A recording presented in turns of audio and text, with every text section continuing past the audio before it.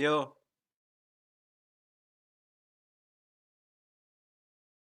game coming up, which is Fnatic versus Na'Vi. today, And thankfully, Vitality all they have to Koi do is win. and If Fnatic. Na'Vi win, they're in. If Na'Vi. Fnatic win, they're in. And I feel like Kukuga, that's the most simple we've ever had on a day, ever. Yeah, exactly. And it's so important as well, right? Because as you're saying, Fnatic it's Na'Vi last is a banger. week. This is one of the matches that we I look still forward to consider, the like, entire year. Na'Vi Na'Vi versus a Fnatic, good especially team. with how the things have changed. I Fnatic think a good it cannot team, get more sorry. exciting. I think other than thinking about Foot versus BBL tomorrow, I think we have to anticipate that Na'Vi versus Fnatic is going to be one of the closest matches that we can see within this competition. So far within stage 1, but Koi also have the... I don't know the about funnest that, thing but... ever. Yeah, I'm just so glad this is not a seeding game. Because usually Yeah. we get here and they both qualified already, and it's just like... For once, bless the a format. seeding game. Yeah, now we have something that matters. But let's quickly talk about Koi versus Vitality. Like you said, Ash, explain to me what is it that Koi, what is the funniest thing Koi can do today? They can just, you know, take out a French team. I mean, you know better, I think, than anyone. And the Spanish fans, they just want to kick France out. I think it's so important, right? We're talking about another team that during kickoff had some performances that were definitely to keep an eye on them, but then during the stage, they've not managed to win a single match. And it's so funny because in a similar way, but not as effective as yesterday with Giants, they have the chance of getting Vitality out of playoffs. One of the reasons for them being that even though Vitality has won some of those matches, their map differential is terrible because each time that they've won in a 3-mapper, and every time that they've lost, they lost a 2-0. I can one-up that. Not only can Koi lock out Vitality, Vitality getting locked out means KC are 100% in, which means Vitality can send their rival into playoffs by losing. It's too French much. fans are gonna go It's way crazy too much today. Yeah, it is way too much. And Koi, of course, is playing their last No. match of stage 1 as they will not have the chance to make a playoffs. And before I mean, they take the stage Vitality today, is I a checked in European with our team, IGL Shadow. like...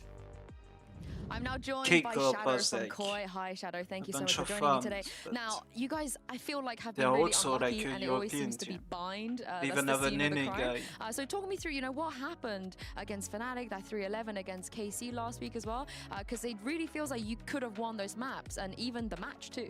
Yeah. So I think it's more the defense side for us. Like we had a big problem almost every game on just the defense side, and we can't figure it out. But I think now we have some good solutions for coming into this game at least. But I think we also had it against Karma Corp, but we just couldn't close it out. I wanted to ask a bit about you because it feels like you've done like a 180 in terms of going through highs and then going through lows. Because last year, I think you only lost twice. That was it, the entire year with Apex. And now this year, it feels like you guys are struggling a little bit more. So how are you dealing with going from winning everything and now struggling to win? I mean, it's hard to keep the positive attitude for sure. When you keep losing, and you can't find a win now with like 7 or 5, no, 6 matches lost. So it's hard now, but in Apex it was amazing to win all the time. But then the last loss was so much harder, so I don't know. So how do you keep a positive attitude as a team? Is there a particular player that you feel like always kind of hypes you up, cheers you up, or is there something that you have actively tried to work on to not get too down about it? I think it's about like the team. We're kind of a good group of guys, and I think we keep improving every week. So we know we can do so much better. We know we can win those games that was close or was unlucky, but I think we can win all those games. So it's just keep improving, and we know we're close to it. You know. Obviously, losing is, you know, really difficult, and like you said, it's not easy to try and be positive. But what would you say has been the biggest challenge for you as a player coming back into VCT? For me, it's like first time IGL as well. I was not IGL in Apex, and it's a big challenge of like being the captain of a team and keep improving the team with all the basics, all the knowledge the teammates and like every player in the team has. So it's mostly that to learn or to teach them the way, kind of. Do you enjoy it, being IGL? Hey, it's fun, and it's something I kind of have to do at some point in my career, so I'm glad I'm doing it now. Do you feel like you've channeled the other IGLs you've worked with before to kind of be your own IGL? Yeah, like I watched or I played with a lot of good IGLs, so I kind of take what good with them and use it in this Okay, game. 6 minutes. Well, thank you so much for joining me, Shadow, and you gotta gonna get a take win a today. quick I break, believe in be you. right Let's go, back. let's go. Get ready before the Woo. games. Woo! I mean, they won a map last week. It's an improvement already. But Ash, it's really nice to hear Shadow kind of talk about his journey and what's been going on, his challenges. But what have you made him as an IGL? Because I feel like we haven't really talked about him as much. I think that we haven't talked about it because it didn't really feel like Koi had much of an identity until we saw them really starting to light up as the season went on. I think that there's really interesting mid-rounding that Shadow does provide to the team. There's a lot of set strats that Koi like to do on the attack. We did miss a little bit of their prowess on defense. I think historically that's the side that they've struggled on, and I'd like to see them apply the way that they're moving towards a lot of these goals on the attacking side towards the defense going forward. And again, they'd have the chance to take out another French team this week, but they did make it quite close against Carmine Corps last week, and it was a completely different team, I think. Here's the thing, right? For Shadow, I think that we have to be realistic. It's his first year. Yeah. It's true that he has had many other IGLs that he has been able to learn from. I know what you're giving me that smile. Enzo. Yeah. Angel. Anyway, we also need to understand that there's a lot of super experienced players in the team. Like, it's a very weird mix with like players that have not played in tier 1 before, and then you have like the Shaders, the Stark. So we have to think about maybe the IGL and not being as strict or as determined as we can see in other teams, and that is good, right? Like inventing a new way of how you want to do things and how your team wants to approach things is good. What happens is that it takes time to actually make these things work. I think that especially what you mentioned against KC, anybody could have won that match. Against Fnatic, they could have won that bind. Yeah, I feel like it's always bind. Against KC, they should have won the bind. Against Fnatic, they should have won the bind. But I'm glad you mentioned Stark, though, because we are finally seeing the resurgence of that 2021 Stark, so the one that brought home a trophy, champs as well. He looked great. Yeah, he looked great, and it's not only that. I feel like peak Starkso is on my top 5 players of EMEA. He needs to dance. It's a dance. Literally, he needs to dance, because probably what we're, and the reason we're not seeing him that well is that when you see him on camera, he's a little bit like too concerned. I do think that even though Shadow, and I do not have this information, but I do think that even though Shadow is the ideal, he puts a lot of weight on his shoulders of like maybe the mid round, and of course he's playing the initiators and everything that he provides to the team. When it's good, it's brilliant. Like some of these executions and how he combines with many other players is what has made this match has come so far. It really is. I think also talking about Starkso as well, last week against KC, like he managed to get 49 assists. That's the most assists so far within this stage of VCT EMEA. And it's nice to see him lighting up in that kind of sense. But going back towards Shadow, what you were saying about what he's providing here as the team, he talked about it in the interview with you, Sue, about how they don't really have like a specific emotional leader, and Starkso was also the player that I think we initially were looking towards to fill that role. If he starts dancing, I feel like that's what's going to happen. See him dance, Although I will leak a little bit of info, because I heard that Shadow is actually a fantastic singer. I heard that he loves to sing. I also heard he likes Taylor Swift, so I feel like he immediately is my top 3 IGL, like in this league. It's not even close.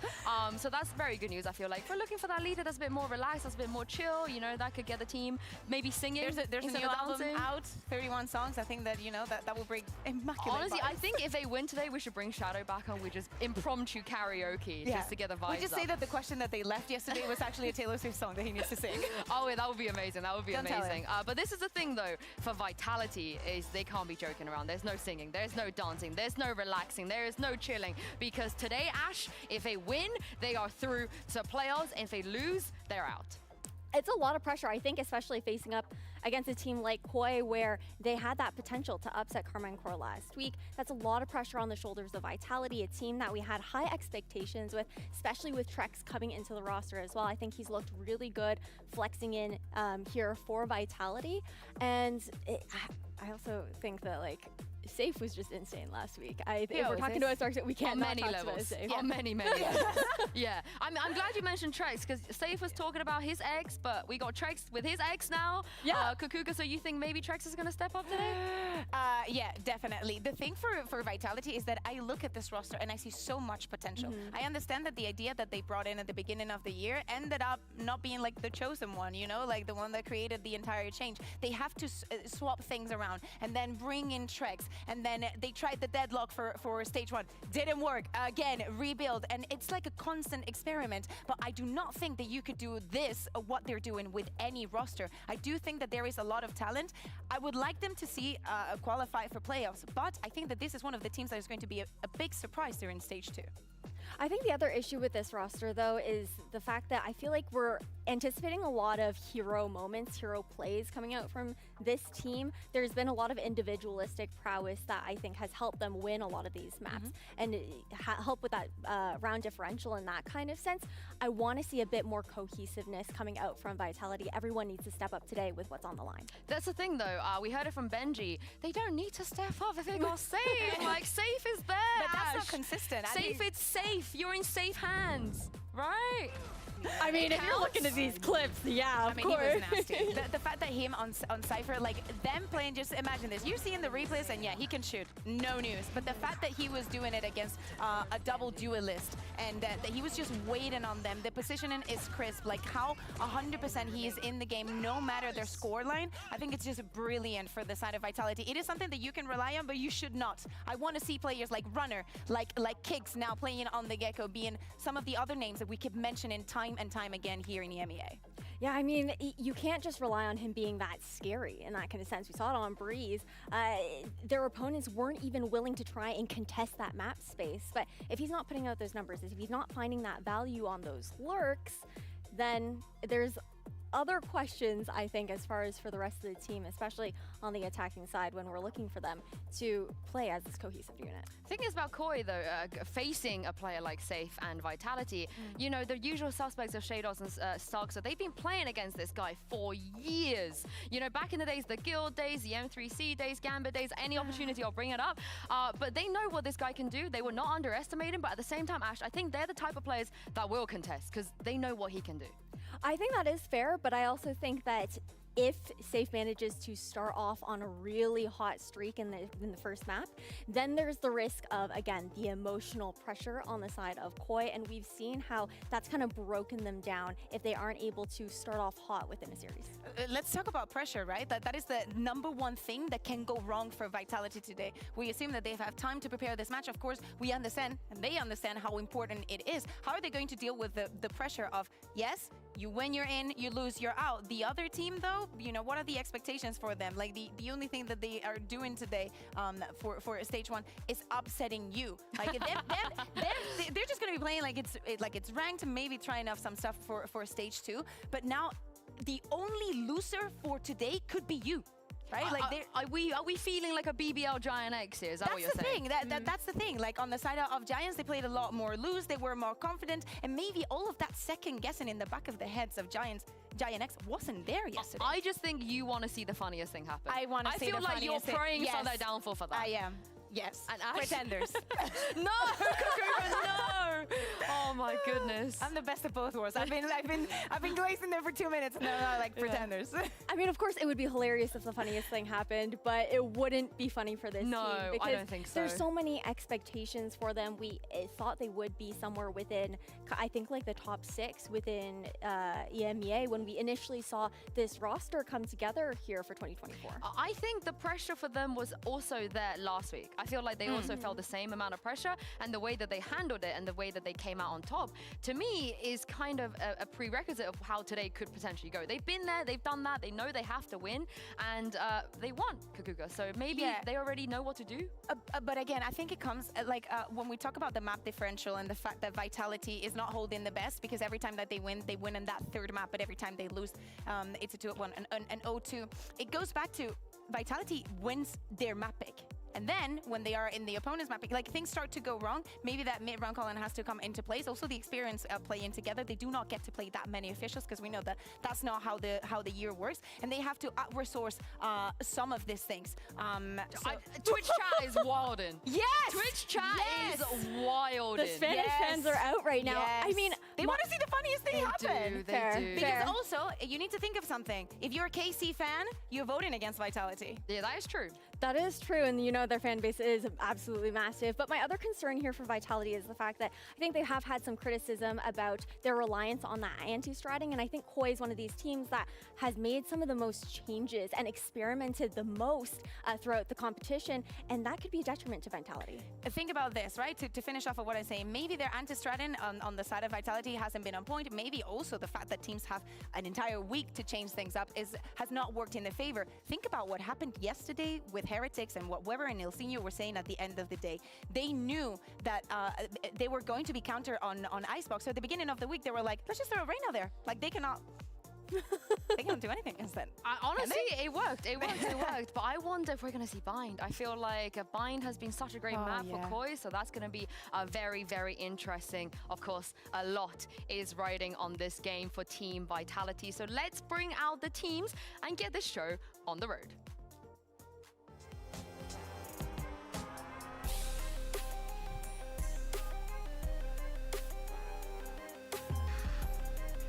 Well, up first is Team Vitality, and for the French team, it is do or die today. They win, they are going to playoffs. They lose, they are out of this competition, and this will be the last time we see them on stage. Let's see if they can handle the pressure. On the other side, however, their opponents today are Koi. They won a map last week. Finally, they had an opportunity to take the series down as well if they were able to just close everything out. But fear not, they have one more chance today. One last chance to see if they can close out this split and end with a win on a high. It is, however, easier said than done. Team Vitality, a lot of pressures on them, but they know what they gotta do. They did it last week. Can they do it again this week? That is the, I feel like, $1 million question.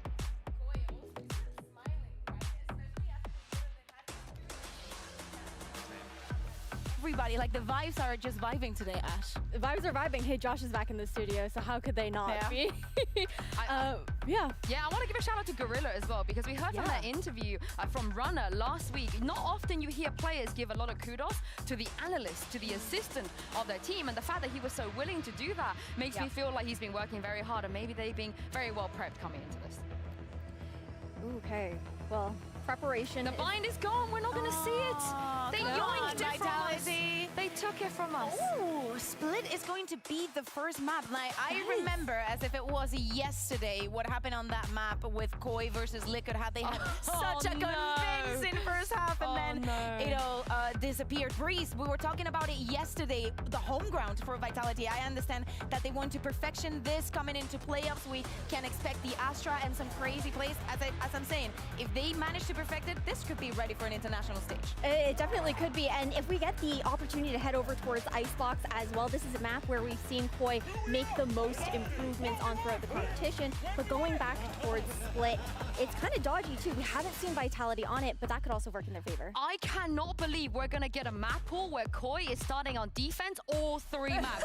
The half that we are not confident in, that they're not even confident in, Vitality picked to start on attack side on Split right off the bat. I feel like Kukuka even, they know that Koi's defense not the best. I think they know that, but hear me out. This is the perfect exercise for Koi. Starting off on the defense, just proving that if your setups are going to be working, if the work that you've put up is actually going towards a good direction, and also in the second half, having the means to swap things around time after time. Yeah, let's take a look at agent select here and see what we're gonna get. Whoa, okay.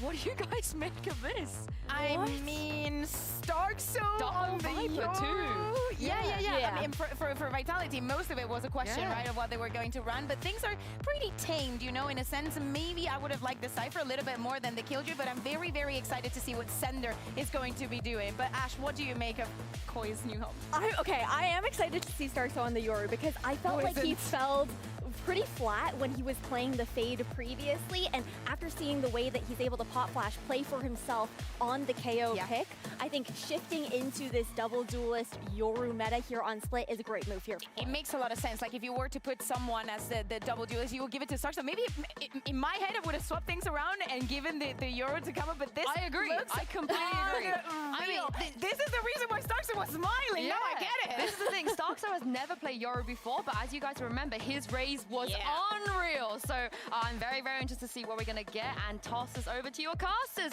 for today. Show some love to Pansy and Steel. Thank you. Yeah, actually quite excited for this one. Josh, I think kind of coming into this, my mentality is that Vitality have everything to lose here. This is a pressure game for them, a lot on the line, and Koi get to but come they're in also and do the what better the hell team, they so want. A fun opportunity who to cares? paint the picture that they want to be seeing. No pressure on their shoulders. This changes the dynamic. But where does your mind go? Is it the veto? Is it the interview we heard? Is it the agents? Like, what has stood out to you here? It's a little bit of everything. Obviously, we're looking at a similar situation as yesterday. Giant X came in. They had lost everything. They had no pressure on them. And now it's the same thing for Koi. They're playing no pressure, but the maps, Breeze, we've seen Koi on it like one time. Yep.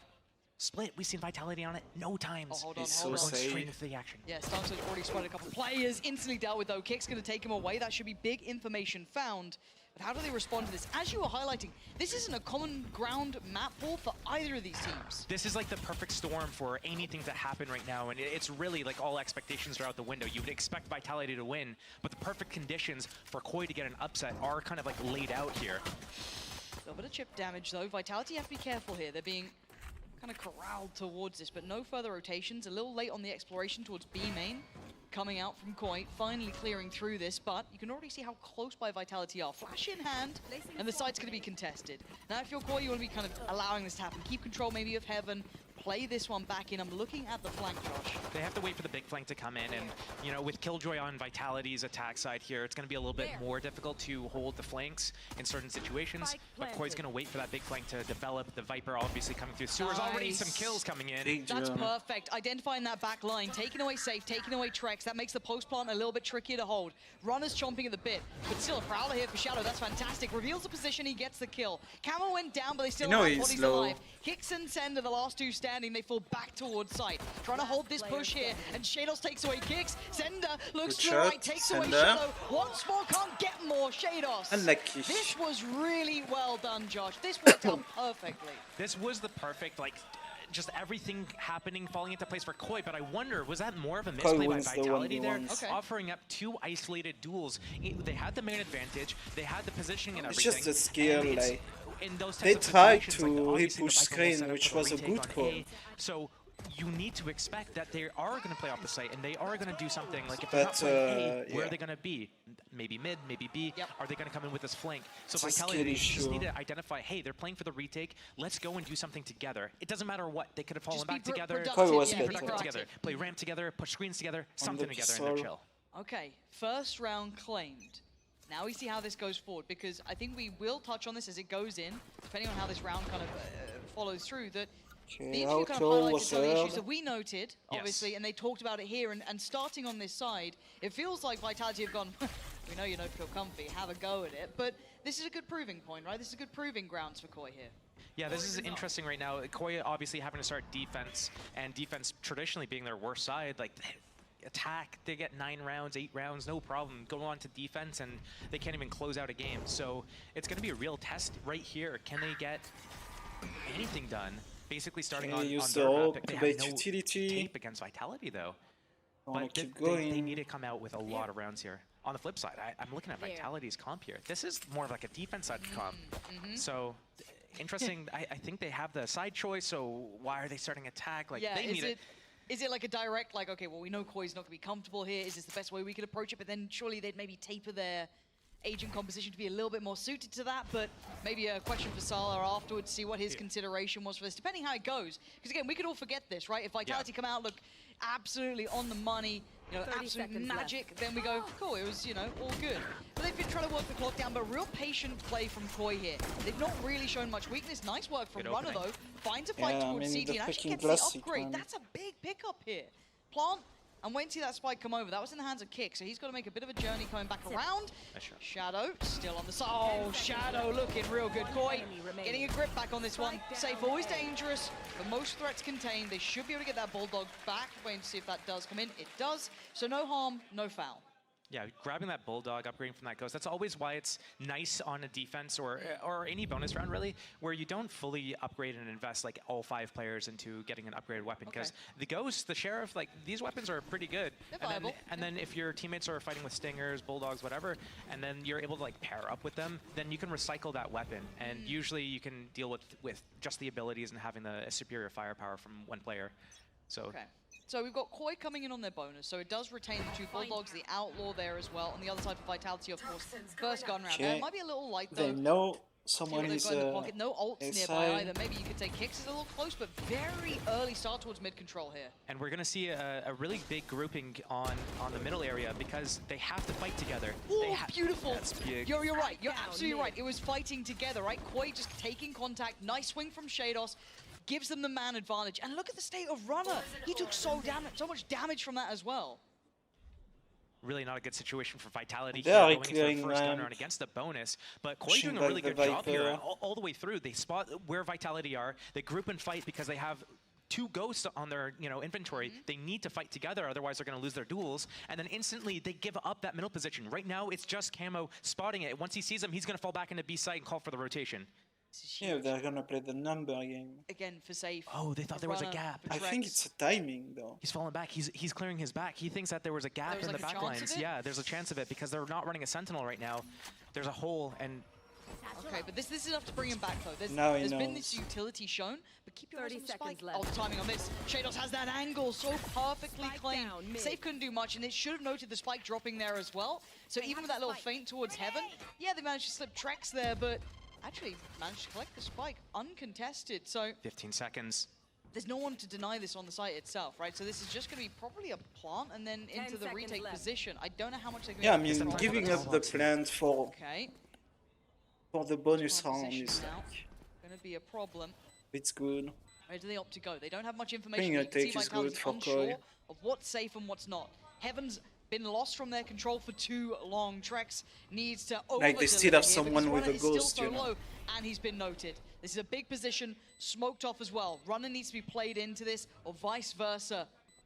Boxstein a tick here. First tap on the spike, and the first kill found. Beautiful. Isolating 2, but Grabino does get the trade on Trex. So now it's down to 1, and Run's position was noted. High-low setup. Koi perfectly played in the end. Got a little dangerous there, but it's a bonus round. They'll be happy with this. Koi should be really happy Yep. with that. It was a decent recovery from Vitality, but I really like how Koi actually played that. So, Shadow right now, That's he's huge making for a lot their of sense with economy. what he said about, cracking the code a little bit on that defense side, creating some solutions. It looked like it was a really good job there. First fighting in middle together, then backing off, understanding that they had the man advantage and Good keeping shots. that advantage, maintaining that advantage. They got off B site completely. Here, go there, plant, whatever you want to do. We'll just play the numbers.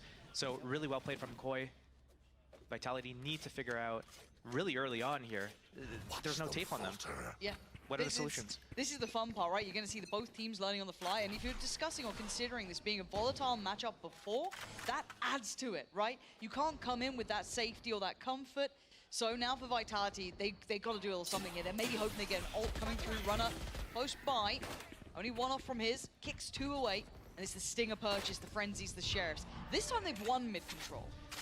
Yeah, mid control is exposed, but right now Koi had that B main control, and now they're actually like peeling off of it. They're having a heavy read onto A. I wonder why they do this. They have that. Oh no! Good shots. You can't be peeking that wide, Camo. Yeah, that's a little unfortunate for him because that opens up. Oh my God, Runner not gonna be happy about that at all. Starks are probably grinning a little, but he doesn't even know the damage he might have done. Pop flash could be fantastic, and there it is. Beautiful, but it does get 1 for traded. 1 though. That was excellent from Runner. They're making this Okay, more competitive. The trades. Stingers are working. Shadow and Grabino sweating now, but Grabino on the back of the side playing it cool. Quick little TP. Shadow's got the cross. Koi, yeah, gets a little close, gets a little dangerous, and you expect that, right? Vitality is time a out for great team. They're a Vitality. very solid team. But right now, Koi are matching them. They are ahead in this regard. 4 on the trot, and I'm wondering if we've got an early timeout coming in. Vitality need to fix something, and fast. Sala is not happy with what he is seeing. Yeah, starting 5-0 down is definitely not the start that you want to have. So taking that time out, kind of just figuring out what's going on. Hey, like they're playing a little bit different than what we expected based on like what we saw from their previous matches. I was getting a little bit scared there for Koi because they were, I think what was happening was they had that Viper wall for the retake on A like they had on Pistol. Okay. And I think what was happening with the read was, hey, they see this Viper retake wall on A, so they might actually come back to A. Let's go stack it. I think they were taking that kind of a gamble. And that's why Camo got a little bit surprised there on the rafters by that speed up to B heaven. But I think the reason why Vitality actually chose to speed up towards B there was because they were basically on a stinger buy and they use a lot of their abilities to take fast vents control. Yep. And once they kind of pump that towards vents, like threaten that they could be going A, that's when they're like, well, we got stingers, we use half our inventory, let's just speed up towards B right now and just take these fights. Just because You gotta stingers do it, close right? range, just Yeah, take it a can fight. work, Let's just yeah. make a decision and go. It got real close. So you saw there on the screens as well, Sala having a word, mostly leading the conversation more than the IGL. When I always like to see kind of who's mostly talking in the timeouts, see kind of what the adjustment is. This is quite obvious. As you're starting at this sort of deficit, you want to keep Vitality in the right place mentally, because this is a really high pressure game, and I will expand on this and tell you it further and time again, because it's so important. If Vitality lose this series, they are done for. There is no permutation that will change that. So, focusing now, we look at the round, and already a heavy presence towards middle again. This is a high priority area.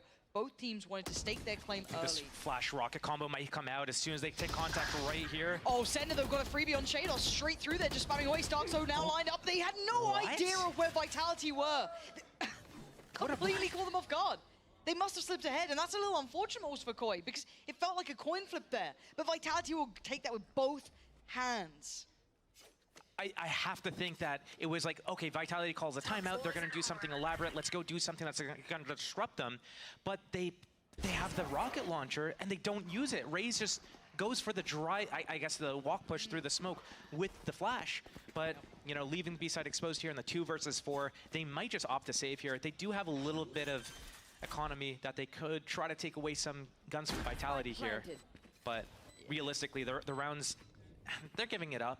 Yeah, and also you don't, I mean, you've got Trex relatively close by to the divide. Safe isn't too close, but maybe just not worth going too far for this one. See if they get something out of it, but overall, cool. Like that from Vitality. Good first step, gonna make you feel a little confident, but repeatable success, no. I doubt we're gonna see Koi meandering down middle anymore. So let's see now as we go forward into the next purchase, into that next buy round, do they have a proper solution in mind? Right, well that's the thing. We didn't see Vitality actually have to show anything that round, right? They took the timeout.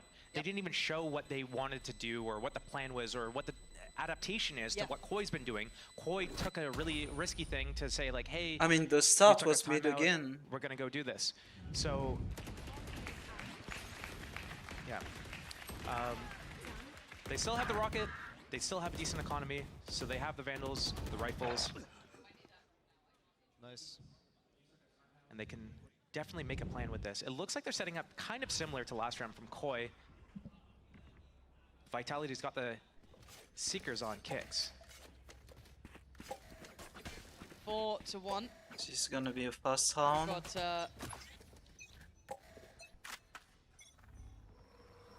Mid setup here from Koi again, leaving B gapped.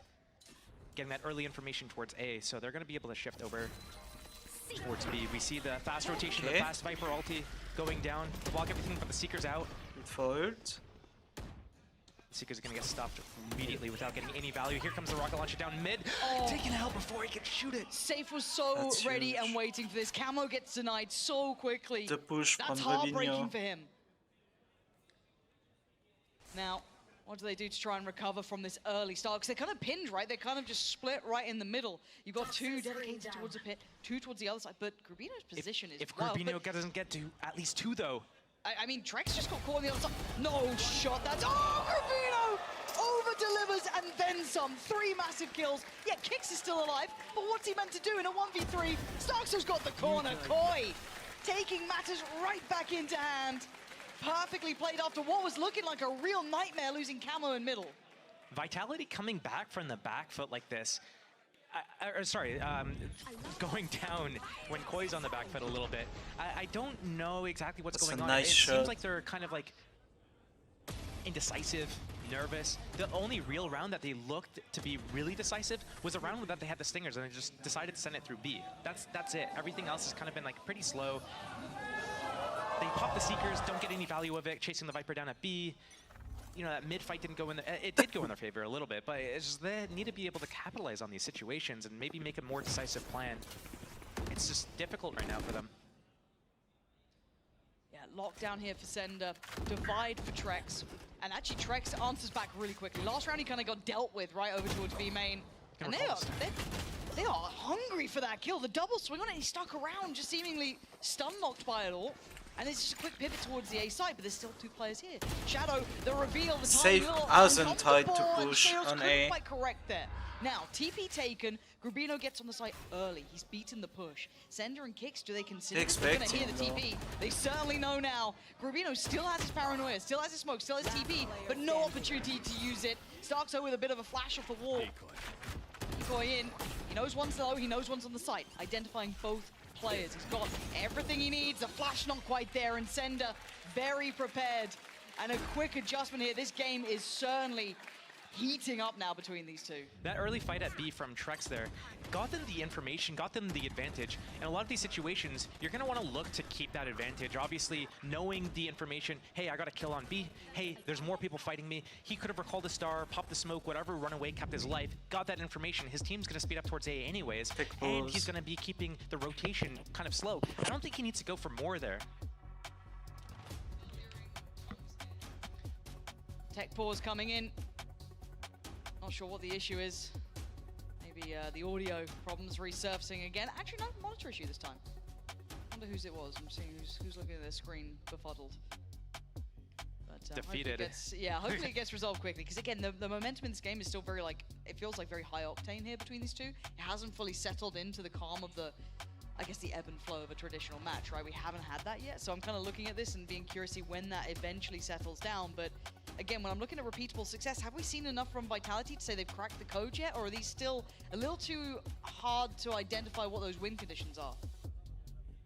We're talking about Vitality, not Koi, right? Yeah, Vitality. Okay.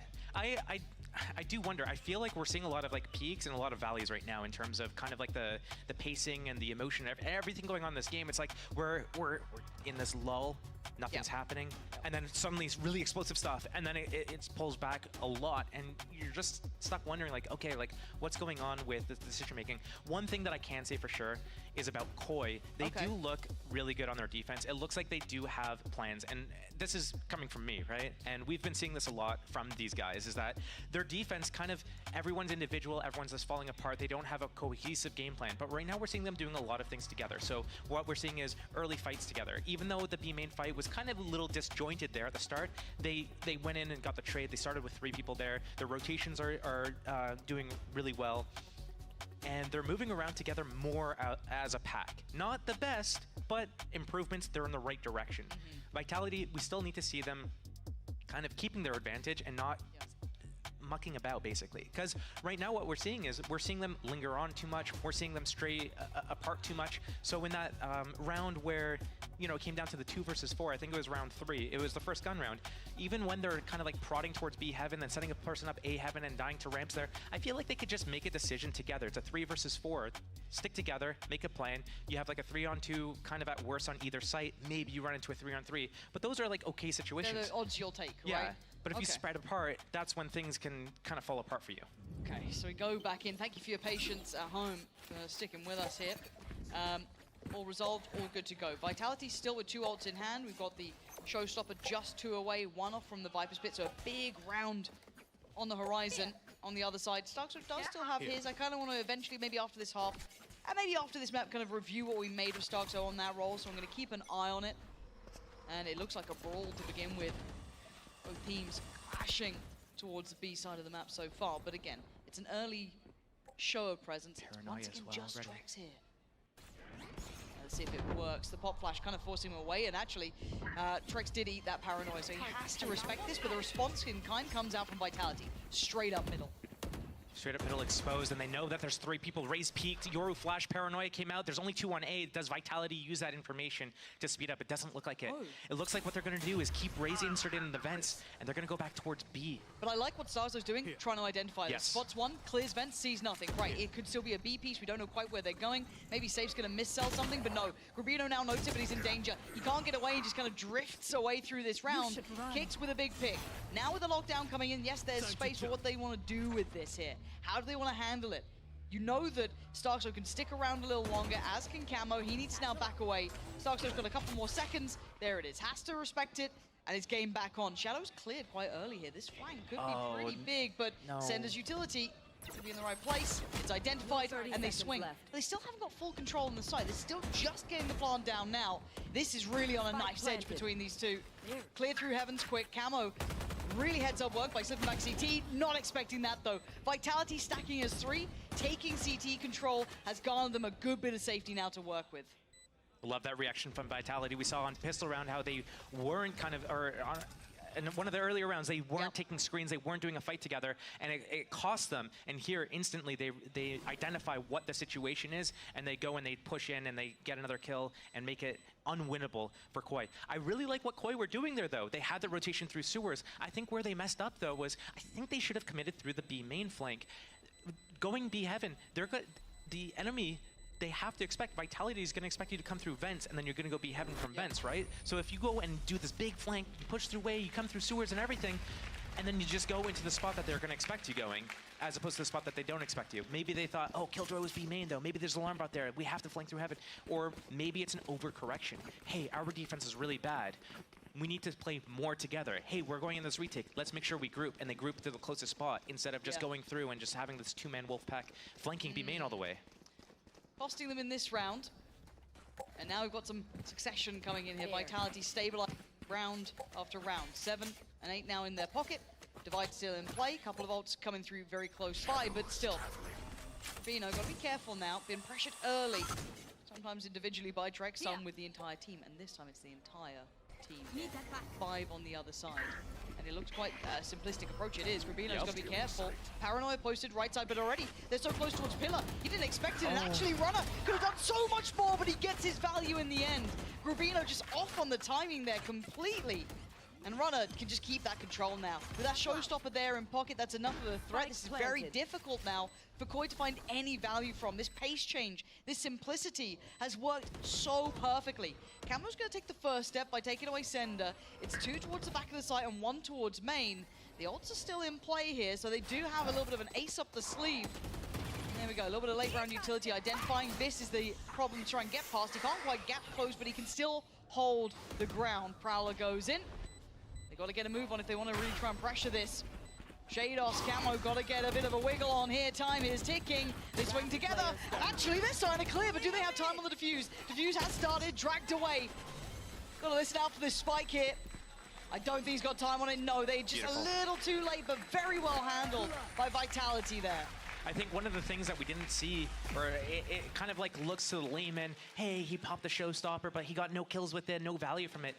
The fact that Koi was so afraid to go in for that retake because someone was going to die to that showstopper basically burnt all the time on the clock that they weren't able to actually get the defuse in the end there. Obviously the gravity well securing the deal for these guys, but that's sometimes when it's important for someone to be just a sacrifice. Hey, I'm going to go in, I'm going to tank this because it's more important for us to have this time, and I'm going to sacrifice my body as a resource to keep time as a resource. So, enough has started to slip away. Koi have decided, let's see if we can try and close this out with a nice strong half, right? So far we started really well, good beat on the game. After those timeouts around that midway marker where you saw Sala really having that conversation, you can see the answer now coming back in. Barbar thinking it's time to kind of slow things down maybe, see what they can achieve here and what the answer is in their mind. Do you have a solution in your mind that you'd like to see maybe Koi trying to explore? I mean, obviously it's quite tricky to convey that in the space of a timeout, but is there anything, just an eye test alone, you'd like to see them maybe attempt? I think their general approach and game plan and everything's fine when they try to bully Trex at B main, I feel like it could be tightened up a little bit. Trex being able to get away, has his star down so he could pop his grab well. They need to be able to capitalize on that kill a little bit better. And then I think another thing Vitality's doing is they did a pace change, right? They've been going either slow or they've been doing like a fast mid play to take fast events. They haven't really gone fast into B main and straight into the B site. And right there, you know, Koi wasn't really expecting that. They were set up for this fast mid play again, and then Garbino's alone on the site. Okay, 5-4 now. 3 in a row for Vitality. Didn't best runners ult, but they still have that Viper's Pit and the Divide yet to utilize. Oh, they're trying to push the Vitality into going up mid. They're trying to like fake a fast B push with a Paranoia, with the smoke, with the Euroclone and everything. Okay, but this time, remember last time they went for this mid pressure, it didn't work out well. This time around, they do at least get the first couple of steps here, but what do they do after this? They're gonna have to kind of pivot and try and match the steps by steps of where Vitality's going, and you're gonna hope and maybe assume that they're not in B main. They could have maybe disrespected that utility and early presence, but the logical choice from Vitality is to go to A. Now with Shadow making contact, that's massive.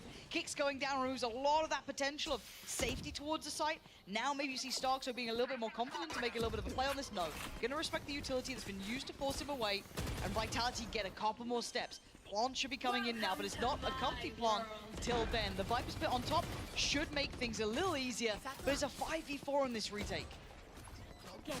Prowler gone. First couple of steps in. How do they want to clear this Viper's Pit? 3 players finding their safety inside, and Spam is the starting solution. But Sender's still here. He's so tempted to walk this wall. And oh no, Starkso was right behind him. He had no idea. And the wall not really helping in this instance. Safe now, the next on the chopping block for the angle. He gets spammed, but he doesn't fall. And now he sees 2. That's 2 victims. Good trade. Where is Runner? He's on his knees at this point. Diffuse is there. Koi find their form back. But tell me about that start, Josh, because this was really a game of map control in this one, kind of feigning presence. There was a lot going into this round. Yeah, right now what we're seeing is kind of like a compartmentalization of little small plays. So they have the B play, they have the mid play, and what they can do is they can kind of like chop and change it. We fake the B play into the mid play. They weren't able to capitalize on it and get any kills, but they didn't lose anybody either. And then as soon as they show their hand, hey, we have B control, hey, we have mid control, it causes Vitality to speed up towards A. It's okay, Koi's got the retake wall. I feel like Vitality should put that Viper ultimate down into screens and disrupt the rotations entirely. If you just pop in the middle of the site, you're exposed to all sorts of spam and coming in from every different angle. It's a similar scene, but very, I guess, singular in approach from Vitality. Yeah, we still have Trex on the other side of the map, but this is very all in. I've got your trail. Seeker's gonna go through. Poison's off. Shados, maybe considering Trex is around here. I want to see how that goes in middle. Timing's gonna be a big factor. And okay, so they spotted each other, they know his presence, but it's still that A side that's a problem. And this time they're fighting CT. Something we complimented them for. Fighting towards the backside of the site, and it's worked really well. Yeah, Runner took damage, but he keeps his life. Carol on the trade out, 1-for-1. Plant is in, and there's still that mid presence. You can see that they're keeping that in the back of their minds, but they have to focus on trying to play towards the site now. It's planning for Heaven, so this late flank from center is actually going to be really strong for these guys. Okay, smoke goes in to allow them to push forward from CT. On the site, you got kicks. Trex trying to just spam through, knowing that's the pressure point, right? That's where they're going to be coming from. We still have that presence towards Heaven. How do they clear it? On the back of Shadow, potentially. Good work towards Sender. It was Shados who got traded. So Shadow needs to hold this back. The plant is for this position. And now Trex has cleared out Grubino. It's all on the Shadow, and he falls. Good reply from Vitality, answering back now. That late flank, any late flank, up Heaven, up Vents, it's so strong when the spike is planted for Heaven. And Shadow having a good presence of mind to understand, hey, it's planted for Heaven, they can re-wrap late, I'm gonna wait here, I'm gonna wait for the rotation, I'm gonna trust my teammates to get the kills. But again, I do like how Vitality pushed into screens there and tried to make something happen. Kicks with that 2-for-1 was just lovely for him. But I mean, one thing I have to highlight for Koi is they've had rifles basically every single round, this entire game. That's very true. Yeah, they haven't been hurting for cash by any means. Early contact, but do they shoulder check this? It looks like they're trying to bait a little more. Still got utility to burn. That's 2 players now considered on the other side. Trex is too much of a nuisance. He's not getting a lot of like impact that you'll see on the scoreboard, but just being able to control this space, deny the pushes, you know, get one before he goes down. All this is so important on his value towards B and towards market, as we saw in the last round as well. Just making Koi think about this flank, this potential flank and lurk this entire time. Camo finally falling back. Looking to see where Vitality decide to group towards. That aggressive alarm bot in market is going to basically tell these guys, hey, if Koi come and trigger this alarm bot, they're not doing that with one person. They're doing it with like 2 or 3 people, and that's going to be the space that they need. What? Wow, okay. A blind Nightfall in towards middle catches have to be nervous. nothing. Yeah, they're on edge. They don't know where Vitality are. That was just a fact finder. Does Camo over-deliver? Does Rubino do it? Does Camo one in? He's going to find the first spot to second. Pain Shell to follow it. Shados to find Trex. That's a big player removed. Smoke, please, Rubino. There's still no support there for it. Could maybe deep smoke this away.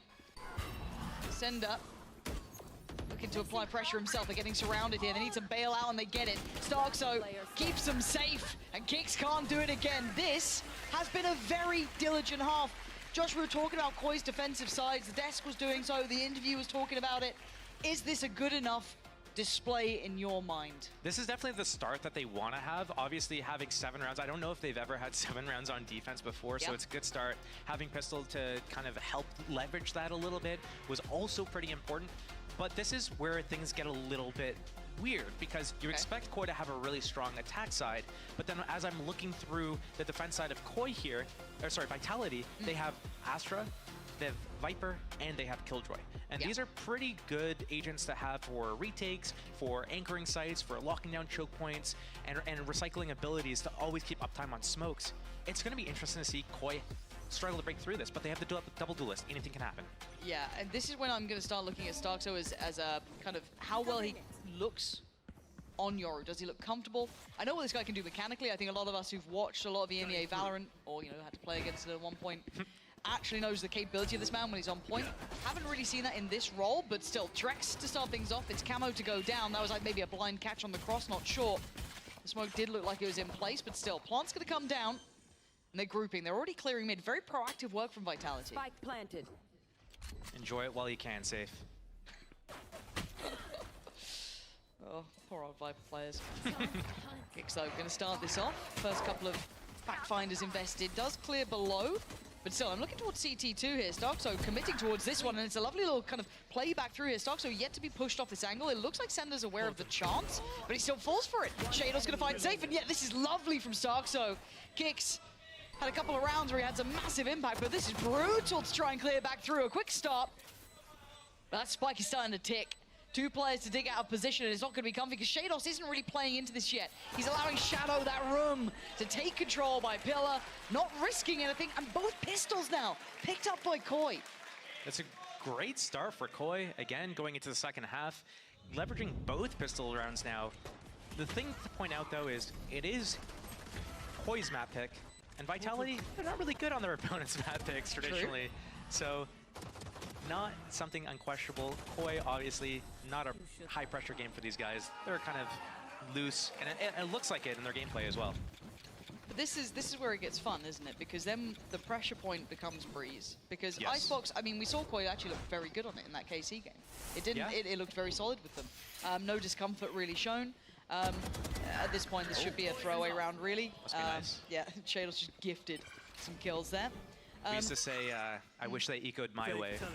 That's a good saying. Actually, I like that. But again, this shouldn't be one of those situations, that we see get to that pressure point for Koi ever. It's all on Vitality's shoulders here, right? This is the scariest scenario for them if they start losing this, if they don't get, good, maybe that first gun round doesn't go in their way, it can spiral so quickly, it gets terrifying. If I'm Vitality's coach, I'm probably saying at some point this game, especially if it starts to really look unwinnable, is to make sure that, that's a big kill. Yeah, hold on. This shouldn't be doable, but okay, there we are. Just gets a little nervous when he hits just like that shot. Just decides to hit that shot just so I have to shut up, exactly. Just stop talking, Steel. I might do this. I think one of the things that the coach could say is, hey, even though it's not looking good, they have us here. Don't let your mental crumble that we can't come back. It's a BO3 for a reason. We're going into our map pick next. The only time Koi played it this season has been like a 13-4 loss against BBL. So, let's focus on going forwards. We can still close out the series and maps, whatever. It doesn't matter. It's a BO3 for a reason. That's what you hope, at least, right? That's what you you're hope, yeah. hoping.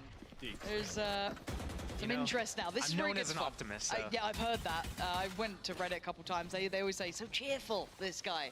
A beam, a ray of sunlight. But at this point, though, this is the bonus really for Koi. And it's got a little bit of upgrade to it. It's got a little bit of investment to it. Ooh. This is interesting. All right. What do we have here? Okay, well, Cameron's already found Trex, so just an easy start, I guess. Paranoia posted, everything's sent into play, and Sarkso is off. So yeah, after kind of setting this in motion, this is a really nicely crafted side take. I almost want to see the effect that it had on either Trex or anyone else on the site, kind of what it did to them. Rubino in the perfect place, but the Bucky ain't it, Chief. But the rest of Koi are there, 4 alive, farming this up. Camo close to ult, Starkso's got his.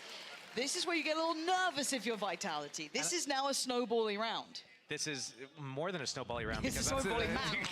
I mean, at this point, like, does Vitality call the timeout? Like, hey guys, so yeah, remember to take a deep breath here, because we're here for the full 3 maps. It's best of 3. Best of 3, guys. Best of 3. So, I mean, yeah, do they pop the Starkzo's Dimensional Drift here?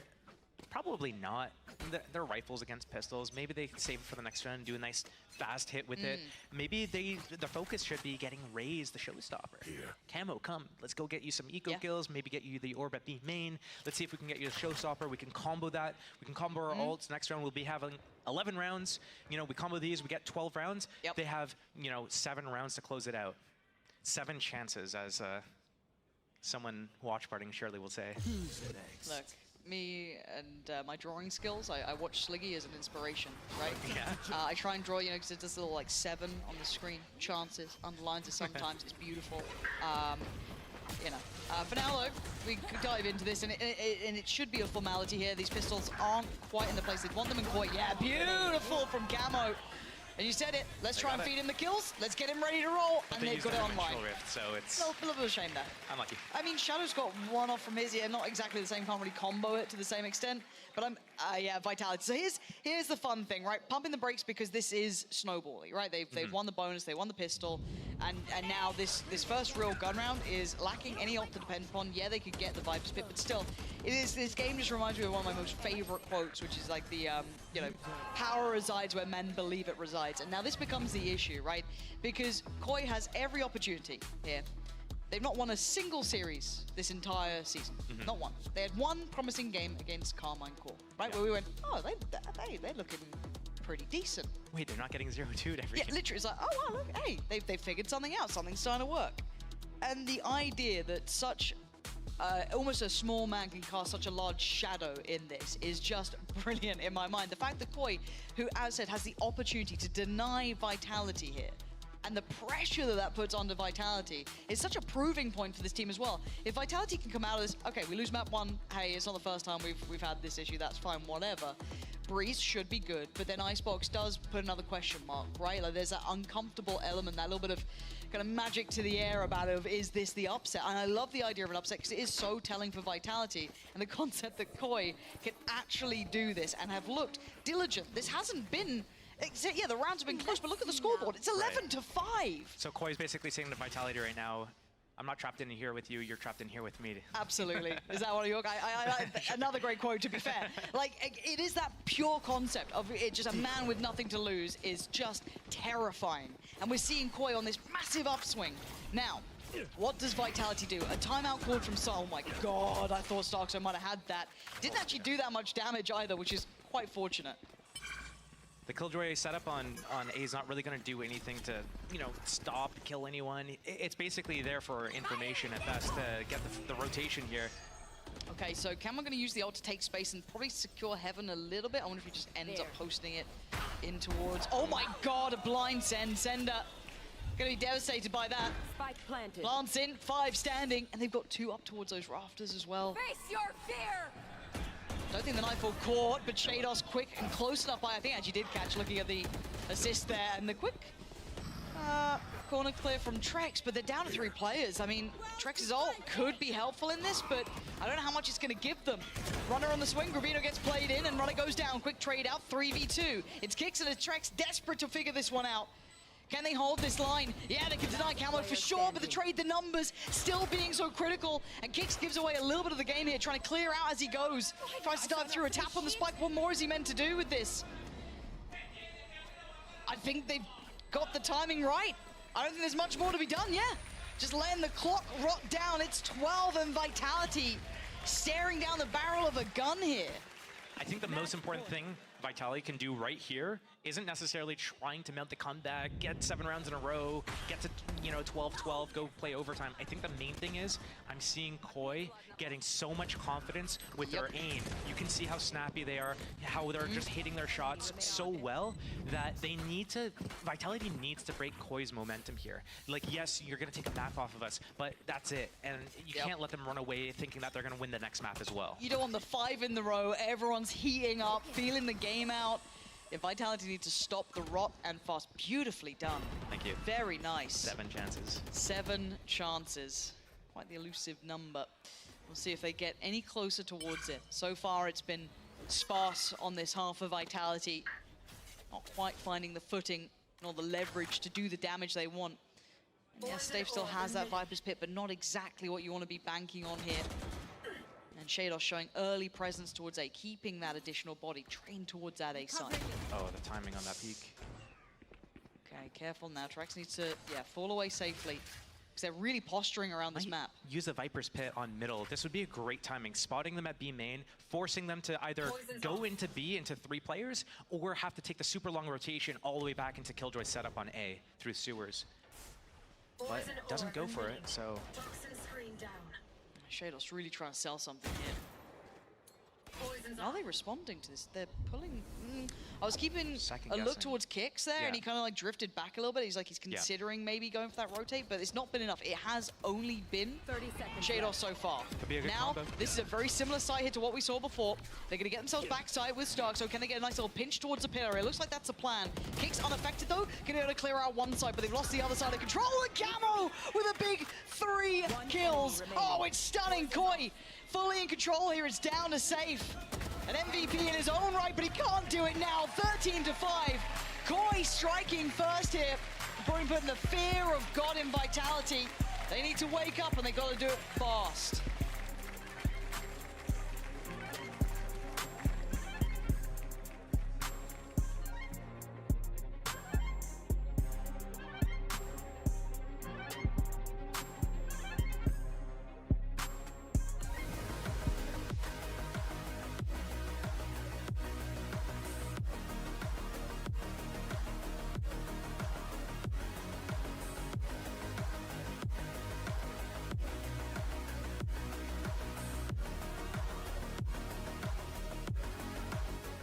I know a place that will break you into 1,000 pieces.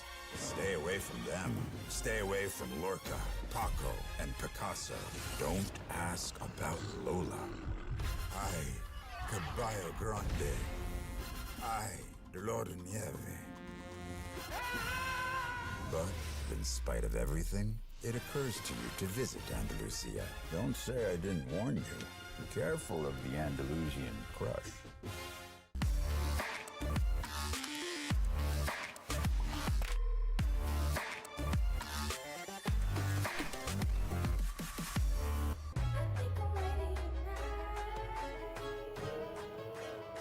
Hey guys, it's Jimmy Lin. In this series, I'm going to walk you through Attack on Pearl. Watch out for the stairs, clear this angle. You're going to be able to fight this.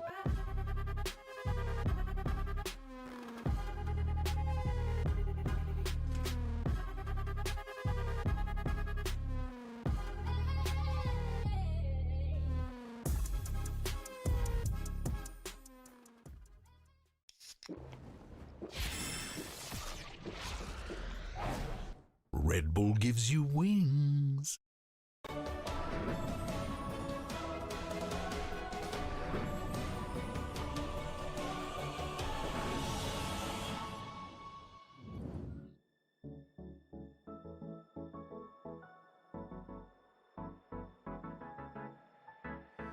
Let's do something crazy. Get a bit wild today. Cause we don't do this every day and we deserve it. Life is so amazing. Nothing is in our way. Baby, let's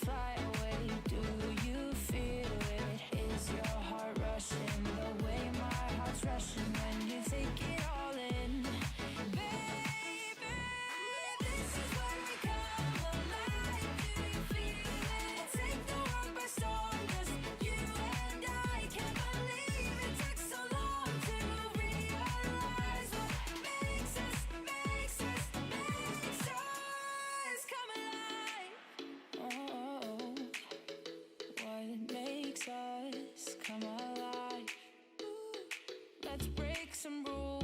No, we don't always have to be good. Don't always have to do things that we should. We'll feed the fire. Let's see it through and let go of what's holding us back. Just light it up and we'll burn through the past and take it higher. Is your heart rushing the way my heart's rushing when you take it all in? Baby, this is when we come alive. Do you feel it? Take the world by storm, just you and I. You and I. Can't believe it took so long to realize. This is when we come alive. Do you feel it? Take the world by storm, just you and I. Can't believe it took so long to realize what makes us, makes us, makes us. This is when we come alive. Do you feel it? Take the world by storm, just you and I. Can't believe it took so long to realize what makes us, makes us, makes us. This is when we come alive. Do you feel it? Take the world by storm, just you and I. Can't believe it took so long to realize what makes us, makes us, makes us. This is when we come alive. Do you feel it? Take the world by storm, just you and I. Can't believe it took so long to realize what makes us, makes us, makes us. This is when we come alive. Do you feel it? Take the world by storm, just you and I. Can't believe it took so long to realize what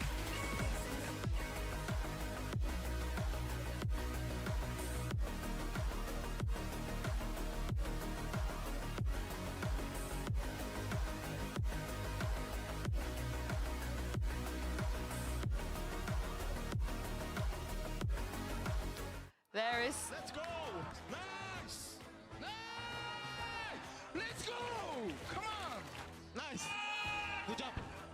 Kamilka, look at me! Kamilka, look at me! Something in the waters here.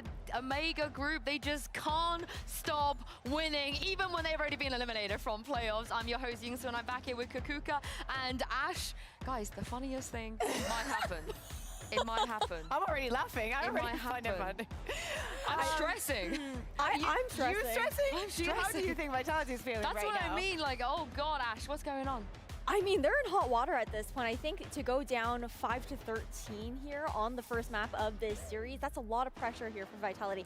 And that was honestly a nearly flawless map, I feel like, from them. Man, the rounds that we were seeing on the attack, I'm so happy that we got to see them setting up for some lineups. Like the set strats were so good coming from Koi. We saw it a lot during the last week against KC, but it was surprising to see that they can keep the grudge going on Vitality. They just cannot win their opponent's map pick. Even though I also, you know, just to lend them a hand here, Vitality had not played this map yet. You know, you're still trying to find your footing against a team that definitely had a very clear idea on how they wanted to do things. I mean, we talked about how Shadow, his first year as an IGL, some of the challenges he's been facing. I feel like on that map, everything just went his way.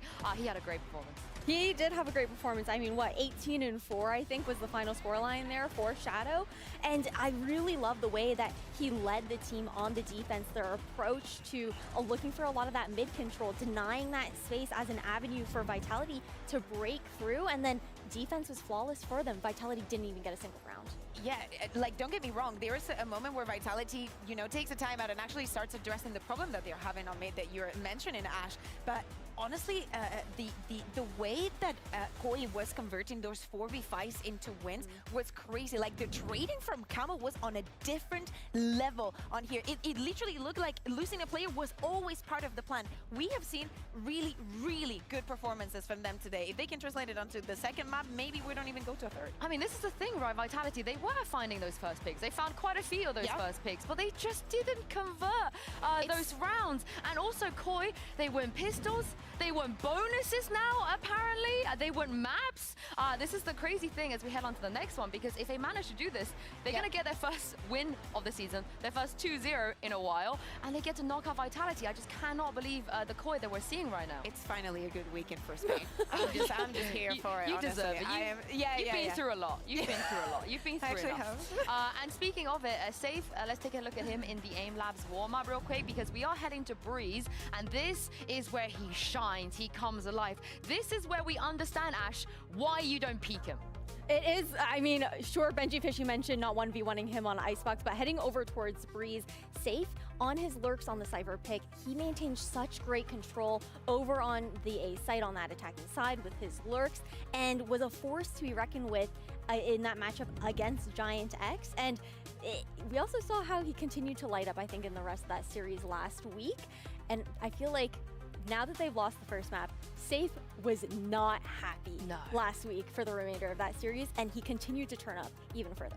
Yeah, exactly. We need to think about how their mental is right now after that first loss. Yes, okay, we meme a bit about how Vitality is not capable to win their opponent's map pick, but the pressure here is way higher. Like, not making playoffs, I think that after all the way that they've come, probably it's too harsh on them. And also, another thing that comes onto the table, Koi changed the composition for Split, and they look wonderful. What if they do the same for Breeze? What if all of that preparation, what if they are expecting you to pick that home run that we assigned for you yesterday, that you've been shining on here on Breeze, and they know exactly how to address everything with the Astra issue, right? Especially if we go back to seeing Stark, so maybe on that Euro this time. And the great thing is, of course, for this series, they're starting all 3 maps on defense. In past weeks, I would have been like, oh no, oh why Koi? But after seeing what they managed to do on Split, I'm a believer. I feel like they are finding solutions for their defense side. But the question is, can Vitality now find some holes? Because they didn't seem like they could, right, on Split. They didn't really know what to do against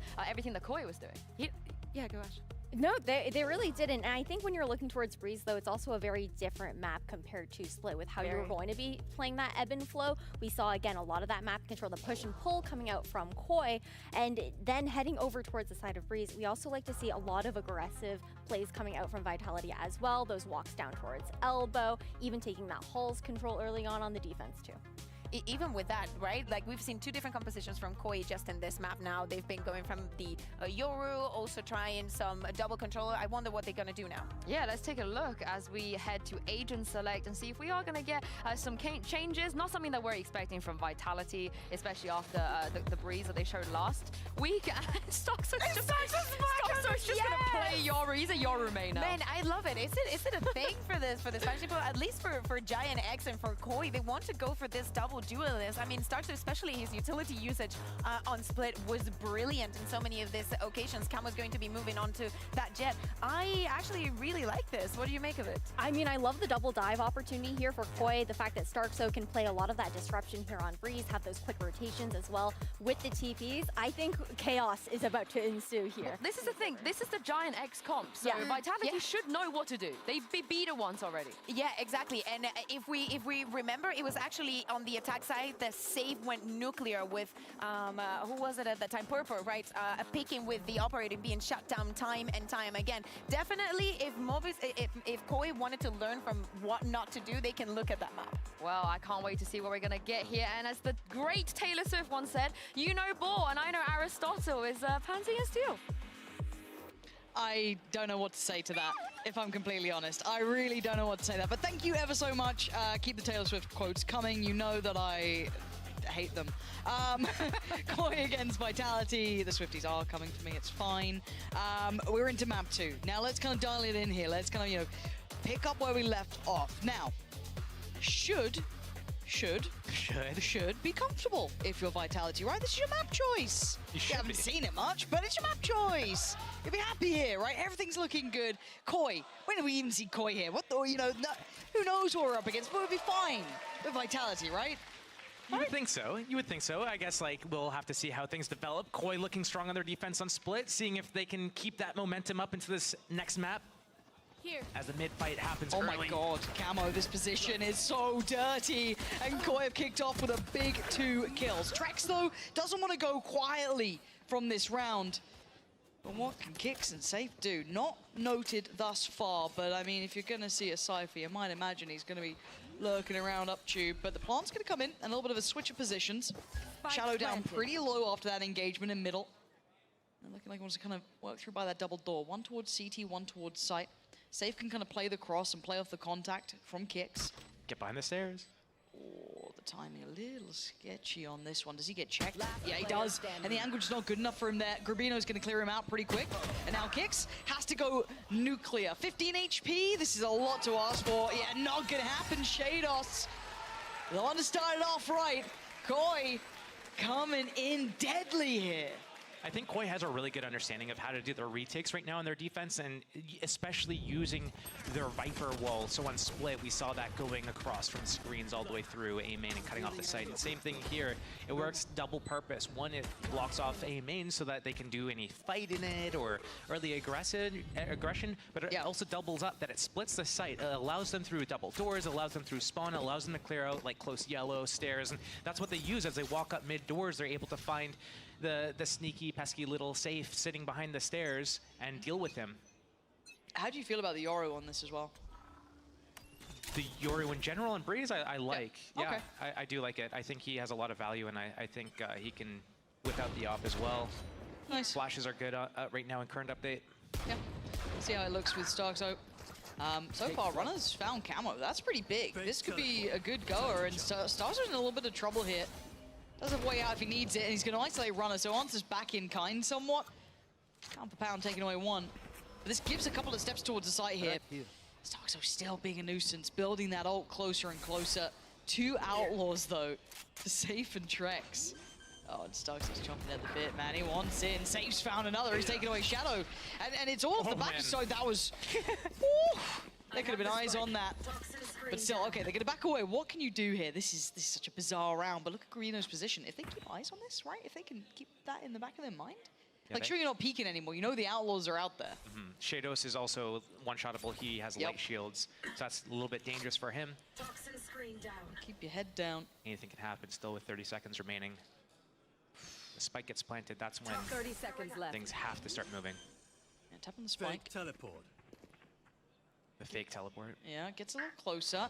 I'm nervous, though, because this angle's not bad for the Outlaw, but Sender might be dead here. Yeah, just melted alive, and it's all unsafe. Show us something. 13 seconds. He needs a kill. I don't think he's going to be able to get the kill on the cross in time. Nice attempt. Koi, though, keep control for the second, keep the two Bulldogs in play, maybe opting for deciding whether they're on the Outlaw or not, so it looks like the Outlaw's going to be gathered there, but still, a little bit better of a response from Vitality, but again, it's a round win. Yeah, I like this investment as well from Vitality. They have one player picking up the LR, that's Trex. It means that 4 people are going to have full buys in the next round, but Trex isn't. But he can always just like follow one of his teammates. With that Outlaw, if the defenders decide to buy rifles like Bulldogs, Guardians, Outlaws, Vandals, they can't afford heavy shields, which means that they're one-shottable to the Outlaw. So great damage, great opening. They weren't able to convert it, but 3 kills from 1 weapon investment, that's a pretty good deal. Yeah, go take that.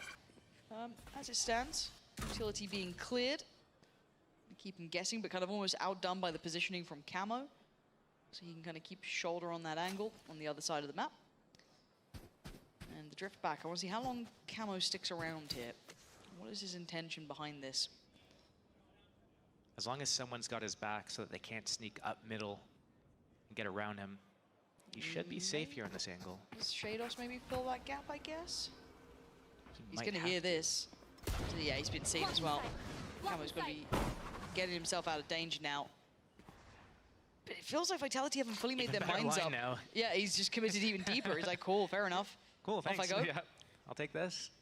And this late play back towards A with a mid split. It's Sender going to be kind of playing towards door late potentially, but the rest of Vitality eyeing this up. But there could be some stall on this because Grabino's still here, right? This is still going to be a little bit of a nuisance to get around for Vitality. With Camo's deeper positioning, they're kind of reading this very, very well. They're in the right place, 4 players in the correct site. They can't really pivot away. Runner gets out, but okay, big there. Shados goes down. Grabino on the trade. Oh my god, those Sheriffs. Players in the right place for sure. They did catch towards middle, so that Shadow gone.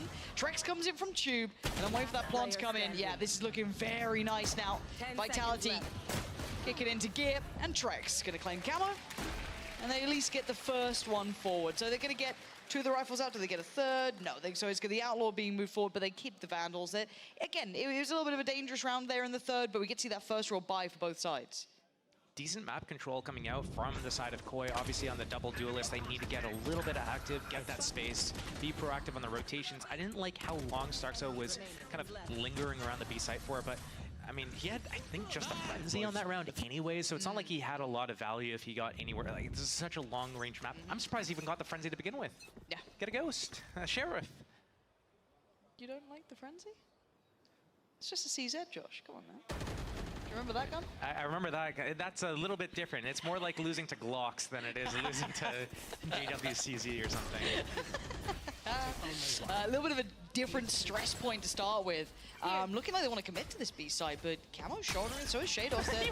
Oh my god, no, Camo.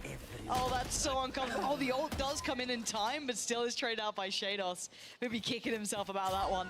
And a quick rotate though, so they're going to try and either feign this or just like actually commit to it. It looks like a commitment. Rubino is here.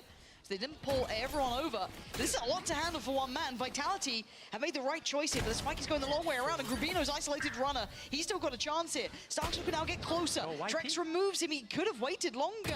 Player spotted. Starkso finds him. Trade again. Trex is unrelenting in this. He wants to make this round happen. Even if he's doing it all himself. Plant there. Spike planted. And it's in. They're going to use both ults if they need it. Yeah. Just to at least reposition, get out of there. So much utility, but a good bit of chip damage. Yeah, Divide gonna go through, but look at the state of Trex. Down to 11 HP. They're trying to get out of there. Shadow, does he disrespect? Oh, no, he had no idea. It was literally a jump scare. Why have you gone and done that? Oh man, that was wild. 23 HP and 11 remaining, but it worked out so well. Literally, they seemed so unaware of the possibility they might even do that. That's oh, what a round. That's like a, oh man. Camo, I think, pinged out where the trip was so that Shadows could have broken it for him. Yeah. So that, the players on the left and on the right don't expect Camo, but he walks back into that. I feel like Rubino doesn't need a peek out from the site there because he has 2 teammates that can see over the Astra smoke to see the site cross. All he has to do is train on B main or just completely tuck, and his teammates will get next. Yeah, a little bit of maybe like an overheat moment there for him. Maybe wants to do as much as he could. I understand the concept, but you're right. Maybe just allowing that space to kind of build, working off the back and allowing his teammates to take the strain. But now down to Sheriffs, we're going to see a little bit more stability, hopefully, for Vitality now coming into play. See if they can work towards their ults. Runner, only 1 off from his. That could be very valuable to have to hand. But already a massive adjustment from Koi, kind of playing out this Shiko. Spotted out. That tag actually spotting Jet falling around to tunnel might set up Starkso for a big play here at middle. Maybe, oh no, he's been spotted. That ping on the ground, you can definitely tell, hey, there's someone else here, but the teleport is going to be able to get him out if he gets into trouble. Decoy. To see. Group towards A main. Yeah, I think it's the right call. Oh, safe. Careful. Rubino's starting to like warm up a little here. He's been hitting some shots. Deploying drone. Big chip damage on safe, down to 5. And that's quite a bit of information to be finding at this point. Yeah, there's that additional layer of the pressure through Tube. And I'm still looking at Grubino here, because he's got his up there committing. And the Hunter's Fury is going to make this difficult. Where do you run and where do you hide? You make it past the first hurdle, and actually doesn't get connected on 20 HP, and he's still giving it a go. Oh, a nice attempt, but Sender clears him. That's going to be the pit removed, and now we're down to time. 18 seconds. Look at the flank, though. There's still going to be pressure back here. Camo wanted to be involved in this. Trex down low, but really big control from him. Didn't expect the follow-up from Starkso, but now they know about the flank. Any recovered weapons? Yes, but only in the hands of one. It's Starkso with it all to do, and too many players in too many positions. Vitality keeping calm in the end, but that got really, really sketchy. Koi, it's like on Split, they were just like, oh my god, we're like invincible, we got plot armor, we can do anything. And right now, they're doing kind of like what you expect from them. They're skipping steps. So instead of like doing things one at a time, oh, I'm gonna get to this other side of the, astral wall, and then I'm gonna kill them when they try to like use a Sova ulti. But instead of like taking the time to get there, he's knife out B hopping, like getting to the last step. What about all the other steps on the way there? All right. Steps to be made forward from Starzo. Oh, right off the rip. Got the operator out for Camo as well. He needs to start activating in this one. Spots one player. and plays in, oh, Trex. Trex! You're so aware of it. So well handled by Trex to even keep that in mind, that off the back of the spot coming out from the Yoru, that someone would need to keep them somewhat safe, and he does. Actually goes down, but a 2-for-1 trade, he'll take that at this point. The spike's already on that A site. It's like these guys are playing with blinders on right now. They just tunnel vision and lock in and just, it's like a bull with like the, you know, the matador with the red stuff, flag. yeah, the red flag, and they're just like charging at it. I think Koi, they should probably take a attack timeout and just talk about what's going on. Hey, let's look about what was working on Split. This was working on Split, but how was the execution of what we're doing? It's not just the game plan of let's be proactive, let's take this fight together, let's move to this spot together after. It's not just the game plan and the concept of that, it's how you execute it. You can't skip the steps. And we're seeing that every moment here, is that they tunnel vision on the end goal and they're not seeing the forest for the trees. Yeah, and now we've got to look towards them keeping these weapons too for Koi. They're going to be pressured. You can see the Vitality walked away from this fight pretty quickly. They were actively looking to try and get these removed. Every single angle. Pressure's coming in. Camo survives for now. Player watching. Oh, that's big. Vitality takeaway too. That's the Operator gone and a rifle and an instant timeout. You're right. Koi need to pump the brakes here because Vitality looking much stronger. Now, again, though, when we're talking about the kind of two teams. Now, we haven't seen much of Breeze when it comes out from Vitality, but they look quite well prepared. They seem to have like a good candor to it. They seem to know what they want to do on this. Whereas on the other side for Koi, doesn't seem like it's in their wheelhouse yet. Now, again, I don't know how much time they've had to work on this. Yes, it's in the veto, so obviously you'd hope that they would have a little bit of comfort, but this could still look like almost old Koi, right? The Koi that we didn't see against KC. We haven't seen those glimmers of hopes from. This could still be that very individual Koi, a little bit messy around the edges, not quite having that synergy. Now, it goes kind of two ways in my mind. Either Koi lose all confidence after this map and fall back to old habits because they don't have that structure or that, you know, adjustments that they were hoping to make, as Shadow was saying in those interviews earlier, or they can maybe adjust a little and they have a competitive game. But map 3 is the one, do they recover or not, right? Because this looks like it's very early to Koi, but it's 4 in a row. You're already counting them out here. You're absolutely. already basically setting up, we're guaranteed a map 3, 100%, okay? 100%. But look, it's just, they don't look like the team we saw on Split, nor the one we saw on Icebox, nor in just the entire series against KC. This still just looks a little underprepared, and it's just not been in their map pool. Counterpoint. Go for it. We saw early on Split, it was one of the early rounds, round 3 or 4. Raze has Showstopper. They do the thing where they put up the Viper Orb and walk down middle, and they don't get to use that Showstopper off cooldown. I feel like I'm seeing kind of like the same early stages of that Split where they're kind of still making a little bit of mistakes. Like, yeah, they strung a lot of rounds in a row. They got the bonus and everything, but they still made like a recovery in the second half of their defense. And this is a nice little adjustment here, isn't it? But Safe is so heads up. He's so heads up. Just aware of what maybe Suggs was wanting to achieve. And Rubino now put on a platter. Not a very pretty place to be, and he knows it. What is trying to do with this one? Already Rubino gets cleared. The site's theirs. It's just so systematic. They know exactly how they wanted to approach it. Tunnel's not looking like an option. Trex has already denied that. Vitality back really in control. That's beautifully handled. I do wonder if Koi is kind of mismanaging this Shadow's Hunter's Fury. They've had it for a few rounds. They had it when Starkzo had his ultimate as well. They could have comboed it. They could use it easily for a retake or one of their early fights if they want to. It feels like they're just sitting on it and taking all these isolated one-by-one duels. It is reminiscent of the Koi that we've seen in previous weeks as opposed to previous. To my point? I am a little bit. I am, yeah. Just say I'm right, Josh. It's fine. It won't hurt you. Right now, it looks like you are right. We'll see. We'll see. You know, I was trying to be like the glass half full, optimist. Yeah, I was trying it. I was trying it out. How did it feel? But it felt wrong. Clearly, it's wrong. But you're right. Look, I like what you came in with, though. I liked your idea that there were a couple of rounds on Split that kind of looked like this. But it's just, as you said, the issues we're seeing, it looks individual from Koi. And that wasn't what we were seeing. It looked like it was kind of like a pack mentality more on Split, especially in that KC game as well. I'm worried about this one. Yeah. I'm happy for Vitality because this is a big, like, mentality reminder that they are the favored side here. They've made it to Breeze. They should be good, right? Like, this is the game that gets them back feeling themselves. Yeah, Camo at the end of last game was looking really strong. Getting multi-frags as Ray's running around with the Vandal. Has, you know, his blades right now, but is opting to use a Vandal in this round with light shields. Wondering what's going on here. They've doubled down on the investment this time. A little bit. It's not just Starkzo going on the exploration mission. Last time around, it was Safe, who was more than up to that individual challenge, but they put a lot more weight behind that and going to prop up, it looks like, Camo behind it. And now I want to see how Vitality responds. They've had pressure on A main. It looks like Vitality then pivot elsewhere. Wonder if they're going to pop out the Cosmic Divide here for this B split. That's going to help them from being shot in the back. But they need to do something to set up and make sure that they don't get flanked at the same time through the Cosmic Divide. Oh, Safe! Big. He always just gets so much value. Like, Safe, even in his quieter games, is one of the most valuable players.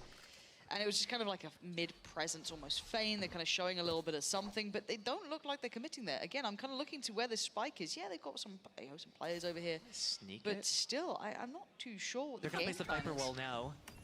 Okay. They're going to place the Viper Wall. They're going to fake out A with a Sova Dart. Everything's going to happen to pull Koi off of the B site, and then the hit's actually going to end up on B. And look at this. And if you're Shadow, you can see why you're considering that, right? You can kind of understand it, but I think Shadows just went, wait, what the hell's going on? I'm not completely rotating here. They've cleared out kicks, but there's going to be an issue. No one else is behind it. But that was beautifully constructed by Vitality to give them this B site. Can they hold the retake? There's a lot of utility still in play, at least with Starzo, Shadow, and a little for Shados. I mean, he can still kind of find a bit of value on the way back in. On the other side, not as much to be writing home about. So we have to wait and see if Vitality can hold this one now. There it is, Hunter's Fury, run up. Be a little careful now. They're going to clear off the back pillar. It's Grubino to close the gap. Runner goes down. Now, the back line is hard to clear. Safe. Ooh, not clean that time. After what was an exceptional start, we're down to 2 here. Trek's going to play with the time, and Sender needs to watch his push, keep him safe. They can't quite deal with the defuse just yet. It's still going on. Grubino finally gets pulled off. The damage is getting done, and Trek's left in a 1v2, but time is going to become a factor, and Trex is just refusing to lose in this one, toying with him constantly. Gorgeous work from Trex there. His value undisputed. Just takes a little sip in victory. And Vitality doing what they do best. We've seen this in previous weeks. Once they're able to get the spike planted, especially on that B site, it's just so much utility that they have, especially with that gravity well. Just stalling out on the initial retake from the defenders, make sure that they bleed as much time as they can initially, and then as soon as it comes down to, you know, a 1 versus 1, 2 versus 2, any low man versus low man situation, you know, you pop that grav well on that spike tap, and then you just burn out the clock with the jump jiggles from that window area. And you really need to have a good game plan to deal with that post plant from that window, from that Astra. Trex is going to win that every time if you give him the opportunity and don't just pressure him, get in his face. Yep. And see if there's maybe a kind of like an audible adjustment here. So much focus on mid from Koi. But the hits from Vitality have been going through the sites. It's been largely A, some B, a couple of pump fakes after taking some sort of like middle control, but they're not really super contesting middle that much. No. And as it stands, you can see Koi still trying to go through the motions of identifying what's going on here. Re-clear with the owl drone. I mean, doesn't really get what they need, but they might get more curious about middle again. You don't care about health? Apparently not. Apparently irrelevant. Let's see if that comes back. As it stands, though, Vitality, yeah, gonna go for this A site take. There are a lot of players here, and it looks like Starzo's getting tempted. No one being played into this, but it's actually Grubino. So that's spike planted denied. That's runner gone down. And the Viper's Pit comes through. Kicks goes down. Grubino's doing really well, but still, they need to find some stability on the site. This is so back and forth. They're just putting bodies in this one. Safe does have the spike ready. 25 seconds, but he's got to be really careful about this. He's going to be there. Oh, he's dead. No, how does he live? How is he alive? Camo can't get close, but 15 seconds, they don't have a safe plant anymore. With Camo being in this position, they've got to find some safety. So opting to try and wrap the site. 8 seconds now, they've not noted anyone. Maybe feeling they're being mirrored here. Camo wants to close in. He spotted the player, the plant's there. Trex, the bodyguard, works out. Camo now has to find some value, and he's found nothing. This is wild. They're just ring-a-ring-a-rosy around the site. Shadow finally gonna catch Safe. But around and around we go. Trex down low and a 1v2. Oh, he's finally been caught this time. A nice attempt for Koi to answer back, but that round was just ridiculous. Put that in like fast forward, Benny Hill music on. Yeah. Interesting rounds though coming out here. Koi needing to find their footing again. Similar to how they did on Split. I mean, that's the main thing that's missing right now is, I think, a little bit too much overextension and over-peaking in some of these small moments. Grubino has done it a few times towards A. Camo not really being relevant at all this map. Yeah, he's finding it hard to find impacts here. Yeah, maybe just taking the action in the wrong spots. We've seen the aggressiveness towards B. We haven't really seen anything down, as you Brits call it, tube. Wow, funny. That was a good one, Josh. Paul's tube even. Proud of that? Yeah, a little bit.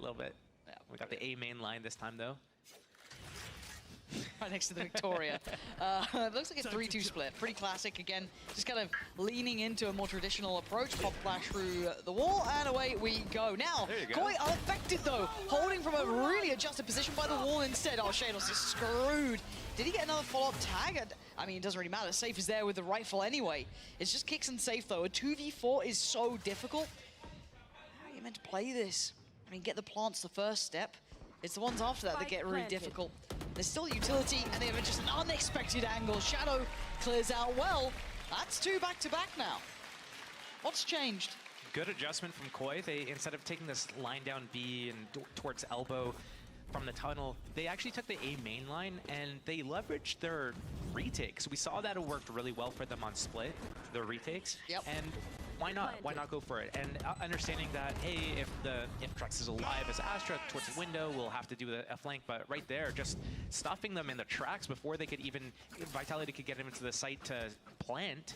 They're just taken out. 2 people from tunnel from, I think Shadows got it from half wall. So, I mean, realistically, it's just a matter of shooting back in some instances. Just shoot back. Just shoot back. Thank you for your wise words of wisdom there. How many years in esports do you think you've been around? 16. That's rough, isn't it? Camo, though, we've been asking this man to step up. He's been mostly in the pocket of Safe, who's been putting him down whenever he feels necessary.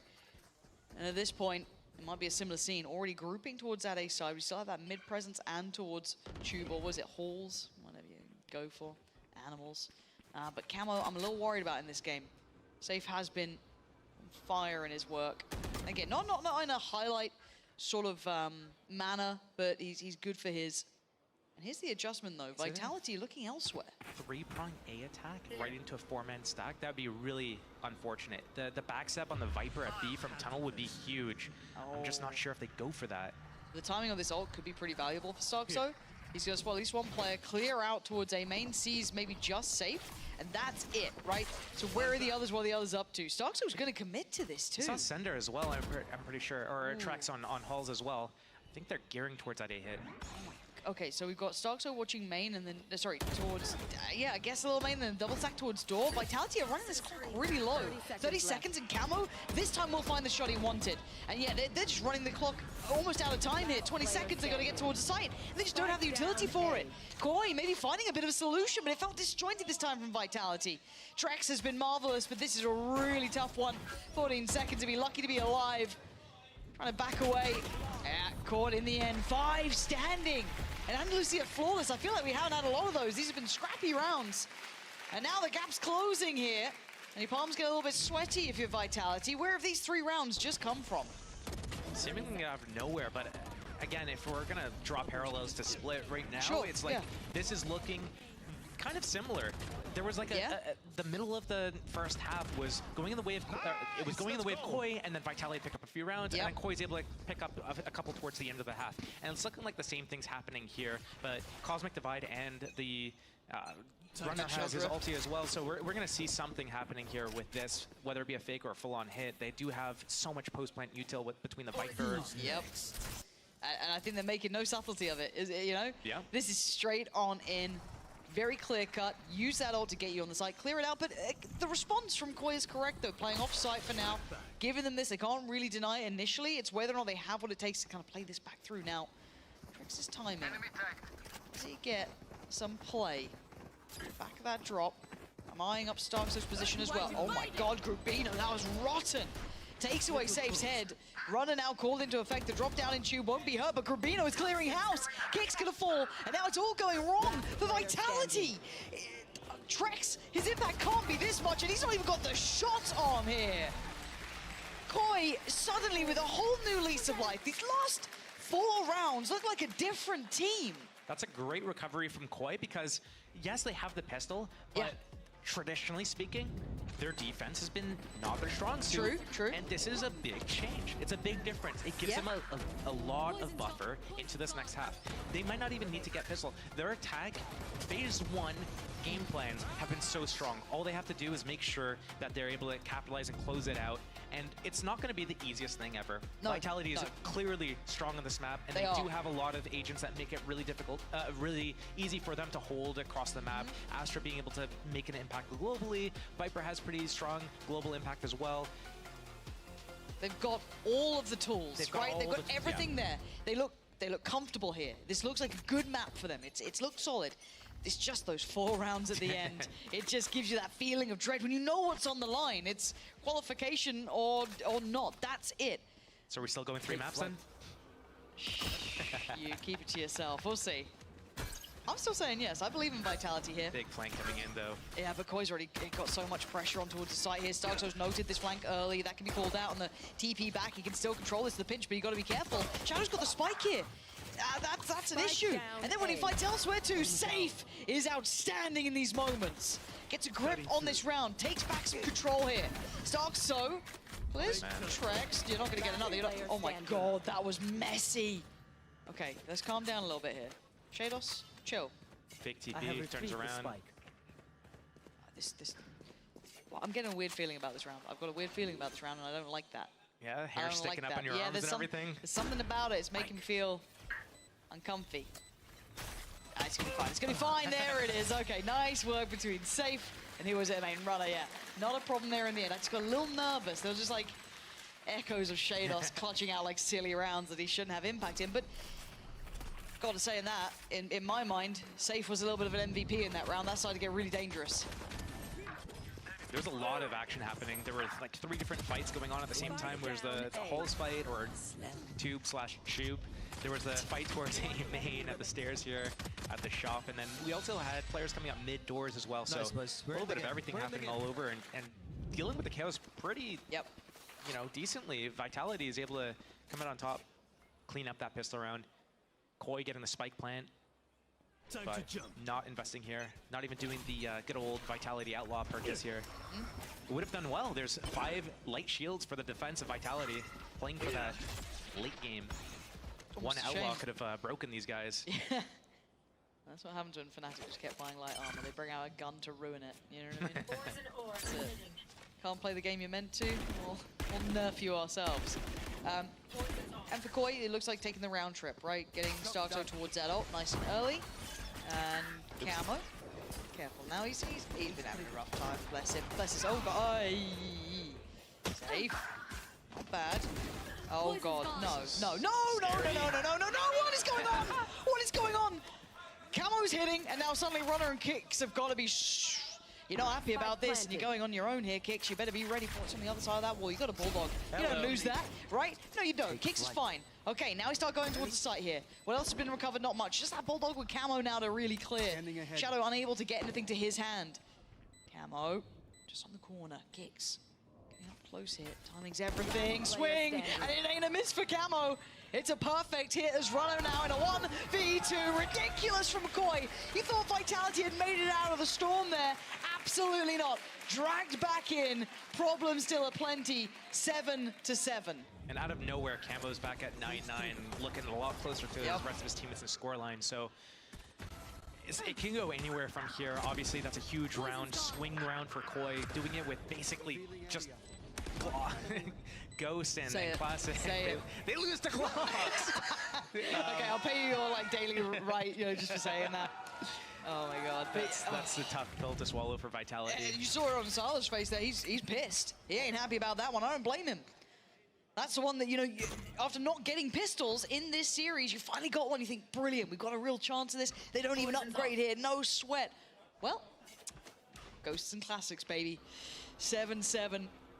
Maybe Vitality can do it back, who knows, but they're gonna have their work cut out. You can see the kind of like tempo that Koi's coming in with now is a little bit more careful, a little bit more, cautious, because there could be problems. And look at this double stack towards elbow Stark. So the timing, there it is, beautiful from Trex. That's a rifle up for grabs here, and Shado's got to be prepared. There could have been another layer to that.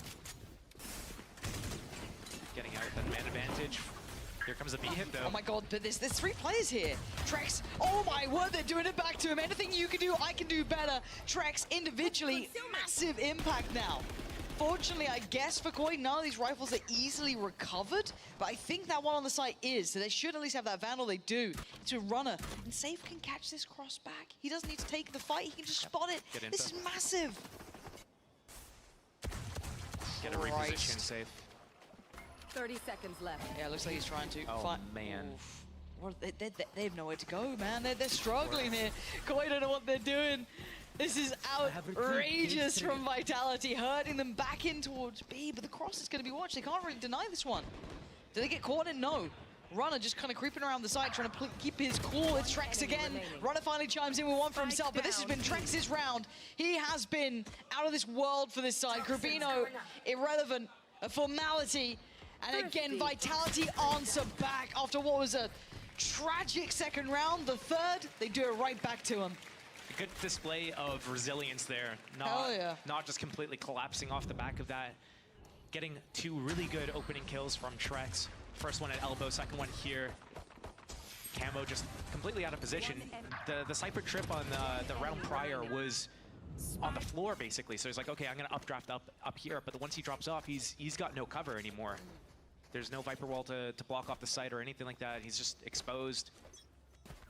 Vitality picking that round up, making it, you know, anyone's game still. Yeah, game on now. Back and forth from both sides. 7-8, Vitality back in the lead, and Sarks are trying to clear the site. Now we can see the difference though. Vitality is sticking around on this. Last time around, oh my god. Wow. You got guts, boy. Yeah, that is nuts. They're gonna get the plant for this though, I think. Camo might be on an island though. I'm a little worried for him because Runner slipped the net. Now he does get spotted, but how much damage can one man do? Not enough. Camo goes down. Runner is noted, but we're in the post plant. No real layers to this. It's going to be just kind of buying time with Grubino's utility, playing through a tradition. You got to see if it lands properly. It does. So there's no sweat on that front. They can buy time. They're going to get all that information. They'll know there's no luck on the way. They can focus on what's in front of them. And how does Koi get back into this? It's just Starks are trying to dive through. It's layers upon layers of utility. Someone does need to start that defuse though, and it's starting right about now, and Trex, he excelled before and he might just do it again. What is going on in this round? The battle of the burst fire there. Vitality coming out on top. Bloody hell. I really like that from Safe. What he does in the clutch situation, he throws a hat, finds out where all the enemies are. Okay, Koi, they're playing the retake from A main. Yeah. He throws a cage towards a spike, pops the cage, has a teammate tap the spike. It causes Koi to freak out. They start dropping their shocks on it, but they also peek out. They have to do a spam battle. There's 2 cages there, one at main and one on the spike. They have to start spamming at the defuse, otherwise potentially a defuse comes in. Yep. And then that allows this play to happen. You know, we're seeing Trex running through the orb, we're seeing everyone fighting, and Koi's baited into peeking, and Vitality just clean that up. Massive. A little bit of a oh my god, the pace. Camo almost Beyblading into the site. Safe. Playing towards the back.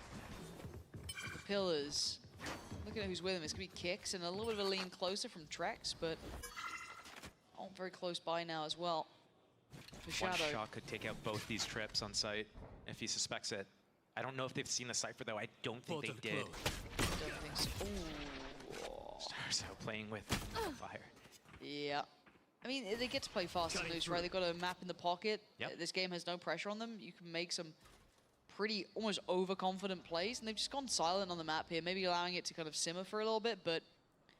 Dash and updraft used for Camo, and he's used 2 of his shots on the Blade Storm. Oh? But Shadow's getting that opening. Maybe changes things up a little bit. I mean, that's an operator down. That should draw a player back to try and police it. So they could maybe try and explore this. It depends how they want to read it. But, you know, we don't have infinite time, so we will have to make a committed concept to this, which They're looks gonna like... get the hat off on the dead body. That's what they're going for. True. Shadows is gonna get the info, and then with that 30 info, they're gonna make a play. But the thing is, they have no time, 25 seconds. They have to commit A. They just get the info, and they have to go. Yeah, if anything, they now know where they are, but that's no big surprise. They've got to make a move here. 20 seconds, trying to offset the pace. Safe getting curious. Not really knowing what's going on. It was just a pause to try and allow for a little bit of pressure to come out from the likes of Shados. Oh, man. Trying to show, and now there's an issue. Look at them. They are walking wounded. They are down in the dirt here, and that shock dart could be an issue. It is. The Blanc still going to come in, but can he keep his life? He's barely able to get away. Shadow just wants to live. He doesn't get the chance to. All on Shados now in a 1v4. Got the operator, I guess. That's a problem. They're so paranoid about it being in middle. Oh, not known for his operator work. Not known for the operator work, but great for Vitality, making it out of that round with 4 standing. Operator recovered. After that big threat that came through from just that pick from Shados, they kept pretty composed. Revealing area. I wonder how Vitality is going to set up, knowing that Trex has Cosmic Divide. Maybe it allows them to play into B or mid a little bit more and use that for the retake on A, but you could really go any way with it. They also have Runner and Kicks with some ulti combos for a retake as well. So we might see Vitality heavy playing into middle this round, but still 3-round lead over Koi right now. Koi on their attack, so anything can happen. I mean, they're struggling right now, but yeah. You know, realistically, what have we seen? We saw them lose pistol, they win an eco, they lose red again right after, and then they have to do another eco. So it's only really like 1 gun round that they lost, essentially. Kind of, yeah, I see what you're trying to say there. It makes sense, and I kind of like the timeout now. Yeah, I do see too. what they can maybe influence in this and what they've been able to extrapolate so far, because I feel like there is genuine pressure points here, but Vitality have been pretty well-rounded at handling them. Again, we already got Sender sitting towards 7k almost. You've got 5 on safe. They're getting a really robust economy building. They've got a couple of ults to play with too, some very key ones here. We do have the Hunter's Fury with Shadow, but I mean, without that to be complementing something, how are you meant to utilize that here? There are options for Koi. I'm wondering how deep the playbook goes here as to what they're comfortable with. And on the other side, Vitality's starting to look a little bit more, I don't want to say comfortable because they're definitely not yet. This map will be just genuinely uncomfortable, but they're looking a little bit more confident. We're starting to see them look a little bit more like themselves. And I've got to say, a little bit of a side note, and one that I feel like I haven't said enough this season, is Trex is being so influential in this series and in this map specifically. He's on 22-12, but even just, you could half some of those kills, and they are just some of the most valuable ones we've seen. We go back in. What has been the answer? Shados is in danger. You're very lucky. Having the teammate with the Vandal break the trip, maybe they don't expect the op up here. These or camo. Does this pull the 3rd player over, or are they still happy enough leaving who would be Trex there? He gets out of there. He's going to take the op somewhere else. I don't even know if Koi knows he has an op. I think the op was discovered and picked up at the end of the last round. So they know what expected, probably expected on the Yoru. Saw the Yoru at B main, I think on the camera on the jump spot there. So repositioned op right away. Retake on B because they have Cosmic Divide, they have Yoru and Sova ults to combo. It's just how much damage can Sender get out of this? Because he is very much on his own here. It's not comfortable to hold. Kicks, does he commit as well, or does he play purely for the retake? Hunter's Fury first and foremost, and Runner's got Grabino. That was over on the way through this. And now you can see the mess starting to happen. 30 seconds, and they're just about everywhere. Spike has not made it to the site yet. It's mostly just camo. And you hate to see it. Yeah, he's not happy with that. A shaky one there, but Starzo shows him how it's done. 2 back-to-back and a 2v2. 15 seconds though. The 3rd man being the clock here. And it's in the favor of Vitality, and one of the 2 men is Trex, who's been a monster in this map, and he still is. Haunting Shadow's dreams, was safe to secure it. Vitality handle threat again. Vitality have to be happy about that. Going, you know, even if they're able to close out here and go into a 3rd map, I think they're going to be looking at how resilient they were coming back into the 2nd map, winning it in style. I wonder if Koi is going to be kind of like defeated. They should have the no pressure loosey-goosey still. But, I mean, a lot of these rounds are just not playing out in their favor. They're missing, like, really bad shots. Where's a cover on the plant here? Like, we have to cover the spike plant, and there's only really one place that they can come from to deny this. I feel like all these little things are adding up right now in the wrong direction for Koi, and they need to stop skipping these steps and start playing a little bit tighter on their executions. If they want, that's a good start for a runner. That's so nice, so well played in as well with Trex there, just kind of like dropping the smoke as he gets a little bit closer. Just so beautiful. Anyway, like Astra's been so out of meta that, you know, you just don't see the like star, you just think it's a smoke. Oh, they can recall it. Oops, I forgot. I mean, Saxo gonna try and keep them on this side of the map. I don't know how much they're really gonna fall for this. They're happy to depend on the retakes. They have so many ults for themselves. Saxo with a quick pivot towards B. But they're already on towards the side. What can Sender do here? Lovely! The flash! I mean... No, that was from the teammate. Yeah, Camo kind of bailed him out in that, but As it stands, Hunter's Fury going to find Grubino. That's the plant denied, and now there's problems. You're going to be looking at Starkso maybe to find some more impact here. He's got to over-deliver. It's on his shoulders, but Vitality make it to 12. It's 1. That's not bad, but the reposition from Runner just didn't see it coming. And Camo, after his last disastrous round, has to pull off a 1v2, and this could be one way to make up for it. But again, Trex is the bottom line in this. He is the full stop. He will not let Vitality fall now. Trex doing a Terminator cosplay at the moment, just whoa, absolutely... whoa. What? Nice sign. Nice sign. Good sign. Appreciate Mostly you. here for Pansy. Okay, Yeah. sorry. See ya, Steel. See ya. Plus Durka, what?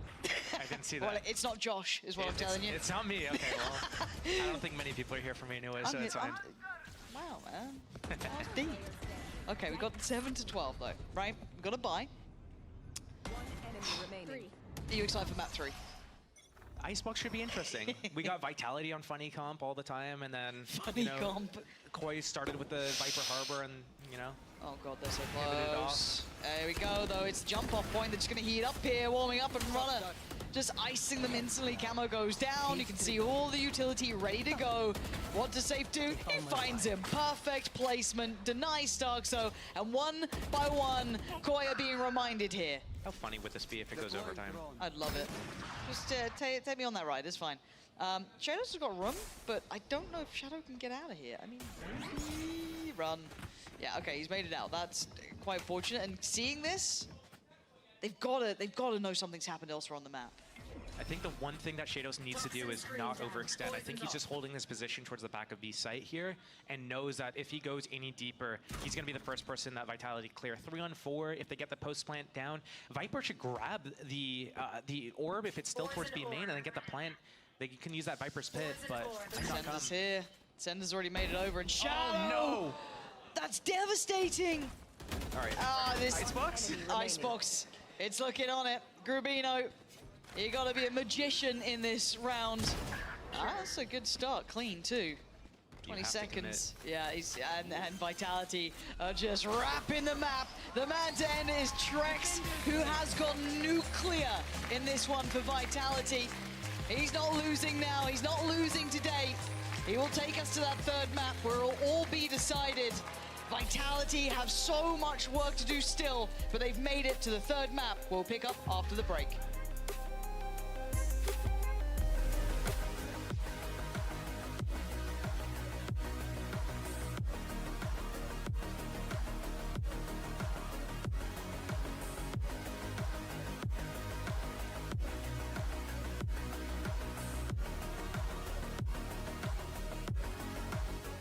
I know a place that will break you into 1,000 pieces. Stay away from them. Stay away from Lorca, Paco, and Picasso. Don't ask about Lola. Ay, Caballo Grande. Ay, Dolor de Nieve. But in spite of everything, it occurs to you to visit Andalusia. Don't say I didn't warn you.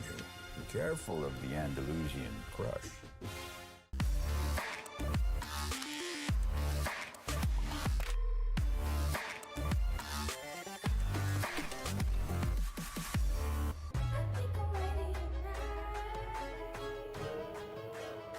Hey guys, it's Jimmy Lin. In this series, I'm going to walk you through Attack on Pearl. Watch out for the stairs, clear this angle. You're going to be able to fight this.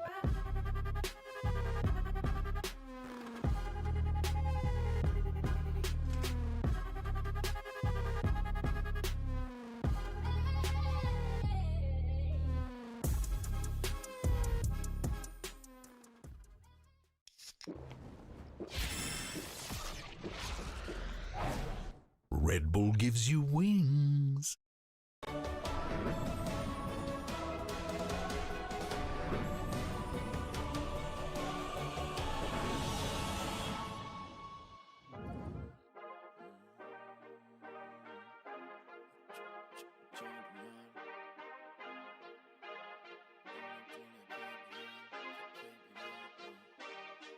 feel like a champion. A champion. Ain't nothing that can't be done. Oh yeah. I put it all on the line. Definition of divine. Yeah, I feel like a champion. Ain't nothing that can't be done. They told me I wouldn't be nothing. Came on now second to none. I need me a trophy, I need me a ring. I'm not with the bull, but keep it a beam. You know what it is, you know what I mean? Shit, all I do is win, win, win, win. Haters wanna hate, they ain't made top 10. Double, triple team, what they need to defend. I juke left and I'm gone with the win. I'm gone with it. I feel like a champion. A champion. Ain't nothing that can't be done. Oh yeah. I put it all on the line. Definition of divine. I feel like a champion. A champion. Ain't nothing that can't be done. Oh yeah. I put it all on the line. Definition of divine. Feel like a champ, MVP status. Yeah, the win been guaranteed. So let's see about it. If you gon' speak about it, then be about it. If you don't bring that energy, no, I can't be around it. Nah, I'ma shoot my shot, I'ma stick it, watch. At the tippy top, I cannot take no loss. 2 seconds on the clock, they gotta give me the rock. I got a game on what? Yeah, I got a game on lock. I feel like a champion. A champion. Ain't nothing that can't be done. Oh yeah. I put it all on the line. Definition of divine. I feel like a champion. A champion. Ain't nothing that can't be done. Oh yeah. I put it all on the line. Definition of divine.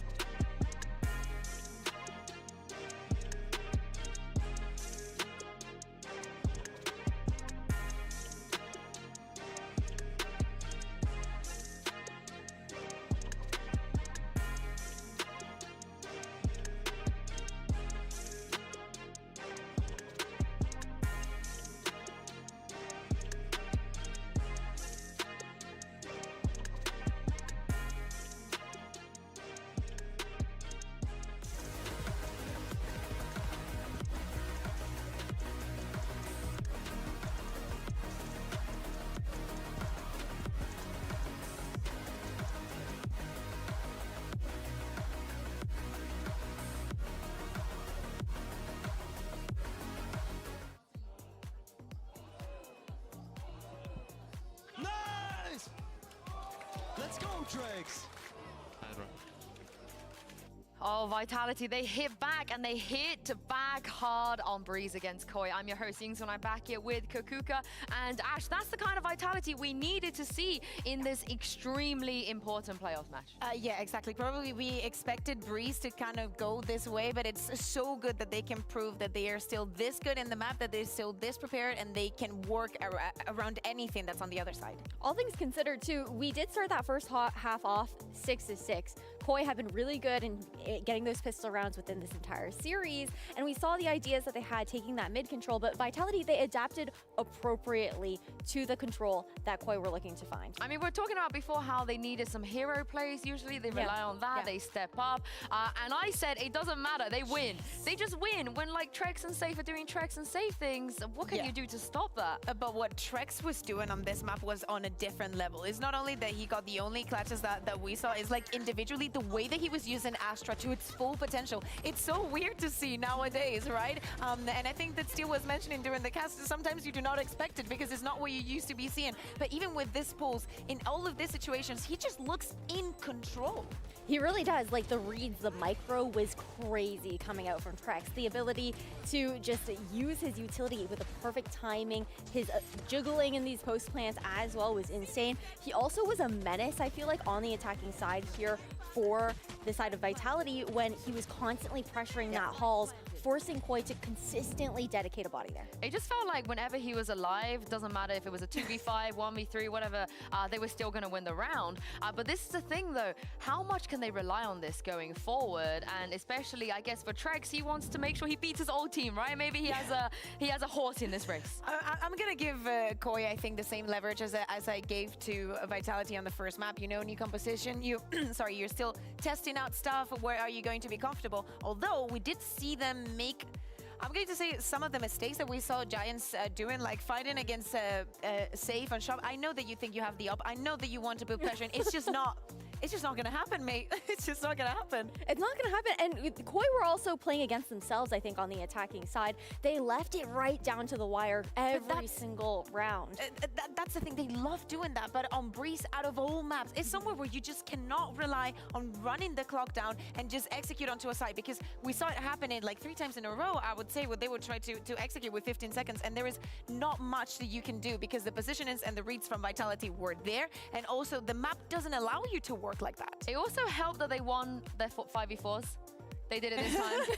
They didn't lose too many 5v4s. I think that helped. But let's talk about the final map of Icebox. Very interesting that we have Koi coming in here with a win on Icebox, and it's Vitality coming in here with a loss, Ash, but you can learn a lot from your losses. You really can learn a lot from your losses, and when we're looking over towards the side of Vitality as well, they're one of the few teams that's actually running the Raze typically on Icebox as well, which is a little bit different from what we've seen typically. I think more of Jets. We've seen a couple Yorus here on Icebox too within this region, and that's a dichotomy that we're looking at. If both of these teams are sticking with their previous compositions, the only differences are going to be those duelists. That's the thing. There's been also a lot of testing on the side of Koi, right? If Shados picks Arena, Bear. Oh, if Shados pick Arena. We were there. Hear me out. It worked. I remember it all too well. Yeah, I remember it all too well as well. But what I was saying, like, they've been testing a lot, and maybe the Reina could even fit into their plans. My God. Maybe they were watching yesterday and they feel like they can do it. But going up to map 3, the chances for Vitality, again, just following the pattern that they've been playing throughout this stage, it looks very good. And going back to the composition bit about Koi, it really looks that they're slowly but surely trying to find out what works for them, right? The harbor was really not it, you know? At the beginning it was closed, then it was just devastating. Then they implement the no duelist and a double controller, again, not for them. Then they put in the jet, and I feel like little by little, they're not only feeling more comfortable, but also not giving a lot of chances for the opponent to prepare for this last map. I love the Gecko Sage stuff. I think it's strong, it's good. It really is. I mean, especially when you're looking over towards that B site, because I know for so many teams on the attacking side, you're looking at that A simulator on attack like consistently with how difficult it can be to actually maintain that control over on B and even land that plant down when you don't have that safe ability to execute if you're lacking on that mid control.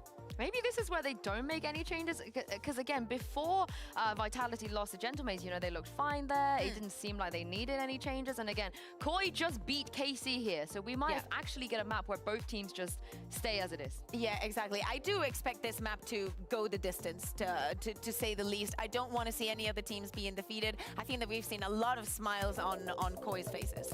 Yeah. Ow, hey, we caught it. No changes. Yeah, I think that's mostly what happens for that third map. Like, there's a couple of things that you have prepared for the rest of them, but for the last one, you want to play it as safer as you can.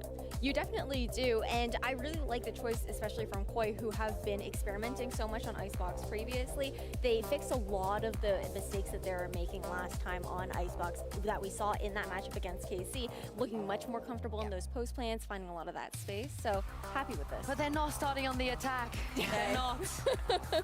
You are fixated, right? Yeah, I feel like they need to, because that's how they beat KC. That 9-3 half was huge. I think that whatever happens, we just need to see them confident.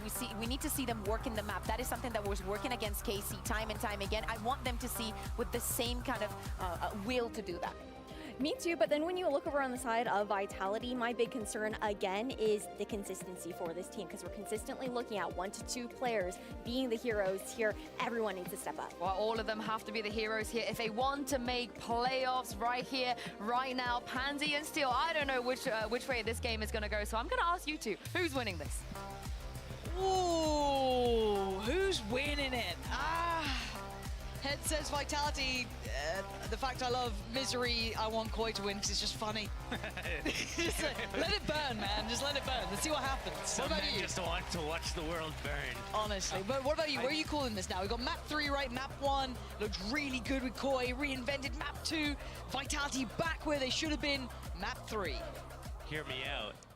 I think Vitality win here because they got attack side, Koi starting defense. That was the big question mark going into map 1. Very they look true. strong on their defense on split.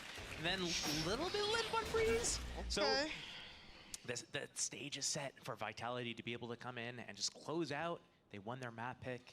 Oh, everything's lined up for them. Playoffs. But that's why it's even sweeter if it goes wrong. Like, and again, like I have no like nor dislike for either of these teams. I'm pretty indifferent, but I do like it when, you know, things just go terribly wrong. But, and again, let's add some context to this. If you're just tuning in, maybe you didn't watch the previous games, I wouldn't blame you. You know, that's fine. Plants in. Koi, this was the first real sign life we saw them push Carmine Core. They looked so good here. But Vitality, again, this is a good map for them. So we are seeing a balanced third map, which is normally quite rare, I feel, in these sort of like series. But we've got a very big alert coming in as well, so keep that building in the back of your minds. That's going to be eventually there, but Shadow's already clearing pretty well. He's dealt with the first player. Starkzo's cleared center, and you're right. The flank's gone down. This is huge. And actually, Gecko coming into effect, going to force safe slightly deeper. Kick's going to try and spam this one out, but the defuse ain't stopping right now. And the flash is fantastic. He can't deny it. The defuse was just stuck the whole time. And yet, Trex, you're a monster, but it doesn't matter. The round is Koi's to start with. First one claimed. Good start to the half from Koi, obviously getting that pistol, but, you know, as we saw on Breeze, don't get ahead of yourselves. You can always lose the second round. Spike planted for Vitality. We saw the Outlaw purchase on Breeze. Do they do a force buy? Do they pick it up again here and look for the opening picks? With the double initiator, including the Gecko, a wingman plant's always possible. And just like reminding myself of this, as silly as it sounds, Starkzo back on that KO. Love to see it. Yeah. His flashes, his utility in that game against Carmine Core was so good. I think it was one of the highest assists we've ever had, like statistically an outlier. So, what is this? What is this like shaky Kierby aim? Like, what year is this? That's what he had when he was on Split. He was just farming with that. On Breeze, we didn't see that until like towards the end. Tripled the DPI. Okay, they're clearing house. In other good news, when I was checking, you know, in between the break, having a little look at the watch parties, who's around, you know what I mean? Like, I just like to meme about in the chat. Slugs in the chat and stuff. You know, but FNS has joined Sliggy. We've got the worlds colliding. Oh, yeah, interesting. Yeah, lovely little combo there. Love to see it. But Kicks and Trex, it feels like, I hate always saying it, but it does feel like a formality in these sort of rounds. Maybe they can get some value, you know, a plant kill would be nice. And, you know, cost them a little bit of something on the reinvestment, but you can already see like the positioning from Koi, very aware of this, playing very safe, not really allowing an individual fight to happen, and I want to see more of that as well. Because something we said about them on Split that I feel like we didn't have particularly on Breeze was that kind of pack mentality, playing as a collective, making sure it's very hard to get those individual fights. This is a nice attempt from Vitality. They should be able to get a plant from this, I think, yeah. And Trex has a nice little angle to play from. Just going to be outdone. Yeah, this again, a nice attempt, not the end of the world. Shadow does go down, but I think he only had a ghost anyway, so no problem there. And it's going to be this bonus that could be, you know, that sword, right? This could be the turning point, or if Koi gets this... 3 Bulldogs and an Outlaw, it's pretty big. As long as FNS doesn't ask Sliggy about like what makes Starkzo a good player for Koi or whatever, we should be okay. We have Thrash out on attack though. That's pretty early considering it's round 3 and they lost both the other rounds. So you know the wingman getting that spike planted on a couple times, couple kills, couple deaths. Kicks. That might be a difference here. We'll see if Starkzo is able to deny that with a knife, but even then that'd be tough, right? Like. Yeah. It's so hard to get that positioning right from across the board. And what a cool matchup as well. I don't know why my brain's just seeing this, but like Trex against Starkzo. Trex has been monumental for Vitality. Starkzo's starting to heat up again. Whew, this is such a nice third map. I just hope it's competitive. Even if the scoreline doesn't look like it, I want the rounds to feel really, really good between these two. So it looks kind of like, well, maybe just like more standard B exploration, right? Standard Dizzy to kind of clear close, make sure no one's pushing up. Going through the motions here, going to be building towards that ult, prioritizing Trex. Yeah, but does Rubino, well... Does he have a flash? KO's coming to flash. I'm waiting for it. There it is, flashed in. We talked about these flashes, and you can see why. Rubino is going to lap that up. That's Kicks down and out. They're going to try and clear through this, though. And now the layering comes in. Shadow wants to help out as well. Mosh gets invested, and they have to respect this. Yep. That's what we're talking about with the utility set up there. Starkzo playing Rubino perfectly. And the retake setup on A. They have the Viper Wall camo holding the site cross. There's no... Gecko for the attackers, that means no wingman to go in and plant. They're going to have to potentially sacrifice a player to go do that. And that's the ult gone as well. That's the ult gone. That was the ult that could have been huge. Yep, and Viper Wall's also towards B, so this is going to be really exposed here. anything can happen. It certainly can. They still have Vandals, right? It's still Bulldogs and Outlaws, and they used a little bit of utility here. So again, Koyon coming in fully equipped to this. It was that one flashbang in the swing. But out of all the players takedown, Kicks ain't a bad shout. He had that ult, could have been big, but so's that shot. Runner clean with it. Shadow gone. And now 4v4. They've got to be careful on the way back through. Burn a little of that utility to get those steps on the site, because Runner's not leaving. They've got to deal with the backline and Runner, who's still finding value. 3v3 now. How do you disrupt the back line, though? That clock's starting to tick. That spike's going here. Yeah, and Safe just going to run utility through this. Even with all that work early on, this is a bonus round. So they'll still be happy enough with this. Hold on. Hold on. Yeah, okay, no problems there. No problems. So a costly round. So Koi won't be unhappy with this, right there. You know, they cost them 3 rifles, force the reinvestment, but Vitality make it out alive at least. That actually could be a pretty disappointing round for Koi. You have a really good kind there was of a chance fight. for it, yeah. You have that good fight on B main.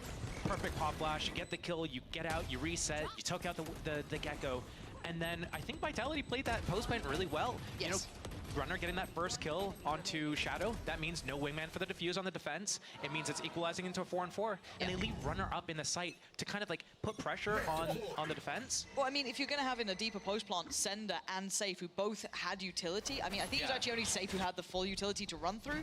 If you don't have a flank, how are you meant to deal with that backline anyway? You know what I mean? Like, it's so difficult to do that logically and tangibly. So I think from an external perspective, we can see that it's not bad that Koi lost that at all, even though they were set up quite well. In their minds, I'm sure they're probably quite frustrated, because it seems like they could have actually gap closed to that, but ult's back in play this time. We do have one on the other side as well, but get a clear sight, and Recollect it as well. You yeah, brought it back. that's smart.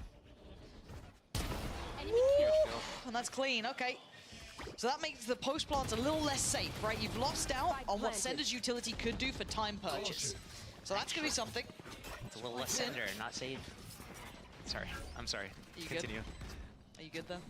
Look, there was a pause in the round. It was an acceptable moment. Debatable.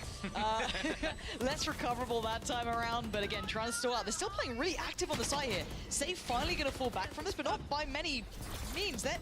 I'm surprised they're not seeing it deeper at all. They are happy to brawl on site. Maybe the wall enough to dissuade them, but his Kicks trying to do what he can. Turns to the right, turns to the left, gets 2, and now down to just Safe. And this man plays the clock like a hero, but he can't do it that time. Too many bodies.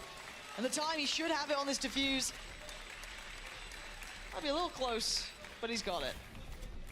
69, nice. Real mature. What? Like 40? 1.69. Come on now. How old are you? 34. I got a few years left before it's unacceptable completely. 1 year older than me, that's... Yeah, so you're old too. I'm aware of that. I'm acutely aware of that. All right, how dare you? How dare you? I'm just trying to fit in with the crowd, you know? What, just calling me old? Rough. Potentially. If I fit in the crowd with what they call you, I think I'd be cancelled. but let's kind of focus in, because we've got some big ults coming through, right? Camo 1 off. We've got Starkso with his. We've got the lockdown. On the other side, same for Trex. He's got his there. But again, the buy is rotten for them. Sheriffs, Frenzies, the gun you hate, crazy. And the Vandal, right? Only on Breeze, when it's like a, you know, you got to shoot across the map and it's dealing like 14 damage a hit. Okay, so I want to see them play in Trex as best they can, right? You want to set him into motion. What can you do to facilitate this one rifle you got to play with? He's going to get one here. Think he's good for it? Yeah. No. Nice try. The optimist Josh just doesn't work. Who are you these days? Have you trying to be someone I'm not. I've heard that works out really well. You should try that really, really often. So as it stands, let's kind of look at what they're doing here. They've kind of left this operator towards B. Yeah. Nice, long line of sight. And they've cleared close. The thing is, like, the op hasn't been spotted on No, A. They have to realize that it's towards B. I think a good flash from the KO could take them off the line. Instead, they just go for the dry peek. Yeah, that's sketchy. I mean, they've already burnt utility trying to clear like close towards A, so it's even going to be harder to go back to it, but a double pump, right? And they do have the KO ulti still, but do they burn in a 4 and 5 when 3 people have pistols? Probably not. No. Sights open anyways. They could probably get a kill. The Killjoy got the mollies to deny the wingman plant, and that's going to cause someone to have to run in and pick that back up. That's the spike, Wings. All right, so this time an adjustment. JK. Yeah, unlucky. they're going to have to change where they've been traditionally planting, which means they have to kind of shoulder on the site more. So, again, it still falls back to where we started. Trex needs to be played in here, and with Zender in that position, actually the others, this could be possible. Only with one, though. Good trade, Zender. Nice from him. 2 back-to-back, and suddenly it's game. Oh, Zender, you're filthy with it. Grabino, what are you going to do now? Kix is just playing around with timing, right? Trying to sit in like a dirty position. Grabino clears the first hurdle, but he needs to get this to halfway. There we go, swing, oh, it's not gonna work out for Zender. Defuse comes in. So dangerous, but a koi round nonetheless. That's a Viper diff right there. Yeah. I think that was still a really good play from Zender, and I think when people are in these types of situations, it's really important to be tight. You gotta take your time with the shots. So yeah, you got the perfect flank, but you need to make sure that this connects, and just realizing, hey, they're not looking at me. Okay, take a deep breath, make sure I connect this shot. This first bullet's gonna count so much. Gets 2, gets 3. Like, that got really close for Comfort. Starting 4 versus 5 on attack side with 3 people with pistols. Like, that came down to the wire. But big clutch from Gorbino to be able to close that out first. We've got a little mid play coming out from the defending side here, so they're going to stall out, it looks like, towards B as long as they can. Gorbino's got to try and make some presence happen, but they might cancel this. I'm looking at what Starkzo's up to. I'm looking at what maybe Shadow can do to play him in off the back, but already Camo's come around towards B main. This is Camo. Ah, come on! What is that? What is that? What? Gorbino's still alive! What is this round? Yeah, of course Camo's going to re-peek. Of course he will. Of course he will. Why respect it? Oh, God, Kix is really uncomfy. Camo not going to get that one, though. So a new lease of life, at least for safe here. Viper's pick going to come in. Killjoy the has plant's in ulti place. for the post plant, though. That's going to come out first. It's going to force them out of position here. They're going to get really close to do this. They want to get all of the Viper's plant and push them out. How much of yellow gets cleared? Just that little back corner too. Yeah, this is really hard actually. That's going to be brutal. And do they still have utility to being put into that little cubby? Yeah, Camo's already found safe. Camo just wants... he was chomping at the bit there. Okay, Sender's got to buy time. I don't know how he's going to buy some bodies too, but he's going to find one, and actually Kix gets another. This is working out. Until then, oh, overwhelmed in the end. Just so many bodies to throw at this, to throw at the problem. That goes so close. Body's working overtime over there. 5-1 though, Josh. That's now, yeah. Now's the time to panic for Vitality. Here we go. Here we go. You know. Give me that coach cam right now. I want to see it. I want to see the stress starting to build. I could have sworn right there, Kix was like full blind too. When the player runs past him, he's just full blind, but still just one taps the first guy coming through. Still, too many bodies to deal with. Okay, would you rather, right? Here's the thing. Okay. It's a really safe game. It's a safe game, I promise you. Would you rather be in, like, let's say Vitality's position here with a game you can affect, but you're losing 1-5, right? It's rough. You're in map 3, weight's on your shoulders, you know, your outcome is in your hands though. Or would you be one of the other teams waiting for other results still, where it's out of your hands, like you can't change it anymore? Which situation would you rather be in? It's always good to have control of a situation. And I know how like nerve-wracking it could be being in the situation. This is a do or die situation type of thing here. You're only down 4 rounds. It's quite still not even like halfway to getting match point. So it's not like it's not the time to panic yet. They still have a little bit of control of the situation. They can bounce back and recover very easily. All it takes is one big swing round. And looking at the economy of Koi, it could happen very soon. And we have great ultimates to do it with. We have Showstopper. We have Null Command. We've got Thrash. We got everything to throw at them. And all we have to do is convert 1, maybe 2 rounds, and then we can snowball off of that. So let's look to make a really good plan for these next 2 rounds here, and then we can hopefully stabilize, get comfortable again, and stop having this kind of like freak out stuff. Okay, Koi let's see. Can't stay lucky forever, you know? I think it's just luck. Well, no, that's what Vitality's saying. It's crazy that I think it's pure crazy skill. that Starkzo's like beating you once and one like, you know, like a champs and like Shadows around as well, and you're still bitter about it. That's crazy. But so Camo, oh my god, the flash again! Camo, how are you? Oh, come on! You don't land that, but you're gonna just flick up to Sender? Cool. Cool, that sounds good. But again, in my mind, Starkzo with the setup so well, Runner's gonna be going down, and actually Koi's still trading effectively on this though. Shadow's still finding so much value, even with that detain, even with the side pressure. Kicks and safe. it doesn't even feel comfy to plant. They haven't even been able to fully able to clear the site to like a confident level. They have to do like a weird off-angle plant, but I like what they did on the previous round at B. They walk up, they clear close, they get in a kill first before they try to get that plant because they know that the wingman's going to get denied instantly. Shadow is not untradeable, but in the positions currently, the Koi... Oh my Here, your god! Sage's not going to be happy about that either. 30 seconds left. And now, Kicks, what are you meant to do? You got a 1v4 to pull off. And his little buddy in the former wingman's gone. And the imposter's here, Grubino. My, we might have a problem on our hands. Yeah. Vitality are faltering here. If you're Vitality, that was one of the must-win rounds of this half of this game.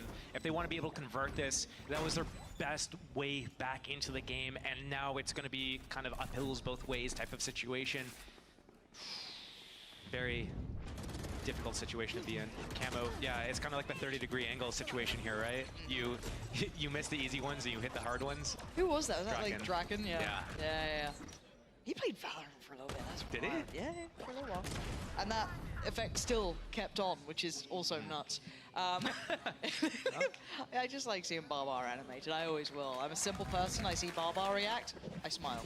6-1, Vitality probably not smiling here. Again, if you're wondering why we keep hammering on about this, Vitality, they lose, they're out, they're done. There is no permutation that makes anything different for them. It doesn't matter who wins or loses after that point.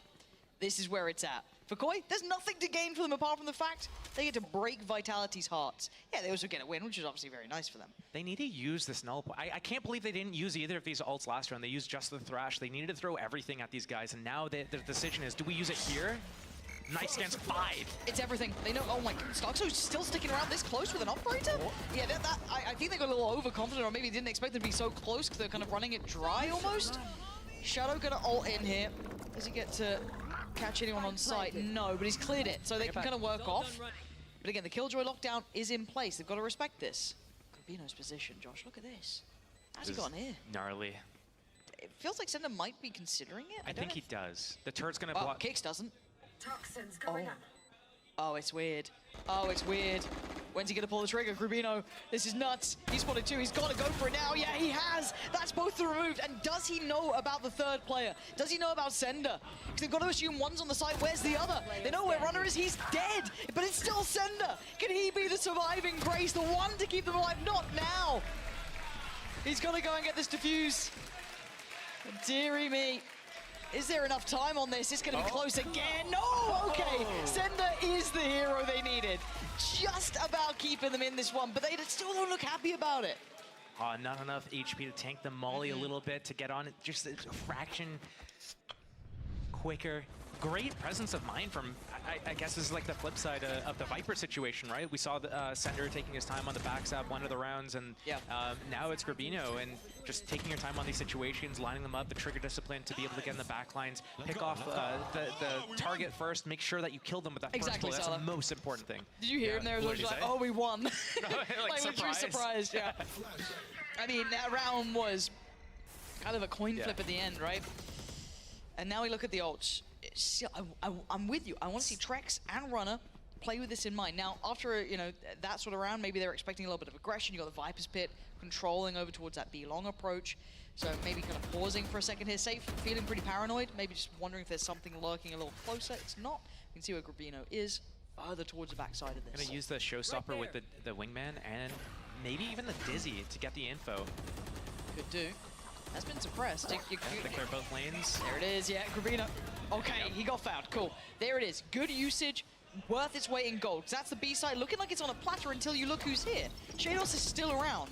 Playing towards the side, but he has to respect the utility they invested to kind of zone him away. So they've got themselves a safe plant. What do they have for the post plant? Still have Trex's ult, couple of bits of kit for Safe and Sender. And Kicks. Can't play there twice in a B post plant. They're gonna get spammed. That's the first place they'll look. Oh. Deary. Oh, Runner. Oh, God. What is going on here? 4 HP. It's not pretty. And that's 4 players against you. Camo going to take away Trex. You're looking at Sender and Runner. They're trying the best they can, but it's not enough. It's not enough this time. Sender did so well before to be able to stall it out long enough. Now he can't do it. There needs to be more from Vitality. I'm wondering if they're going to call a double timeout here, because if it's lost in this first half, is that it? I don't know where you draw that limit. Yeah, it's a tough decision to make. I probably would. I don't know what's happening in the camp of their like attack side game plans and calling right now, because you see them sitting on these ultis for so long, and they could combo all of them and convert around. Even here, like I think they did a pretty good job clearing out the Viper. They boombotted one side of the lane. They used the wingman on the other side. They used the Dizzy as well. They just dropped everything on the Viper, got the kill, got the 5 versus 4. But where do they go in the post plan? Kick stands behind the spammable box, just gets taken out right out of the equation, right then and there.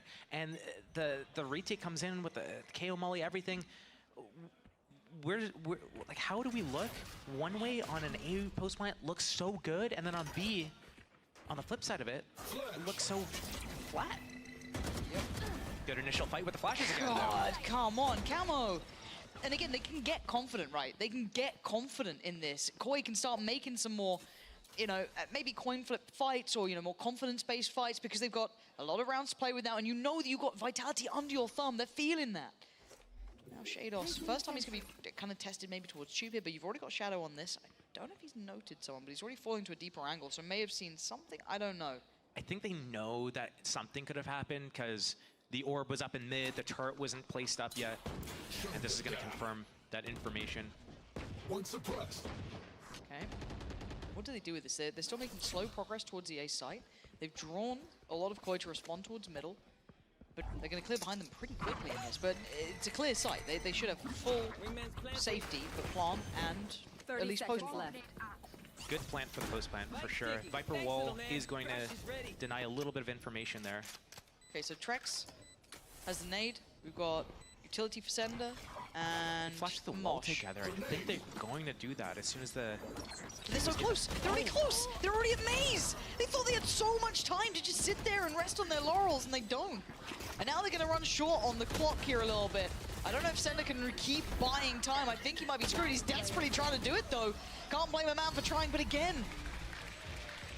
this isn't enough from Vitality. They are watching this game slip between their fingertips here. I wonder when they watch this back, are they going to look at that Shadow interview before the game started, and he's like, yeah, I think we fixed our defense side here, and they're like, damn, why didn't anyone tell us? I should have watched that sooner, because it's, and I hate to, I don't want to say this and it sound weird, but Vitality don't normally look this disrupted. If you watch Vitality throughout regular play, throughout regular season, yeah, they've had a couple of close games, a couple of, you know, questionable results here and there, don't get me wrong, but once they got that full roster rolling, they looked really robust, the fundamentals looked solid, like everything looked right.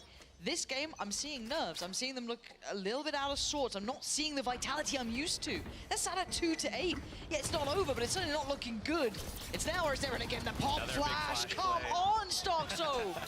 He's starting to heat up. If we get vintage Starkso again, it's wraps. I don't care what they say. And this is looking so labored from Vitality. But this could turn the tide. One big round, one big over-delivery, and Trex just forgets CT exists, maybe just hoping, praying, and just blind to the world. Kicks has to face the music and fight, and Koi just smothering them. They're looking broken here. It looked like Dizzy shot at Shadow, but Shadow didn't seem blind. That's crazy to me. But yeah, I mean, I think this is a perfect example of where pressure acts differently upon two teams. No pressure on one team, and they're just looking revitalized. Yeah. Like a completely different team. Like 5 different people are on the computers right now. And then on the flip side of it, you have this team that's, you know, been doing decently well all season. They're looking like a pretty strong team, and they're crumbling to a team that has posted no wins. Zero wins. Literally 0 wins. Like, I think 1 map win. Yeah. Throughout the entire season. So it's just like, this is the both sides of the coin right here in full display. If there's any example of it, this is the example to drop on. And again, I don't want to harp on about this, but again, Starkso was already on 13 assists. Every single round, he has so much impact in this sort of series. That's why I love him on these sort of agents, seeing him in full control. Didn't know if I liked the operator in his hand there, but you know what? Who knows? But now Vitality turn their attention towards that B site. There's already 4 players leaning towards this side. They've cleared close, but there's spacing in between. There's maybe waiting to see if there's a re-aggress or take back some of the space. There isn't. Kick's gonna go for the plant, and we're gonna see the lockdown as the response. Can't use this. Can't use this. It's gonna be interesting to deal with. Kicks on the front line. He's made it away. He's made it away. High flash. Trex to the left. Oh, God, what? Starks are just thriving in the flashes still. 4v4, though. Keep in mind the time and keep in mind the stall. Sage still going to be doing work. He's put himself forward. He's become the turret. He's got 3. Said before, the Trex was the hero they needed. Right now, it's going to be maybe Save. Yeah, fantastic round from him. Gives them some buffer, a little bit of safety to live through a pistol round. But that's about it. 9-3, Josh. That's that's not the score you're looking for, especially Koi going onto their attack to close out. Vitality, this is like a must-win pistol round coming in. I really like what happened there again from Koi on their defense. We didn't get to see it too much. Basically, early setting up the Jet for a deep line. That knife going in deep on A main, seeing nothing. Jet's alone, Camo able to hold the line, and then everyone just fully rotates over. So, you know, a combination of right-hand flashes, left-hand click, like flashing for his teammate, and using the knife for information just to get the information move around. Koi staying one step of Vitality the whole way.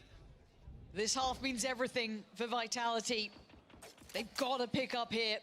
3 rounds to their name and a gap to close.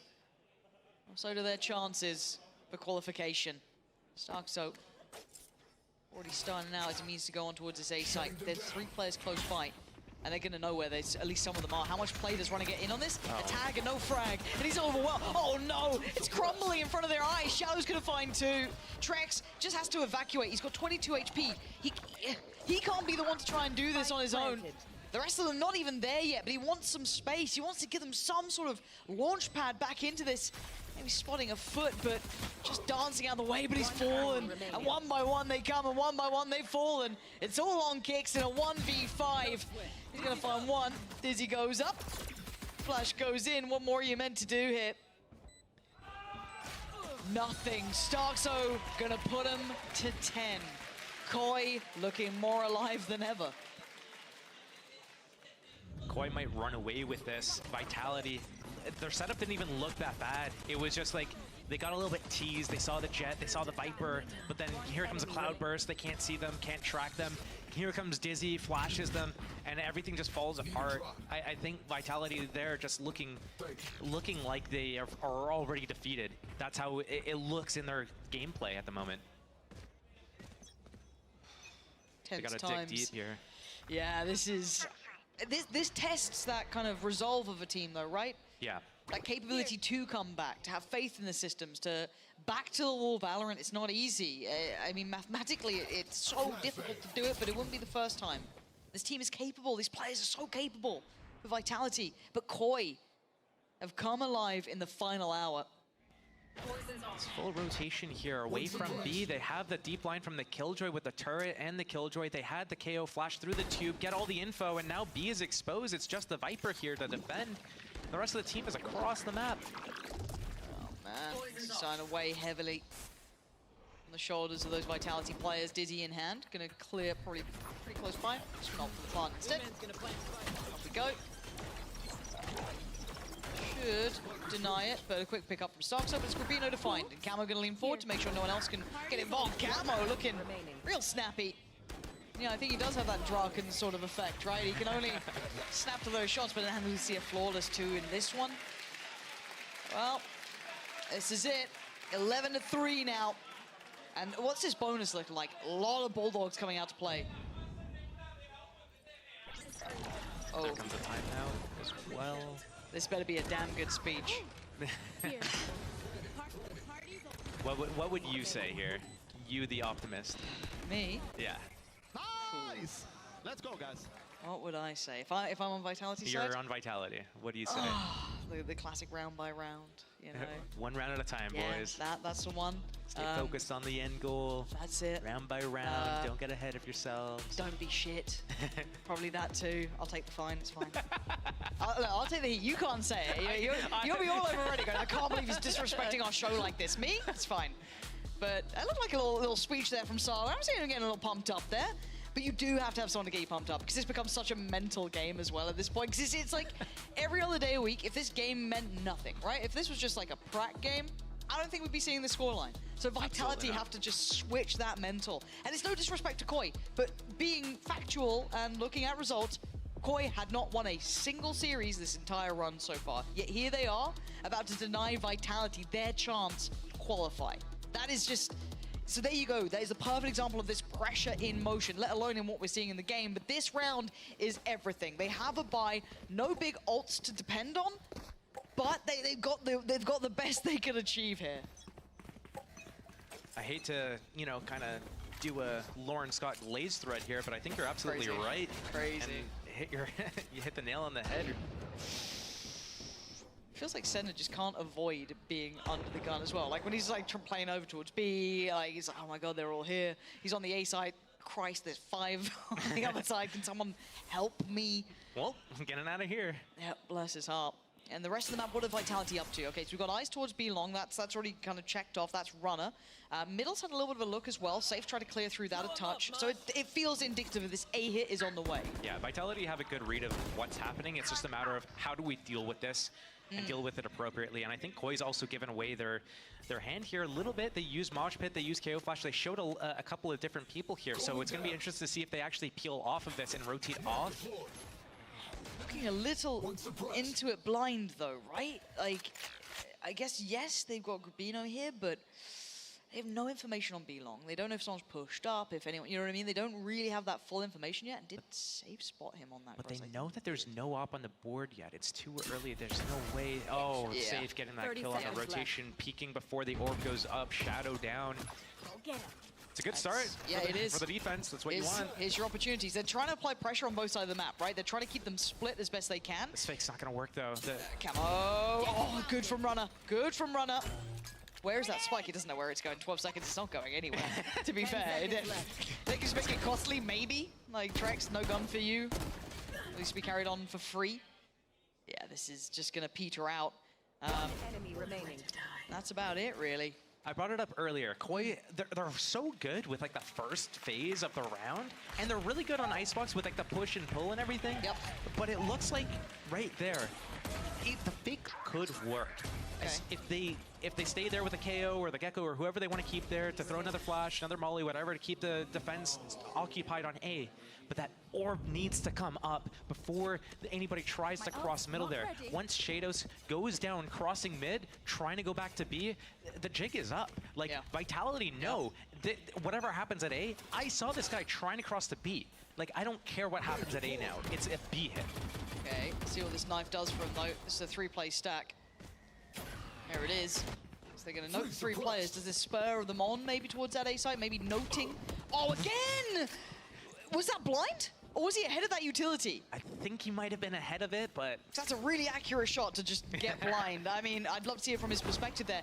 Because if Safe is starting to activate, this could be big. Camo's on. Oh my god, Camo! I thought there was a third to that. I thought he was going to get another. Sender's kind of maybe bounced it out a little into this 3v3, but no plant. Again, big denial. Shadows going to deny Sender this time though, and now Safe has to play forward. He needs to try and get involved in Dizzy.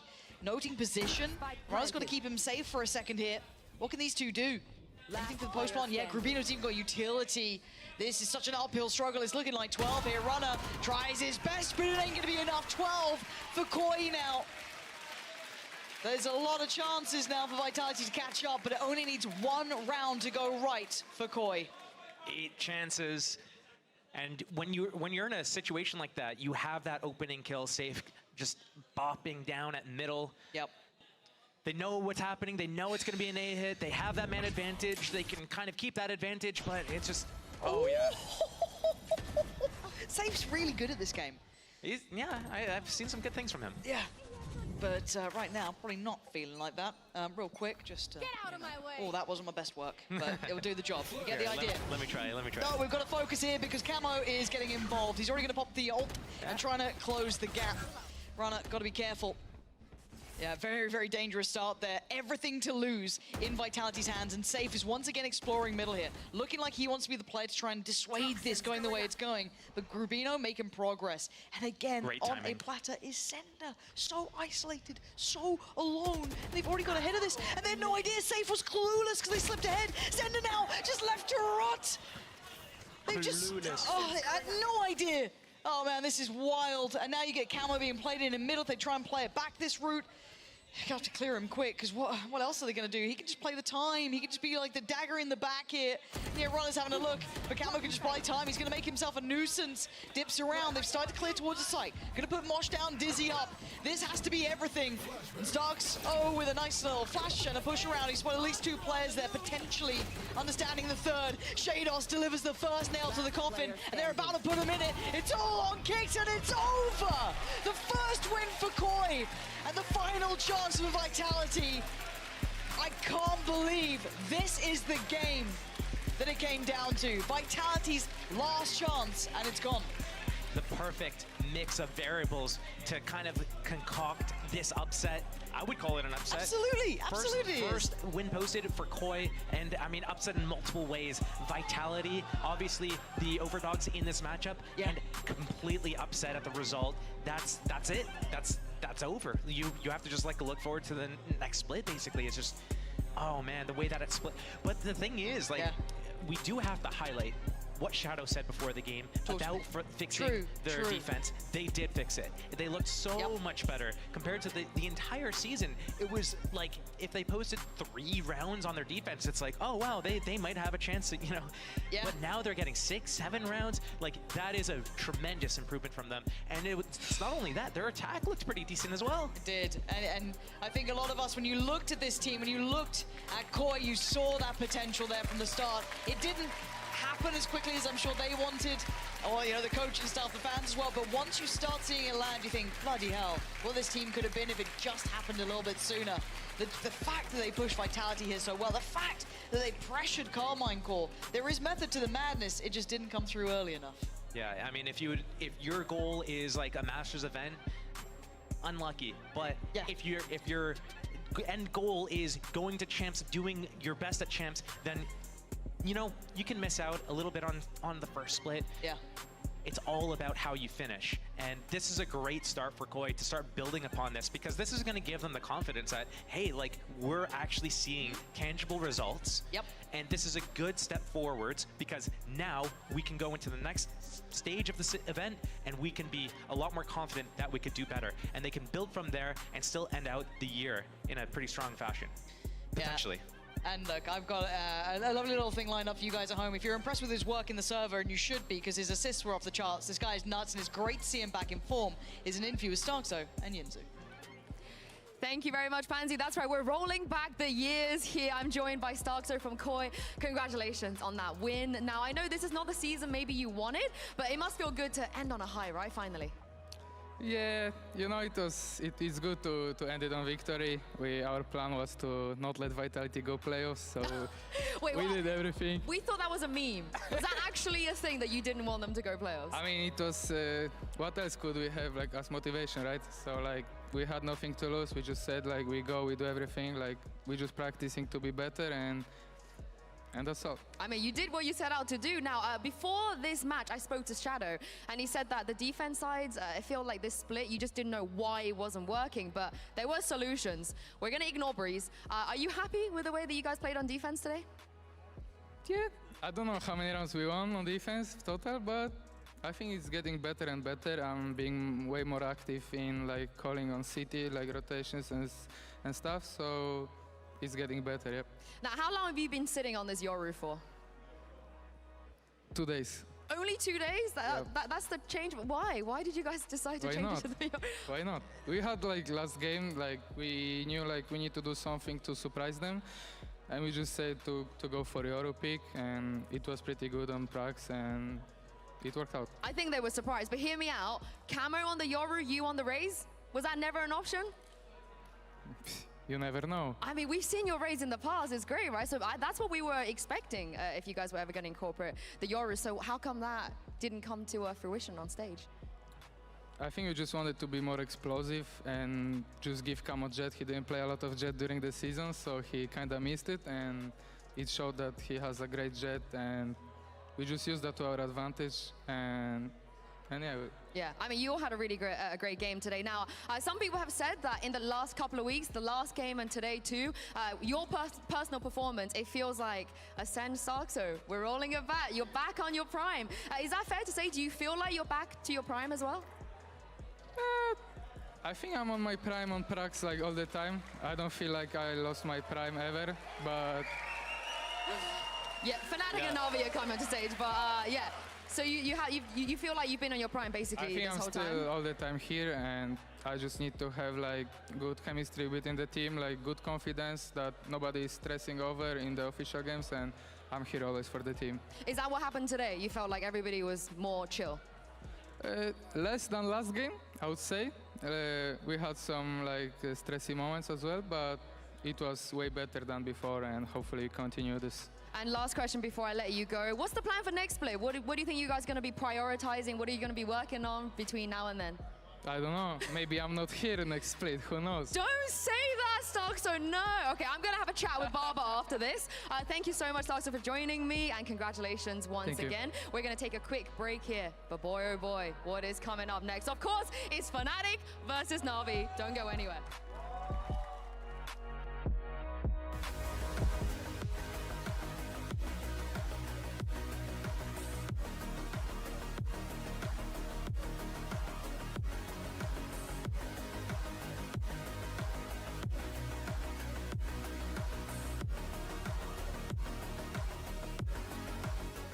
I know a place that will break you into 1,000 pieces. Stay away from them. Stay away from Lorca, Paco, and Picasso. Don't ask about Lola. Ay, Caballo Grande. Ay, Dolor de Nieve. But in spite of everything, it occurs to you to visit Andalusia. Don't say I didn't warn you. Be careful of the Andalusian crush.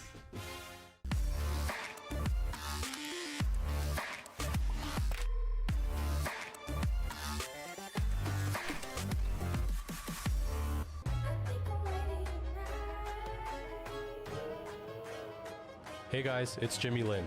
In this series, I'm going to walk you through attack on Pearl. Watch out for the stairs, clear this angle. You're going to be able to fight this.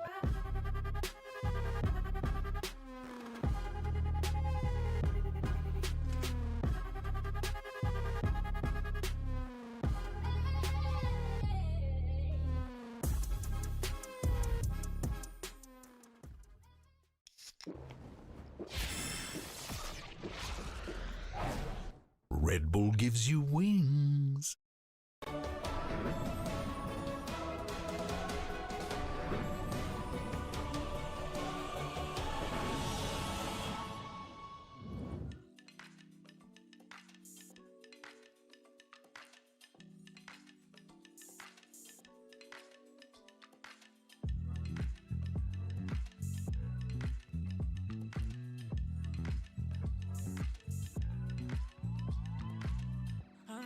Stressing right, you need some meditation. Don't let them ruin your vibe. No time for rumination. Let's leave it all behind. Take a flight, aviation. Want you, girl, by my side. Let me show my appreciation. I want you here with me.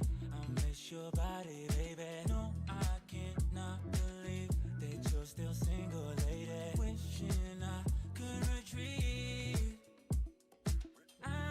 You here with me.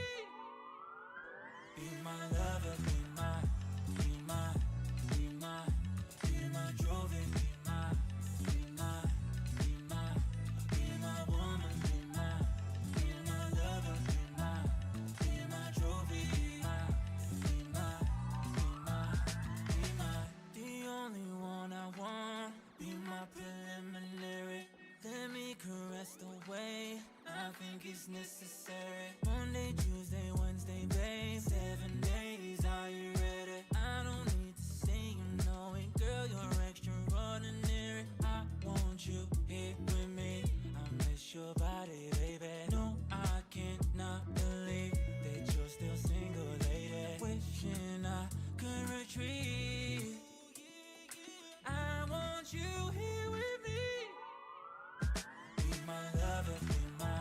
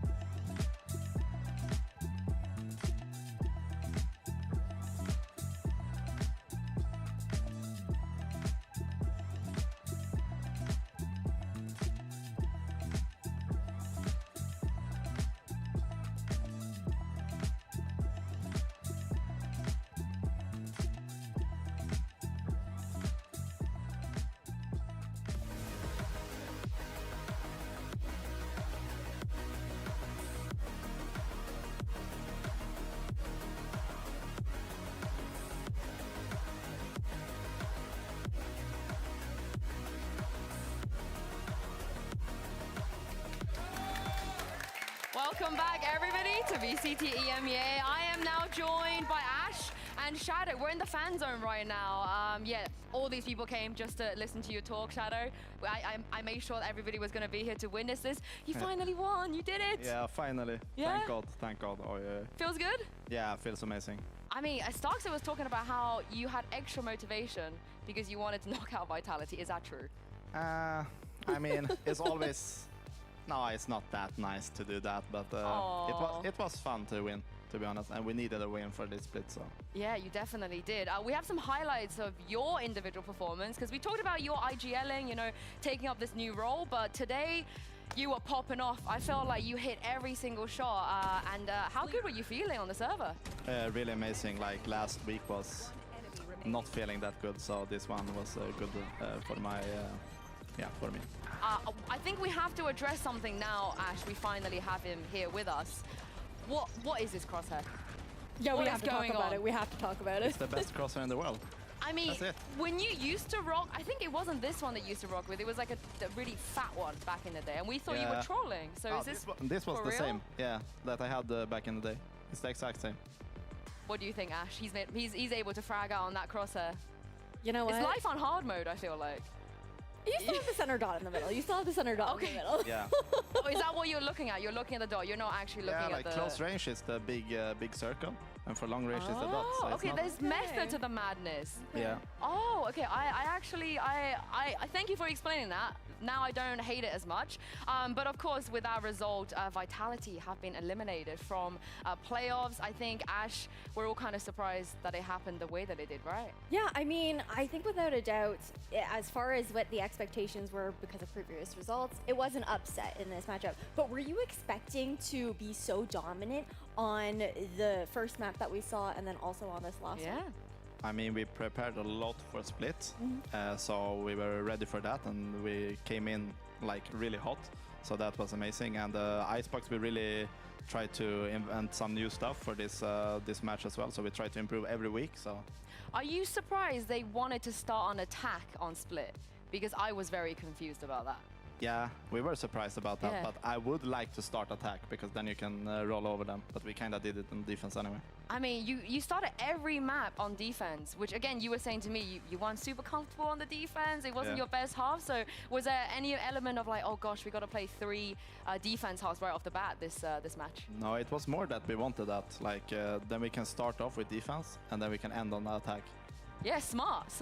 Definitely smart. Of course, I also have to update you guys with the fact, with that win, you've done K-Corp a massive favor. KC are not now locked for playoffs. I see some Gentlemates jerseys over there. Maybe you guys are not the most happy about that. But do you have a preference, you know, if it had to be KC or Vitality? Because the whole thing was in your hands. I mean, I love Magnum, you know, so he's a great guy. Of course, I want him to be in playoffs. Oh, he's got to buy you dinner or something, because as you guys can see, we finally have a team that locked after all this time, 4 weeks of not knowing who's going to playoffs and who isn't. KC have finally locked. Ash, I know you're a huge fan, so you must be really happy about this. So feel free to thank Shadow for his efforts. Thank you. You know what? I'm going to shake your hand for it. I appreciate it. I appreciate it. The KC #1 fangirl. You know, I mean, since like kickoff, I was, you know, tooting the horns of KC in that kind of sense. But I mean, today, did you guys feel that also there was the opportunity to play a little bit more loose, a little bit more like focused just on your own game and doing your own thing? Yeah, it was kind of the same as the Carmine Corp game, because then we had no pressure at all, and that's it is some nerves in the team, but now we don't have any nerves, so we can just play our game, and I feel like we play amazing when we play our game. So. I mean, since you're so good at playing games, we have a quick game here. We're gonna make it nice and fast. I'm gonna give you a statement about Fnatic versus Na'Vi, because that is the game that's coming up next, and I want you to tell me if you think this statement is truth or just full cope. Okay? I want to get your takes on this, and I believe we are going to start. I have them written down here. We're going to start with a Na'Vi question. You used to play with Na'Vi, you know some of these boys. Yeah. And the statement is, Shao is better on smokes. It's better for Na'Vi that Shao plays smokes than Angel. Oh! I don't think anyone's going to deny that. At least they have smokes past the mid-round. I mean, for me, Angel is just too aggressive to play smokes. Yeah. It's the most important agent to have in the late game. Okay, or what in if late I game. what if I flipped it around and say it's better for Na'Vi for Angel to play initiators? Is that truth or cope?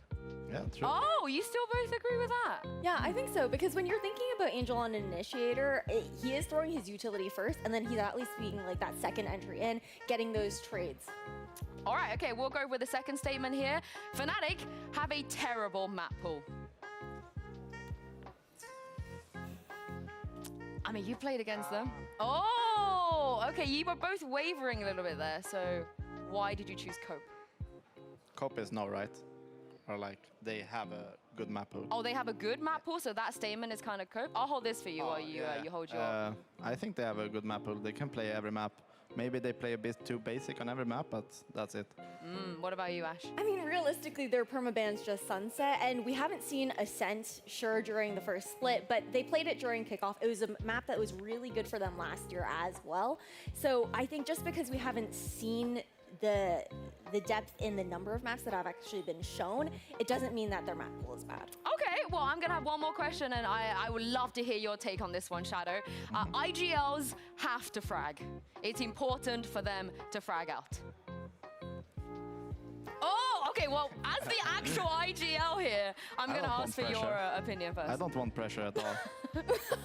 But I think it's important to frag for like, you don't need to massively frag, like you don't need to top frag, but I think you need to put up some numbers. It's like a bonus if you top frag, right? Yeah. And Ash, you went for cope here. I mean, I agree with what Shadow's saying, but I also think that right now with the resurgence of a lot of rookies coming into the fray, we're seeing a big shift in how we're expecting every single player to step up. Obviously not in every single game, but if your IGL is consistently bottom fragging, that also makes it difficult. Then it's hard, yeah. Well, we have Shadow here, but another special guest in the arena with us. Guys, you're gonna love this interview.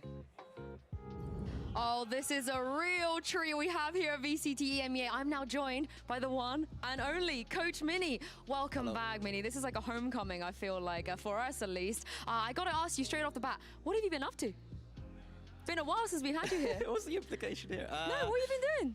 Assistant coach and just not in Berlin, I guess. Just working from home. Yeah. How's that differ from your experience as the head coach from before? I mean, it's a lot less stressful, I'll be honest, yeah. Like, the reality of head coaching is just, you know, it's 6 days a week, 12 hours a day. Obviously, I'm doing as much as I can as assistant, but trying to reel it back a little bit. Yeah, let's talk about that real quick, because I think people are very curious as to what you've been doing, you know, since taking a step back. Why are you laughing? I'm just a fraud they now. want to know. I just paycheck still. I do nothing. They fly me in last second for Berlin, and if we win today, it's, hey, it's the mini buff. It's the mini buff. But what kind of input have you been doing with the team? Because obviously, I know before you were kind of in charge of everything, and the one-on-ones, the strats, the pistols, what have you. So what have you been focusing on now? Okay, like I'd say that I'm a bit less involved in macro from the ground up, if you know what I mean. So like trying to let Elma and Jake kind of find their groove together and trying to make sure they're doing that together, because there's no point of me kind of doing what I was doing last year, you know. So I'm very much the assistant, I guess, at this point, and I'm just trying to support, like give feedback more so than create, if that makes sense. Just give feedback, and then a lot of just dirty work, preparation, anti-strats, that kind of stuff, and that kind of thing, yeah, and just get feedback. But this week I've been kind of like hardcore, like scrims and anti-strat this week, so more stressful now. Yeah, this week was stressful because, you know, you need to be stressful when, you know, it counts now, so, you know. A lot of people have been theorizing what's different or what's the same about Fnatic this time around. Obviously, the boys are still the same. You retain the same roster. So in your opinion, what's the difference? What's been going on? Why haven't you been as dominant? I think there's two major things I'd say. Like the first thing's like, you know when like a band comes out with like a banging debut album? Yeah. And then like the second one's hard? Like this is like our second year, you know what I mean? It's always going to be a bit more difficult. But I think one thing that people don't quite realize is that we've had a lot of personnel change technically. Like me, SOK, our assistant coach, Anders hasn't been around, and our performance coach have all changed or left. So like, it's not like Elma's come in and he's now a problem. It's like we've had a lot of change going on behind the scenes. So I think it's about kind of realizing that, I guess, and kind of, trying to get our system back a little bit. Work with what you got now, basically. Yeah. And hopefully, figure out where the holes are, I guess. Yeah. And lastly, I know Sliggy is probably watching this. He's going to be delighted to see your face again on his stream. So anything you want to say to Sligster? I think that's your camera. He needs to get on, like me and him are doing a project together, right? And he's been slacking, so. I can't believe it. I'm joking. He's not been slacking, I've been slacking. No, just shout out to the Slug Club. Get your slugs in the chat, everyone. Slug Club Hooray. No, Slug Club Hooray. That's a new thing. That's the new one. All right. Thank you for your time, Mini. Make sure you guys drop some Slug approves in there for him as well. And good luck today. Thank you. Oh, not just the Slug approves. I believe Finesse is watching as well. So what's up, Finesse? But yeah, Mini, I feel like he shared a lot there about why he thinks things are not being as dominant. Do you agree with that statement, maybe? Yeah, it's hard to be dominant all the time in this game, I think. So yeah, I agree. And I mean, we also heard from Mini about how there are a lot of background changes for the other staff as well. How much do you feel that can also affect the team?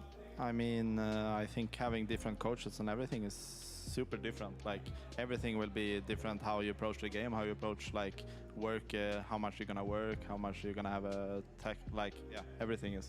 Well, that's enough from us. It's time to bring out the two teams. A huge rivalry here in the VCT EMEA. It's Fnatic versus Na'Vi.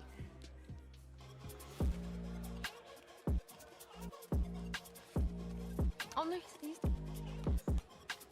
Fnatic, they are back on this stage, and today it will be do or die. A win here will secure them a playoff spot and the possibility of reclaiming their throne in VCT and EMEA. But if they want to get there, they got to take down a very, very familiar opponent. 9 times these two have faced each other in VCT, and it's Na'Vi, of course. The record, it does go in Fnatic's favor, but this Na'Vi has been the best team we've had this entire year, and it's the same story for them.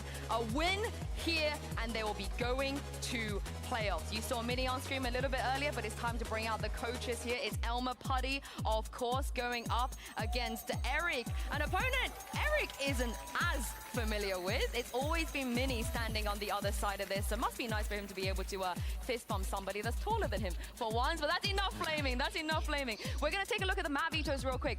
We played that Truth or Cope. The reason I feel like Fnatic's map pool is terrible against Na'Vi is in the past, when they have beaten them, they had Haven, they had Fracture, they never lost Icebox, and this time around, those maps might not be here, and Shadow, they have a permaban of Sunset as well, so I feel like Na'Vi have the edge. There we go, the Icebox is gone too.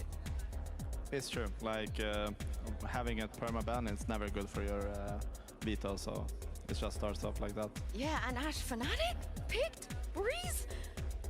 I mean, Lotus is there, Bind is there, they picked Breeze.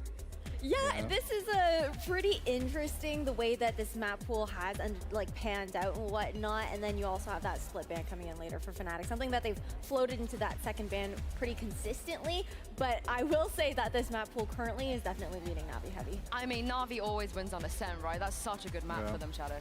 Yeah, Ascent is really good for them, and I really like the pick of Bind for Na'Vi as well. I think they are favorites on the Bind for sure. I mean, you played against Fnatic on Bind, so you think they could have a chance perhaps against Na'Vi? Yeah, I played a bit against Na'Vi on Prax as well, and they're kind of good on that map. They got some cool stuff going on. Okay, we got a bit of insight here. It's gonna be amazing to watch this, I think. You think we're gonna go to map 3? Yeah, let's hope for it. Let's hope for it. You're hoping for a map 3 here, but let's talk about that Breeze pick. The interesting thing is, like I said, they played against each other so many times at this point, but they have never played each other on Breeze. This will be the first time we see Fnatic versus Na'Vi, and we got to look towards players like Durka, right? Shadow, for him to kind of pop off here. Yeah, he usually is amazing on the map. Angel! He does this, right? Yeah. He does this. Oh my god. Yeah, that's amazing. What do you guys think about this? It's gonna be crazy. This He's gonna fly. That's all I'm gonna say about that. It's gonna be cool.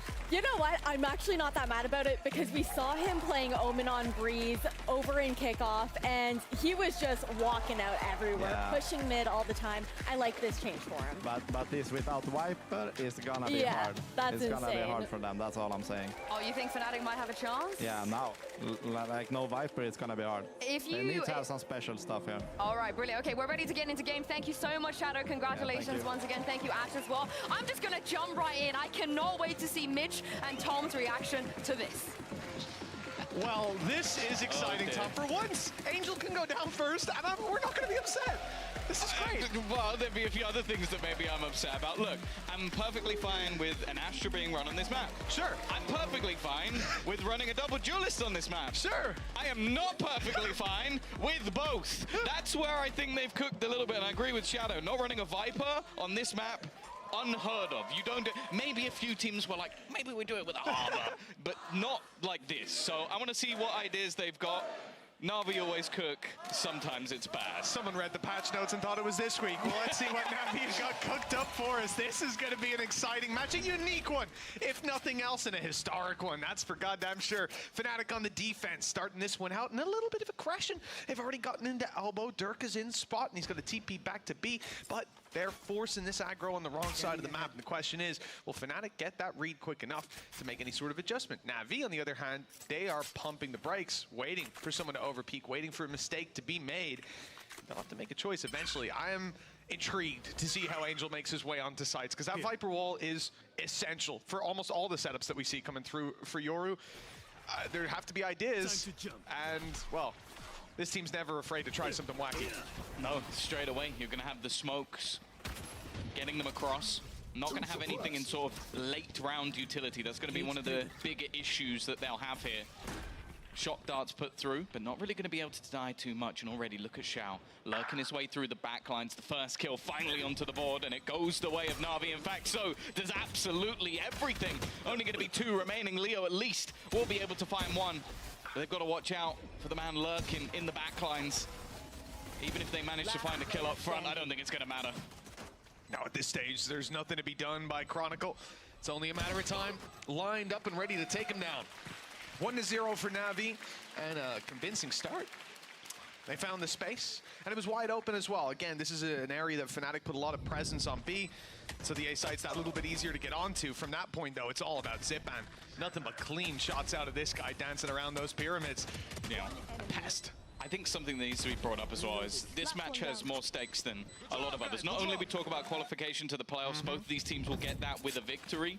Obviously, then life goes into other teams' hands, although I feel like both these teams are in okay positions, but not the best. But also, Boaster versus Angel. This has been going on since 2020. These two guys have been facing off against each other. I'll say at least in recent times, Fnatic have probably had most of the wins. Oh, yeah. They had most of the wins in general last year. But it's looking like 2024 is different for everybody. Na'Vi having a loss last week to BBL should tell you all you need to know. And the question is, who's going to be waiting for other teams to do them a favor, and who is going to make it straight through into the playoffs? Yeah, a long time ago, Tom, it would be nothing but these two teams in the grand final again and again. This was the G2. Yeah, well, yeah, that's what I was going to say, right? This is like the second iteration of Valorant. The first was a year of G2, G2, G2, and then we moved to these two battling for it. Angel was constantly winning those battles, and that was only weeks to months after we had heard Boaster say... people on the street. Yeah, as Angel said, he just picked those guys up off the street. And you know, for Boaster, he used to say, I can't wait to play against Angel. I want to be considered an IGL who's up there in terms of respect with a player like him. Have a team like his that can stand as one of the best within the region. And, well, that dream was achieved, but lost more recently. Looking to reclaim that former glory, and no better way than to defeat those old rivals. I think that's both teams, really. Like, the Na'Vi have been one to looking to try and get back Ardis in the roster again. For now, though, it's just about what damage can be done. Only going to have themselves the pistols. They stack the B site.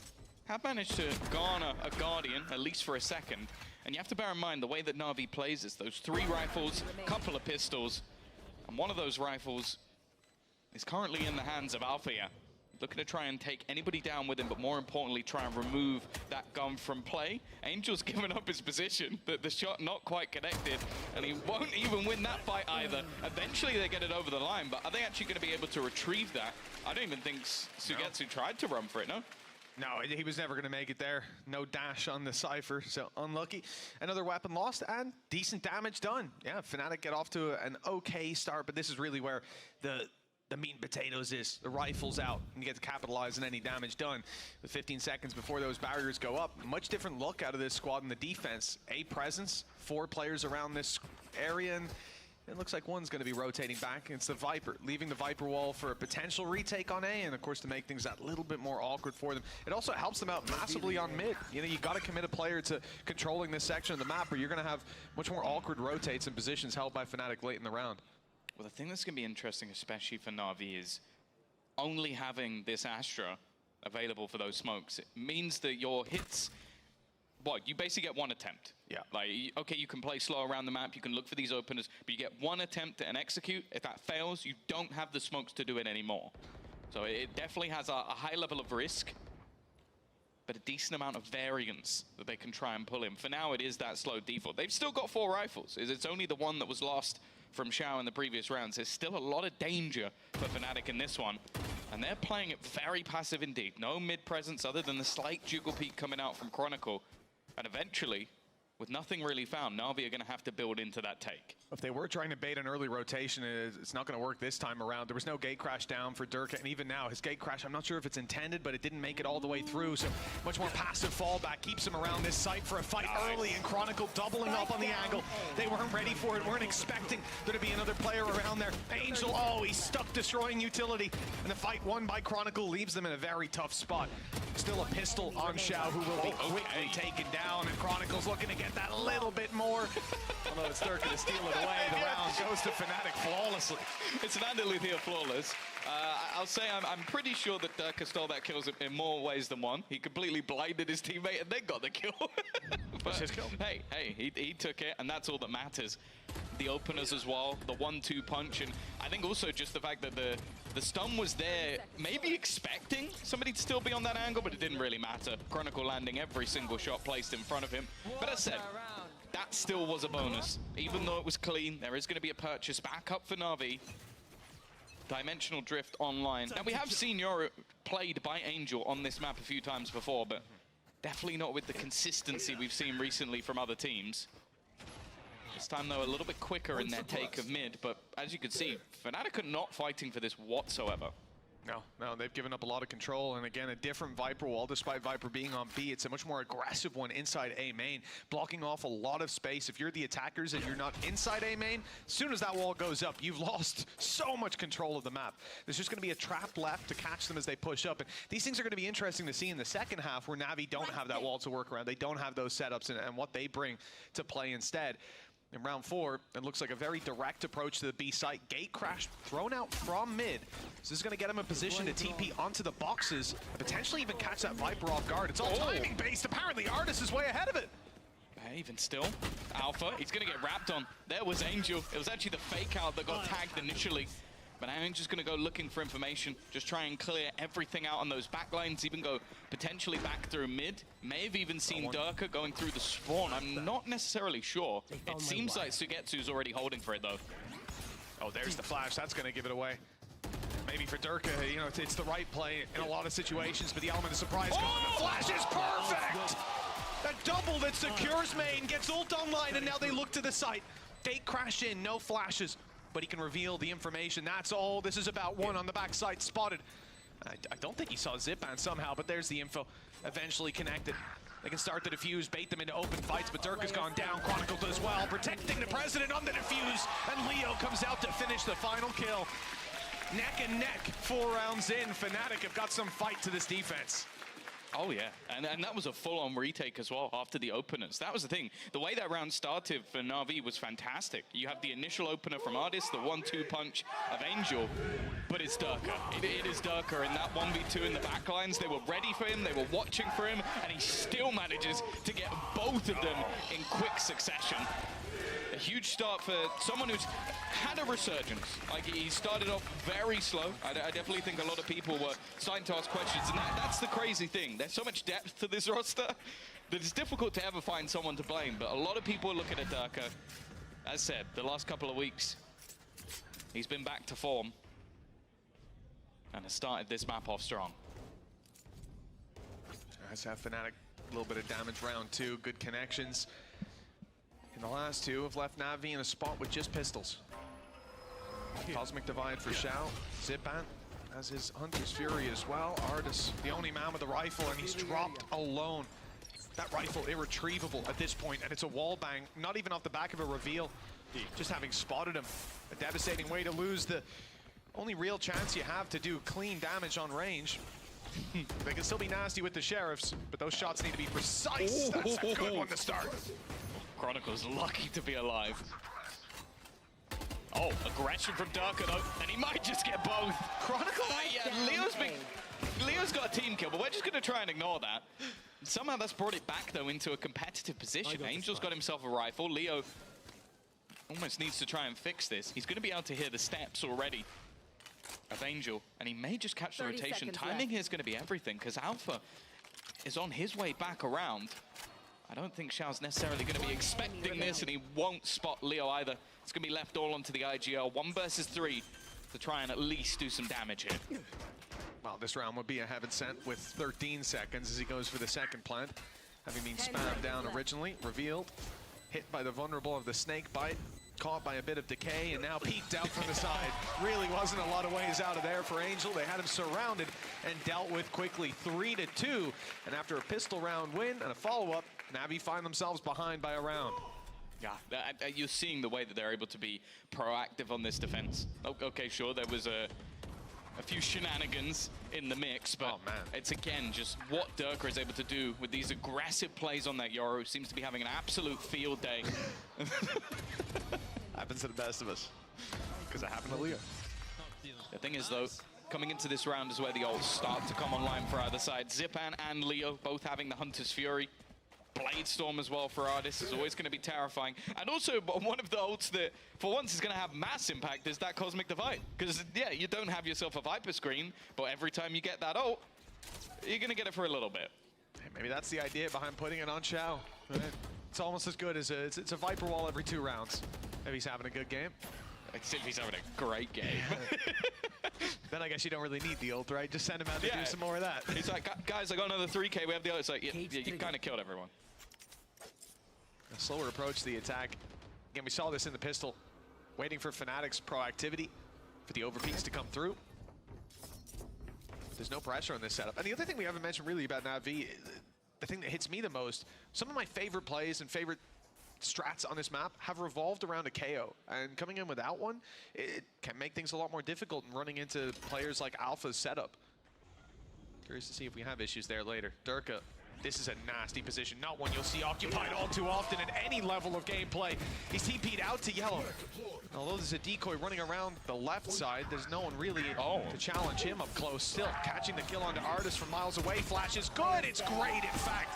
And now everything left onto Zipan, a 1 versus 4, the spike not planted. They have a good idea where he is now with the push out of Durka. They've boxed him in as well. Yeah, this is looking like prime Durka at the moment.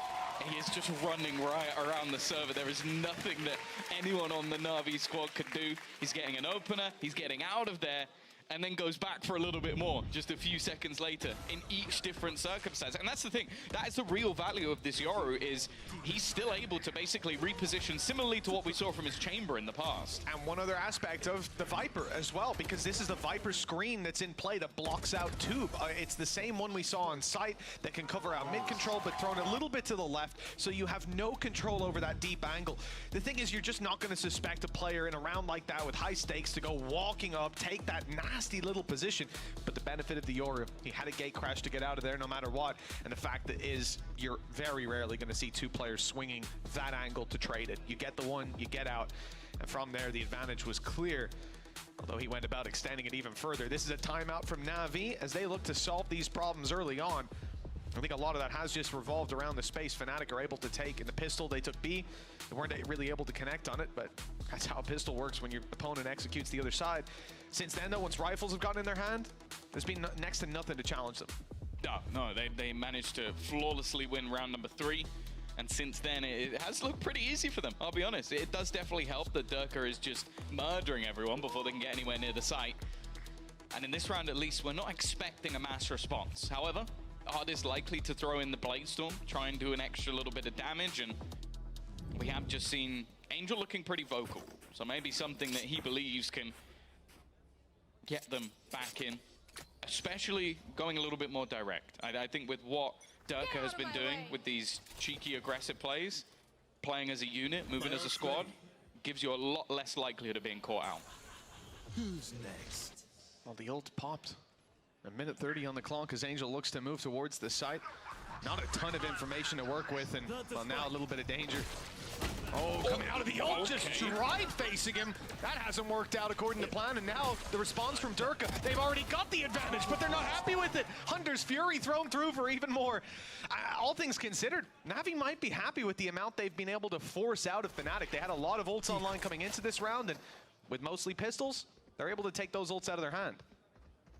I guess the counter is they've also used a couple of their own. That's true. Like, to get no kills in a round where you use Dimensional Drift and a Blade Storm is definitely not ideal, even if the ults are traded out on the other side.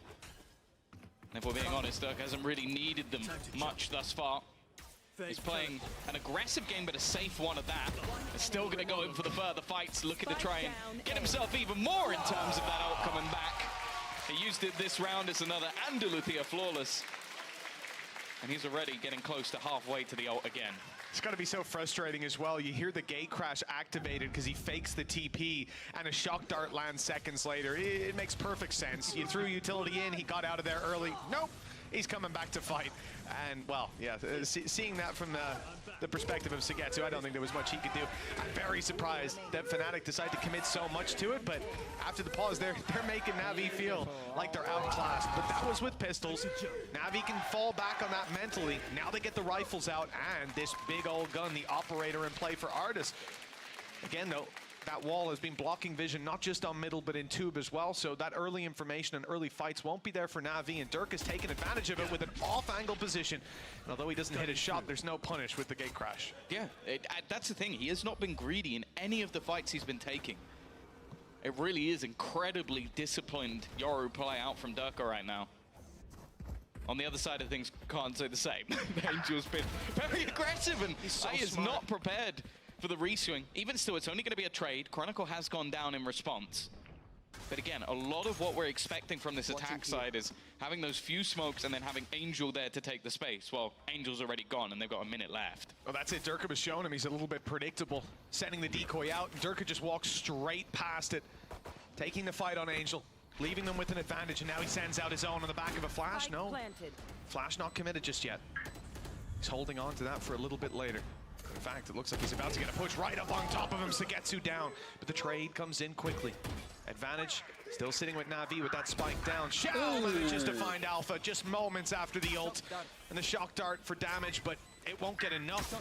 Leo needs to find his kill on the zip, and there it is. His shock darts have been deadly for either side. There's still enough time to get this one done, and a position that they can manage to defuse on just behind that pillar. The orb going to be used. Delaying it with the grav well. Time's still there as they attempt it one more time. Here come the spams. No. Not quite on, and it's already too late. It's gone. Leo confirms it with the kills, but I don't think they could deny that anyways. Fnatic have stolen the round out, leaving Na'Vi trailing on 2. That's a painful one.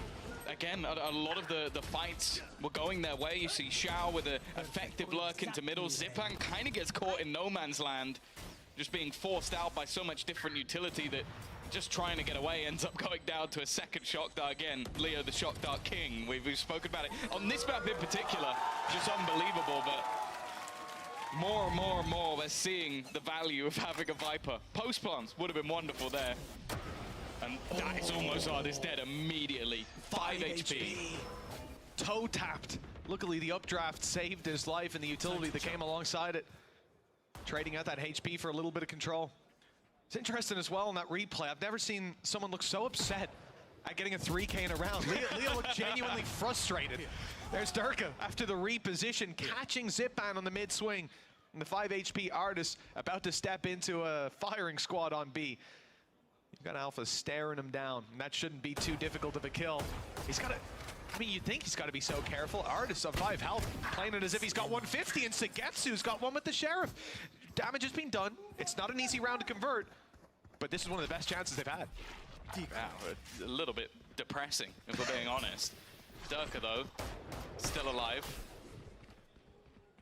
And with this many players tagged up, it's like a kid in a candy shop, but I'll be interested to see if he actually goes through it as well. He will now. Has every single piece of information the team could ever need. 3 players already spotted. In fact, I wonder what he's going to try and attempt here. Just playing in front of that screen already. You can see the Viper util, but Angel does manage to win the fight. It's another incredibly low player.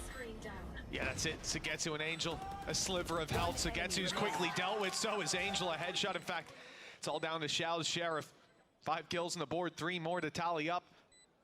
The time, you can see how slow Fnatic are approaching this. They're waiting for the Toxins to come back up just to lock him out entirely. Still a Gravwell to work with, and that's going to buy him a bit of time, but they've gotten it halfway already. The Toxins go down, but every shot needs to land. There's the first. Can buy himself another battle, another duel, and that's where it ends. Fnatic 7-2 in the lead. This is their map pick, and it looks like it. They're dominating. Yeah, I think every single team that is currently within the Alpha group is going, wait, so second place plays third place, right? Is seeing Durka play like this, and currently has their cheeks as clenched as they've ever been. It has been a world-class performance, and then there's the fact that Leo's also 10-2, having an absolute field day. Still waiting to see some sort of response. The Artist Angel combination definitely hasn't been too fruitful just yet.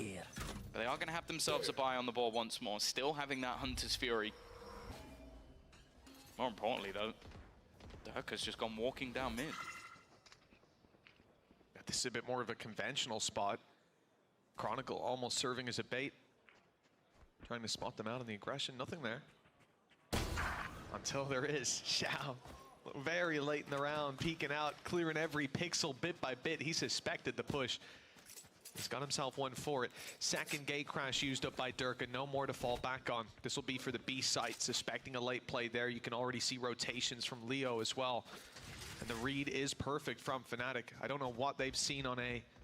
If steps were heard by Durka's spot. Now he has to give that up, you'd imagine.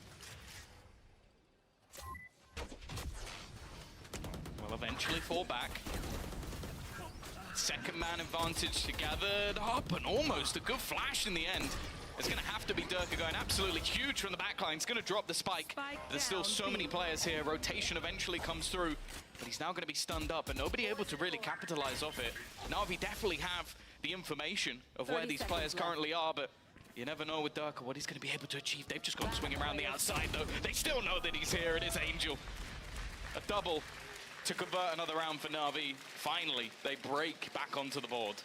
It's been a while, but yeah, they've got a round under their belt on the side of Na'Vi, and with the pistol under their belt too, look, it can end up being an okay scoreline for them. The 7-5 possible, but they've got to string together these rounds.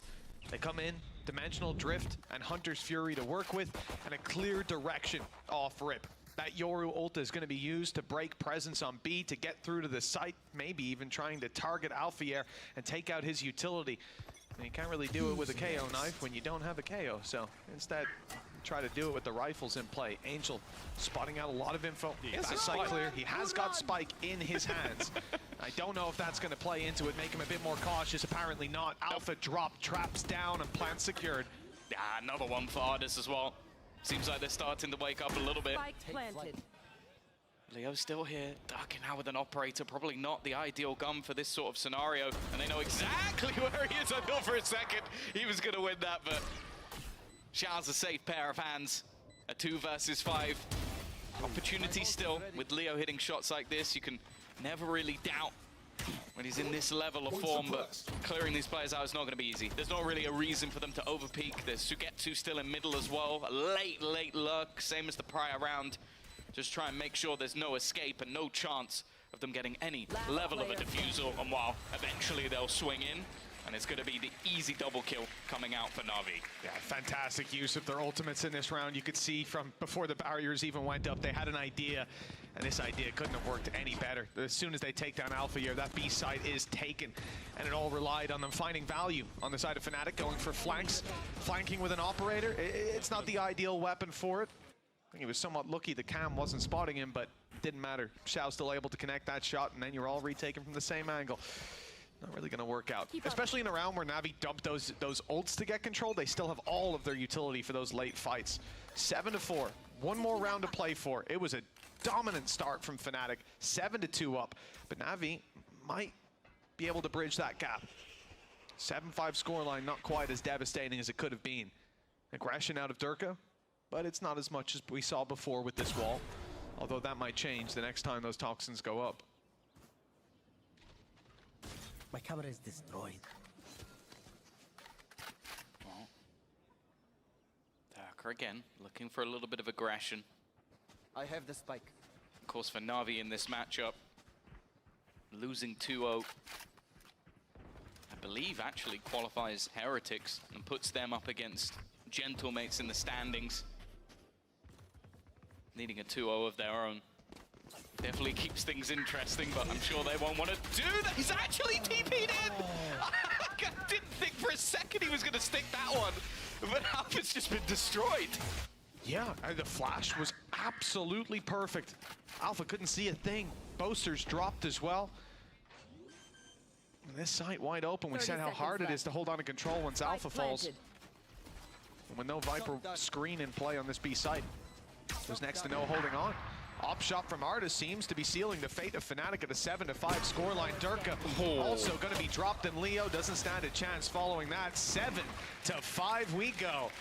Na'Vi, they've really recovered this half nicely. Yeah, no, a very good resurgence from them. This was looking like they were about to be absolutely blitzed. But I think Artis starting to step up a little bit, moves himself up to the top of the board on his team. And also just some of these set plays. Like, it is just the riskiest of gameplay coming out from Angel. At all opportunities, he is very happy to go down if it gives his team the space, and I think that's exactly what it did for them here. It's going to be interesting, though, because now they go onto the defensive side, and historically that's where we've always talked about this double duelist being problematic, but normally you have these site anchors. You have people on that Cypher, on that Viper, to delay, to slow. Now you can do similar things, I would say, with Xiao, being able to slow pushes, have a little bit more utility in that respect. But I want to see if they've got any plans, any aggressive plans. And well, fighting into Tube might just be one of them. I must wait a moment. Part of their early half plan on the defense. Makes sense that the offense is going to be much the same. Some decent tags as well with the wall bangs coming through. Zipan and Artis have taken a lot of damage. Artis a little bit more now with that shot connected from Alpha. Fnatic will set their sights on A. Wall goes down. You can see how much easier it is to push into this site for the Fnatic squad. At least taking the control towards the site itself, planting for main as well. Although Xiao seems to be swinging wide around the side. Looked like he had a chance for a moment, but well, I guess they pushed him back with the util. Zipan's lost the battle as well, putting this heavily in the advantage of Fnatic. Although Sugetsu at least gets one. I don't know if there's going to be too much more. Xiao still survived for an unbelievable amount of time, but eventually Alpha is there as he will put his fourth onto the board, and Fnatic extend their lead a little further. Oh, attacking side, pistol secured. And the follow-up should be that little bit easier. Alpha feeling activated in this round too. My goodness. Finding 4 kills early on. You probably wish it was anyone else on the team farming those orbs. But, well, 2 away from the neural theft, Tom. Hey, they're winning the rounds. I don't think they're going to care too much. That's true. Hold fire, Alpha. Let me get it. Yeah, maybe you're not making that call. Artis at least is going to have a Marshal. We talk about the days of old. This man was the original in terms of that aggressive run it down gameplay. And he started it off on the Jet. Wasn't a part of the Angel team at that point. Here. Played for a little team called Fish123. We'll see if he can get anything in this round, because the rest don't really have too much. You got a Sheriff in the hands of Angel, who's already taken quite a lot of control. He's by the dropout of Tube, but again, it's sort of how much would he even be able to get from this position, especially with Fnatic being so patient. That's a nice shot, though, and that's Boaster out. A lot of the time, I think he may have even been holding on to some of the utility to try and get them in. Angel, though, on the re-swing is going to get nothing. It was a little ambitious. It has to be. In a round where everyone's got rifles to work with. On the other side, not on your side. Artis has picked up a second now on middle, and I'm not too sure how he got that one, if I'm being honest. We'll get that one in a replay later for sure. Guys magnetized ahead, but so is Alpha by the looks of things. Clean, but he's tagged down to 31. Another well-placed shot coming out of Artis. And with 14 seconds left, they've got to be speedy, making their way into this site, but Artis doesn't know where Alpha had gone. Element of surprise, catching another kill for Alpha and leaving Sagetsu all by his lonesome, Sheriff in hand, and not a lot of hope. I think going down to the spike might be the end game. Yeah, I think he was originally trying to find some sort of weaponry, pushing all the way down the bottom of mid, but didn't really see anything in the end. And now you can see the players on Fnatic are just not really giving him a fight, clearing their flank, making sure that he hasn't been able to get in behind them. And now everybody trained in, trying to spot this man out. For Durka, obviously normally you'd want to try and throw him over or throw his gun over to a pistol player, but they are not surviving at this stage. He was hoping for an orb, as he's only a couple away from having that dimensional drift. But for Sugetsu, as you said, it's just going to be going down to the spike. A 4-round gap now created. And if Na'Vi don't have a response here, we might be quickly moving our way towards Ascent. That was very nearly a phenomenal round coming out of Na'Vi, in no small part due to this. The amount of time that Chronicle had to react to that play, that player miles away from him, and then half obscured by a wall. I'm not sure I can fault him for not connecting that on time. And that as well, a little jump scare for him. Well, Alpha's been doing incredibly well in this half. Fnatic 9-5. We had the question on the desk earlier with Shadow. Does an IGL need to frag? Well, Fnatic are 4 rounds ahead. Boaster's got 1 kill. Think that might seal it. Shadow was right. He's also helping himself out a little bit with that comment, but let's ignore that. I don't know what you mean, Tom. I don't know why he wouldn't say it was the truth. He had a great map earlier on as well. I think Magnum would agree. But 9-5, looking for double digits. Shadow would as well, just because of the last week. Either way, it's a little bit of aggression for the defense, but they haven't really been able to find too much. It's so patient from the side of Fnatic. They are waiting for somebody to aggress, someone to make a mistake. And in the meantime, slowly garnering up map control. I think their tube presence thus far has been a problem. You can only see Xiao trying to adapt to this. There's definitely a snake bite there. Canceling out any chance of utility out of Zip, and Recon going through. The pressure's on. Doors opening back up. Players on site having so many angles to consider, but Fnatic with 30 seconds left on the clock, they've pumped the brakes yet again. And from the perspective of the other squad, it's got to be frustrating. You go out to check if they're still here, if there's any players around, you lose your life. Xiao just had that happen. Although Chronicle taken down, seemed to equalize things a little bit. 12 seconds left. Spike goes in for the plant. They finally dealt with Zipbound, but Artis is still here. No angle to deny, and the 24 HP very nearly loses his life. You want to see him wait for Sagetsu. He's on his way around to main. That off angle could help them out. In fact, Sagetsu had the chance, but Durka ripped his head clean off. And now he's looking for another target, finding it with great success. Double digits for Fnatic and double the score line of their opponents. Yeah, it's one of those rounds where Na'Vi had the right read. They had 4 players within the site, but then just the battles, you could see that, I think it was only really Artis winning any of them, and he was on 24 HP when he took his first kill. To have a stack up like that and get barely anything for it. And again, we're seeing Durka just farm. 21 and 10 right now on the board. An unbelievable showing from the Yoru, and he's got his ultimate online ready for this next round if they need it. The thing is, though, it's not going to be a pretty picture for Na'Vi. The purchase not looking particularly good, as they'll likely be coming in with just a few pistols for this one, and unfortunately for them, the ults aren't even particularly close. Yeah, not a lot to help them out. Who knows on the side of Na'Vi if they can pick up a Blade Storm on Artis. And in some rounds, you'd even see them go for the Force buy up on him now, the hero rifle. Maybe even just give the man a Marshal, after what we saw a few rounds ago. There's lots of hope for this squad, and realistically, I'll always fall back on this being Fnatic's map pick. I think these two teams in particular against each other, I see them taking their home turf and bringing us to a decider. Well, the thing is, Na'Vi are quite well known for losing their map, but it's normally if it's the first map. Just whichever map is the first map, Na'Vi will almost definitely lose. They're big fans of BBL. Yeah. But I think they know that like Marcus is watching and they want to give him a panic attack every single day, you know? He makes them film content, so they create content from him panicking. It makes sense. I did the same. Relationship. Yeah. Knife up and over. And as I said, a big factor of a lot of these attacking sides when it comes to Breeze. I think I didn't even say attacking side, I said plays in general, but specifically on the attack, the value of having agents like Viper and KO, to me, it's tenfold what we're seeing on the other side. Not to say that Navi's comp, I think, as I said the other day, Vlad made a great point that not every comp works for everyone. It's not a one-glove-fits-all kind of scenario. You have to find what works for you. For Na'Vi, I don't think this one works for anyone. Yeah, right? But hey, if Angels picked it up, there's got to be a reason.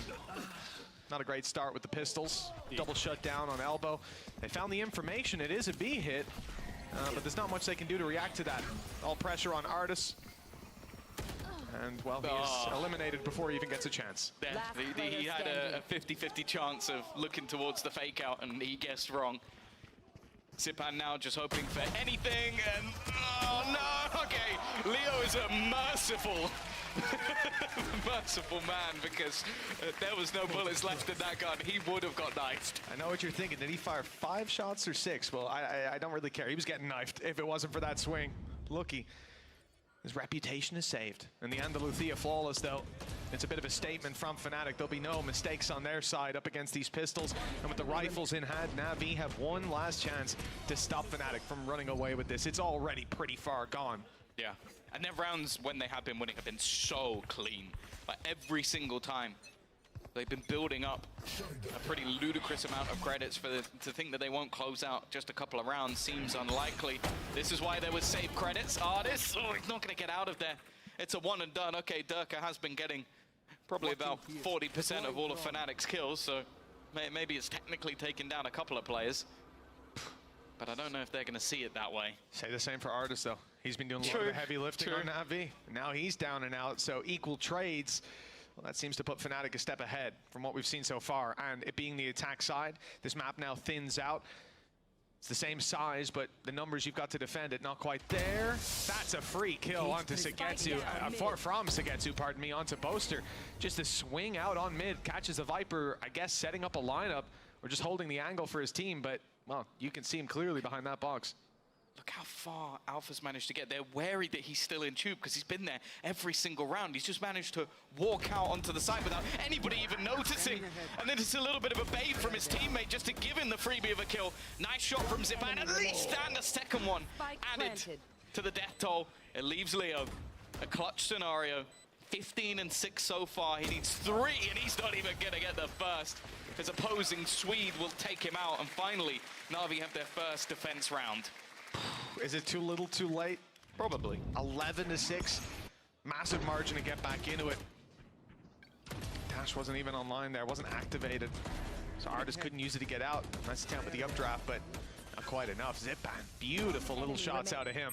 Those first two, we didn't see this from his POV, but just as nice. The gap is large. The Na'Vi will look to fight their way back through, and, well, for a moment I thought we were going to have a pause coming in, but no. It looks like they're going to buckle down and do it. Operator in hand, Blade Storm to work with, Hunter's Fury as well. A ton for Na'Vi in their back pocket. But it's not like Fnatic don't have some ultimates of their own, and, well, pushing into a site with a KO. When the knife hits can be good. With the ultimate in the back pocket, it can be free. Again, last round, the biggest threat was taken out almost immediately. See if they'll be able to deal with Durka again. You can see already that aggressive position, the exact spot that Artis got a kill from last round has already been cleared with the drones, so Fnatic are trying to react to him, and I can understand why, with how he's been playing. Alpha, he's straight back there again. I said, in Tube, he's been a menace. They've been watching for him all the time. This time, he heads in with an operator, and immediately after this, Fnatic look to just execute. Move straight through almost immediately. Durka is trying to clear these angles, but he hasn't actually managed to spot anybody within this site. It's only going to be Xiao here, just trying to catch someone off guard, and while Angel is going to go down in the end.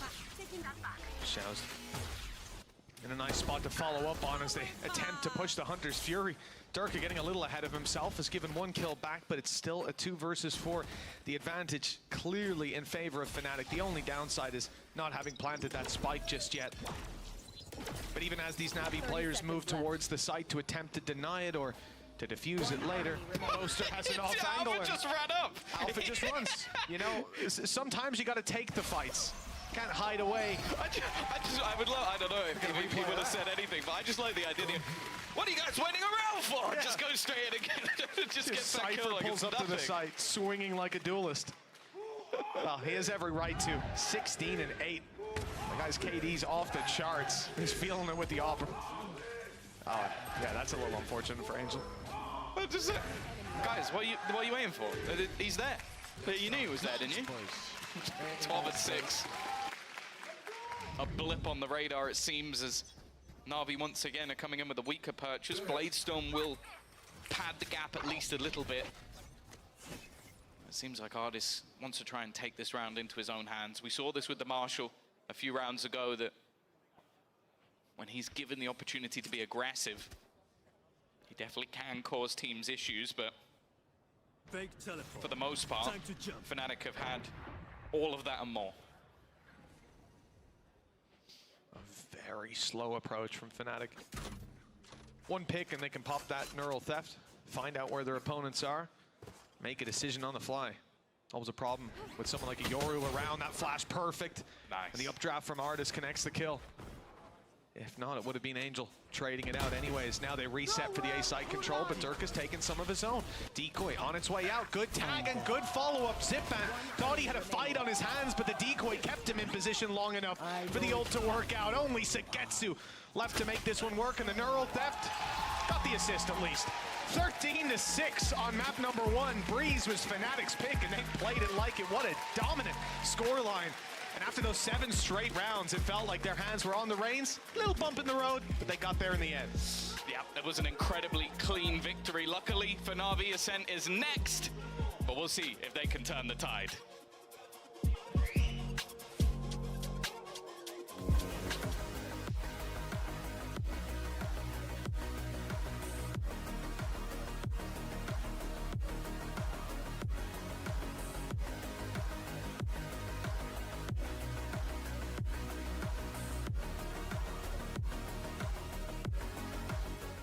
I know a place that will break you into 1,000 pieces.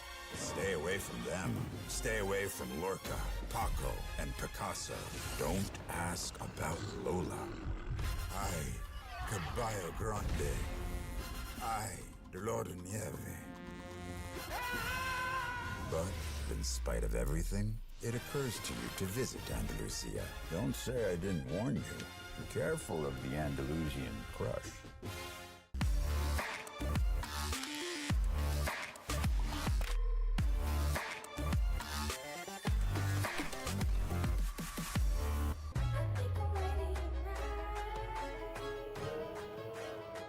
Hey guys, it's Jimmy Lin. In this series, I'm going to walk you through Attack on Pearl. Watch out for the stairs, clear this angle. You're going to be able to fight this.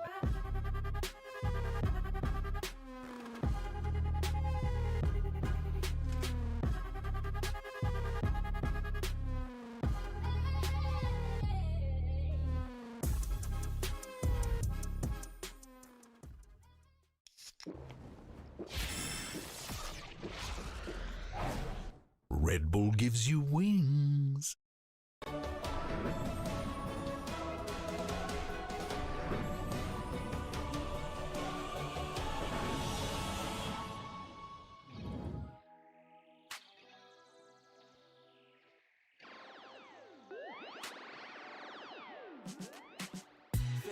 feeling great on my time. Won't let a hater block my shine.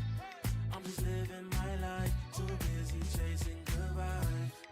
Chasing good vibes, chasing good vibes, chasing good vibes. Too busy chasing good vibes. I'm feeling good, feeling great now. A hater can't play with my day now. Get that negativity out of my face now. In my city, I'm the man of my state now. Yeah, I'm living life to the fullest. Baby girl, you talking to the realest. Energy and joy, you can't steal it. Good vibes all around. Baby, tell me, can you feel it? I woke up, so I'm blessed. Just another chapter in the test. I know I'm doing better than the rest. Got a smile on my face, showing teeth for the crest. It's no sweat, I'm a vibe in my own right. Go time in the sun, yes, I'm gon' shine. So fine, got the baddie on my phone line. Feeling good, feeling great, chasing these good vibes. Feeling good, feeling great on my time. Won't let a hater block my shine. I'm just living my life, too busy chasing good vibes. Chasing good vibes, chasing good vibes, chasing good vibes. Too busy chasing good vibes.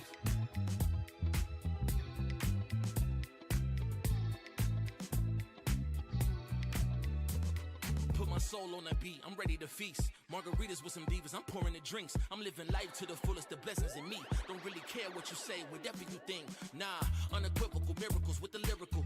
With the homies tryna pop like the cereal. Lucky Charms got a model on my arm. Go watch on my wrist, garlic parm. No alarm, fireworks, I can feel it in the sky. I got love in my eyes, but there's money on my mind. I see passion and pride, I despise all the lies. I've been around the world, so I'm down for the ride. Good drinks, good people, and good times. Fast cars, pretty women on FaceTime. More money, more fun in my life. I'm just chasing my shots with good vibes. Feeling good, feeling great on my time. Won't let a hater block my shine. I'm just living my life, too busy chasing good vibes. Chasing good vibes, chasing good vibes, chasing good vibes. Too busy chasing good vibes.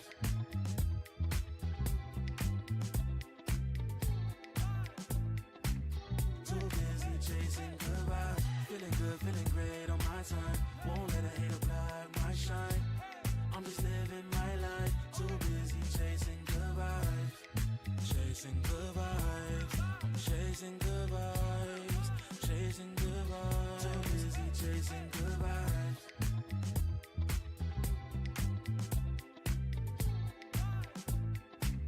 Too busy chasing good vibes. Feeling good, feeling great on my time. Won't let a hater block my shine. I'm just living my life.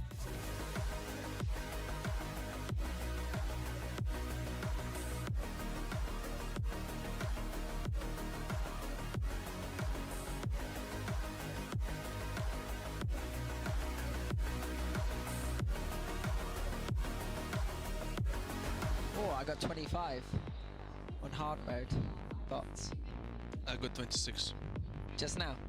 Not just now, but bro, I did like 35 times or something. On hard? Yeah. Fair enough.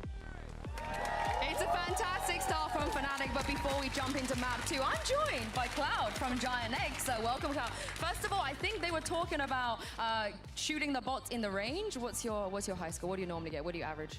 I mean, my average is like 23, 24. Oh, easy for you, easy for you, Cloud. Now, on Breeze, it's the first time that we've seen a comp without Viper on Breeze. I think this entire split globally. Do you think that's what costed Na'Vi here, not playing the Viper? I mean, from what I have seen, it was super rough game for Na'Vi without Viper.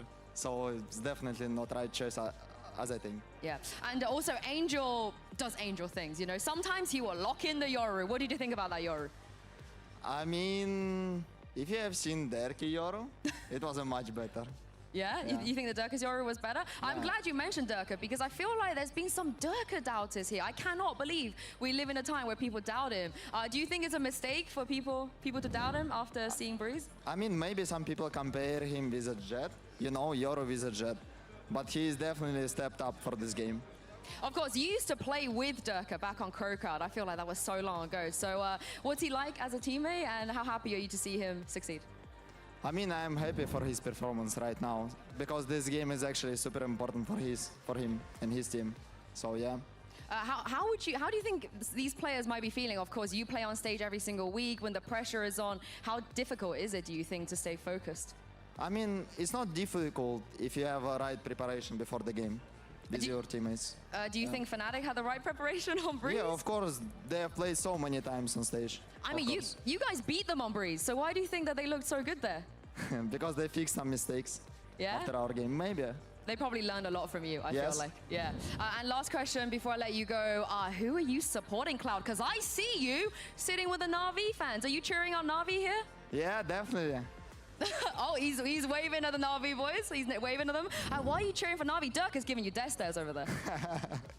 I mean, honestly, I'm cheering for a beautiful game, no matter what. That's a cop-out. Yeah. Okay, Cloud is supporting Na'Vi. We'll see. We're going to head to map 2 in just a moment and see if Na'Vi can bring it back. Exactly. Thank you very much, Cloud. Thank you for coming. Thank you for everyone from Giant X that is joining us as we are seeing right now Angels warming up here in the AIM Labs warm-up. Ash, what did you make of that game? I think we saw a lot of weaknesses just purely composition-wise. There's a reason why Viper has that 100% pick rate. Well, there's here. many reasons. Yeah. yeah. But the Yoru for Angel unfortunately left a lot to be desired. I mean, here's the thing, right? Angel is the kind of player that will surprise us here and then with this picks. Maybe he thought he could be also a surprise, but yeah, we definitely could tell that the Viper was not present. Now, thinking about the next map, about Ascent, what can you tell me about what Navi's chances are?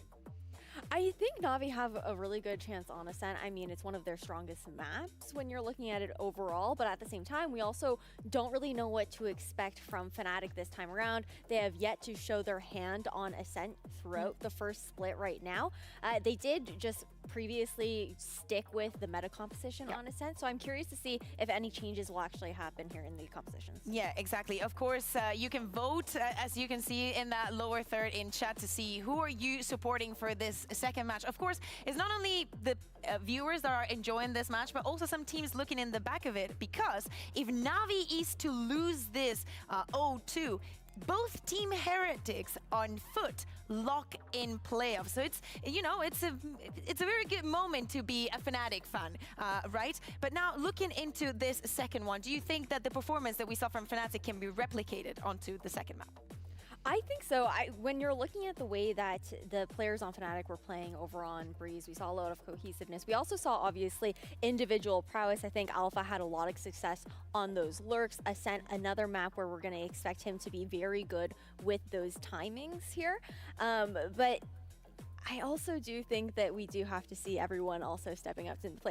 To be fair for Boaster, at the very least, everyone else on Fnatic was just getting all the kills. Like, he really didn't have an opportunity. It was a cope. It was a cope. Hear me out. IGLs do not need to frag. Everything will be all right. Maybe Angel wanted to be on the other side of the spectrum. But regarding the roles, right, and especially going back to what we saw on Breeze, here on Ascent, we expect something different, as we're talking about that's more standard composition, but also the roles being a little bit more comfortable, maybe for the side of Na'Vi.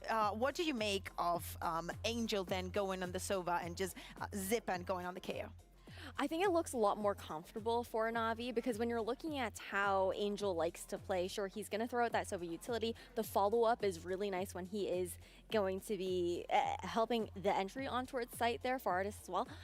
But I do also have questions as to the change from one map to another. It's going to have to be a little bit of that mental reset, a very different approach at that as well, because we did see some of those plays coming out from Angel over on Breeze where he was getting hyper aggressive as the Yoru, but it wasn't, again, coordinated with another pairing in the team. We saw some great flashes alongside artists, like helping him get those frags, but he's not going to be able to set up in the same way because the utility is much more supportive on that Sova pick. Yeah, well, it depends, right? Because it's Angel. He will find a way. Yeah, he will find a way to true. change our minds. Ash is what he always does, right? But I think that one of the things that Yinsu was also mentioning on that interview, and we definitely saw on Breeze, was how electric Dirk is being. I think that the beginning of the year, maybe it wasn't his best couple of weeks, but man, oh man, he is alive. And going against him, it's definitely a problem, right? Especially because Fnatic is going to be starting on the defense.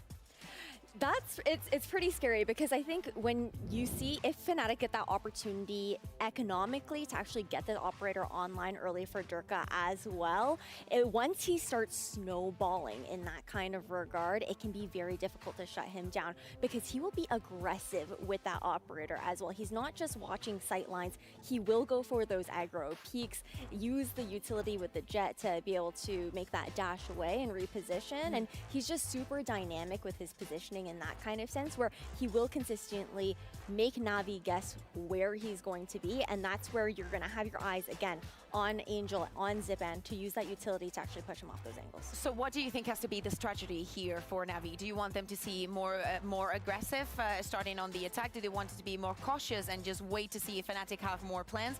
How do you think they should enter this map to secure at least a third one?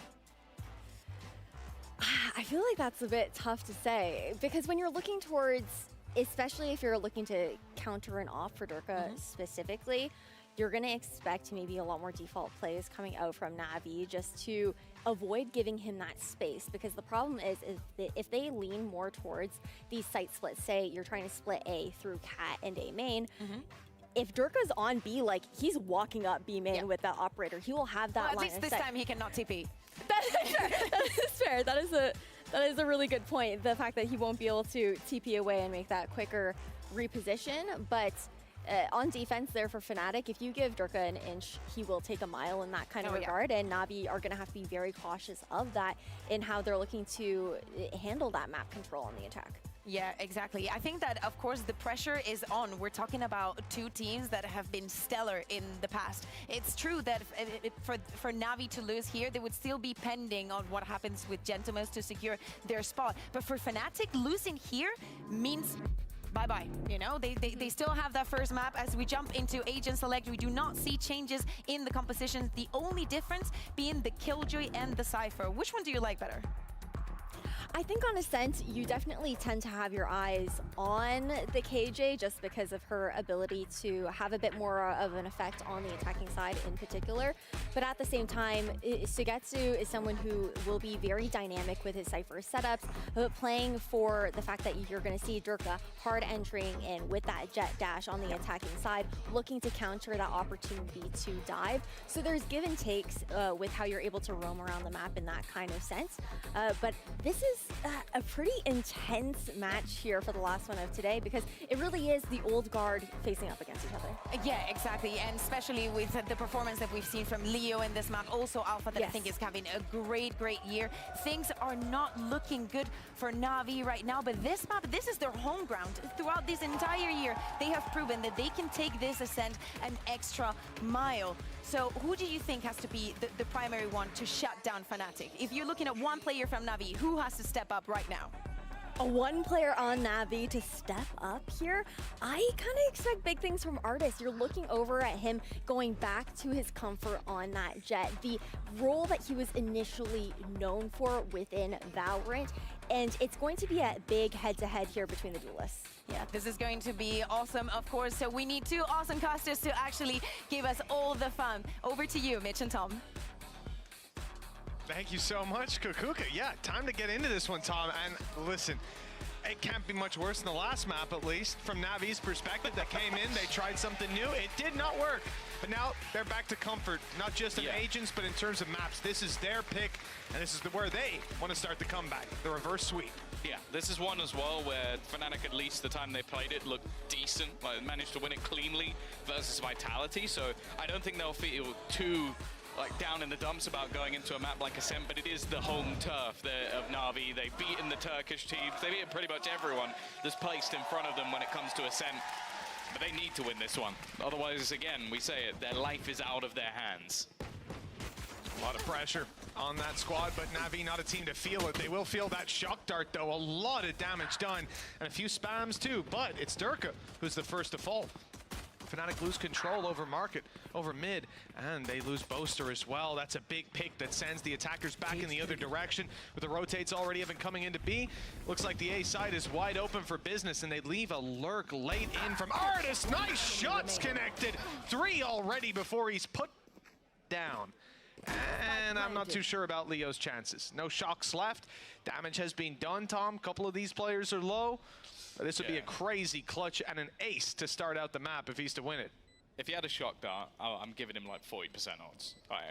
With that HP, yeah, for sure. Just because he always seems to land one. Unfortunately, this I'm going to have to lower it to about 5%. Like, it's still Leo. He can still pull off miracles, but you can see where Na'Vi are playing. They've had their silly, goofy map. They've had the one that they lose at the beginning of the day, and then things always seem to change from this point onwards. The one-way even placed up. This is how carefully they're taking this one. And Na'Vi are going to get themselves that opening round. Now, I like the concept. There's something I've always liked sort of doing myself, is talking about a player to highlight when it comes to this map. And I think for Na'Vi, although I agree Artis is a great shout, I always love watching Zipham.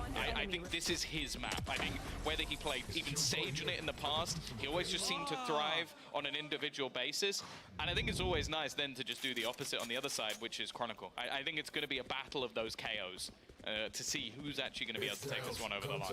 Well, Angel's been pumping the iron. I think he caught Xiao with a high five that Xiao wasn't ready for the power behind it.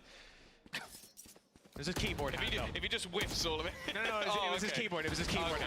All good. That's why you've Angel sit on the left of you. So he's going to have bad movement for the rest of the game. That's it. You see him walk backwards into a wall. We know what happened. We know who's to blame. This round should be an easy enough one. Fnatic just coming in with a couple of pistols. A Sheriff and a Ghost upgraded too. The rest on Classics. Already damage done to Alpha. A lot of space denied. They won't be able to fight on range. B site left wide open. And it's a pretty big gamble from the defensive side. But in a round like that, it will be an A hit, right? Because they've got so many players there.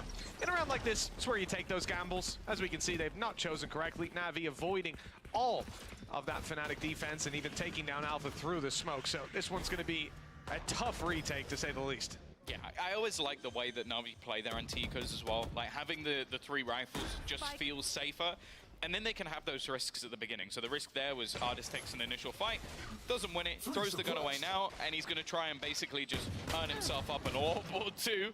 He's probably getting 1. Maybe not in the way that he would have hoped. They've also left the late lurk of Sugetsu, and well, eventually Boaster will be there to at least clear out 1 player, although again, unfortunately, it's going towards from the shadows, which may not be the ult they wanted to build up. Already able to match his performance on the previous map, Tom. That was unnecessary. It's only uphill from here. Positive mental state. I mean, look, you have a map like that and 13-6 it. I think that very much speaks to the point we had earlier. Perfectly timed as well. You know, in the segment before, do IGLs need to frag? Boaster, 1 kill, 13-6. Yeah, fair enough. And the question answered right off rip. That G2 jersey. It is. A few years too late. There were Lions back in the old days, you'd be eating good, but well. Maybe an Artis fan, you know. Although they used to be back in the 2021 days, we used to have the kind of what from home crowd. People could dial in, put their cams up and stuff. It was pretty cool. Those were good days. No, they weren't. Better days now. Got everyone in house. Either way, this is where Fnatic look to try and make a bit more of a response. An aggressive stance already with Durka taking deep control on A. And actually Alpha almost looking to brawl into B. Again, this is the value of that Killjoy, is just being able to leave that alarm bot. Is something you're going to regularly see Na'Vi just sending somebody down to break or just set off, I guess. That works too.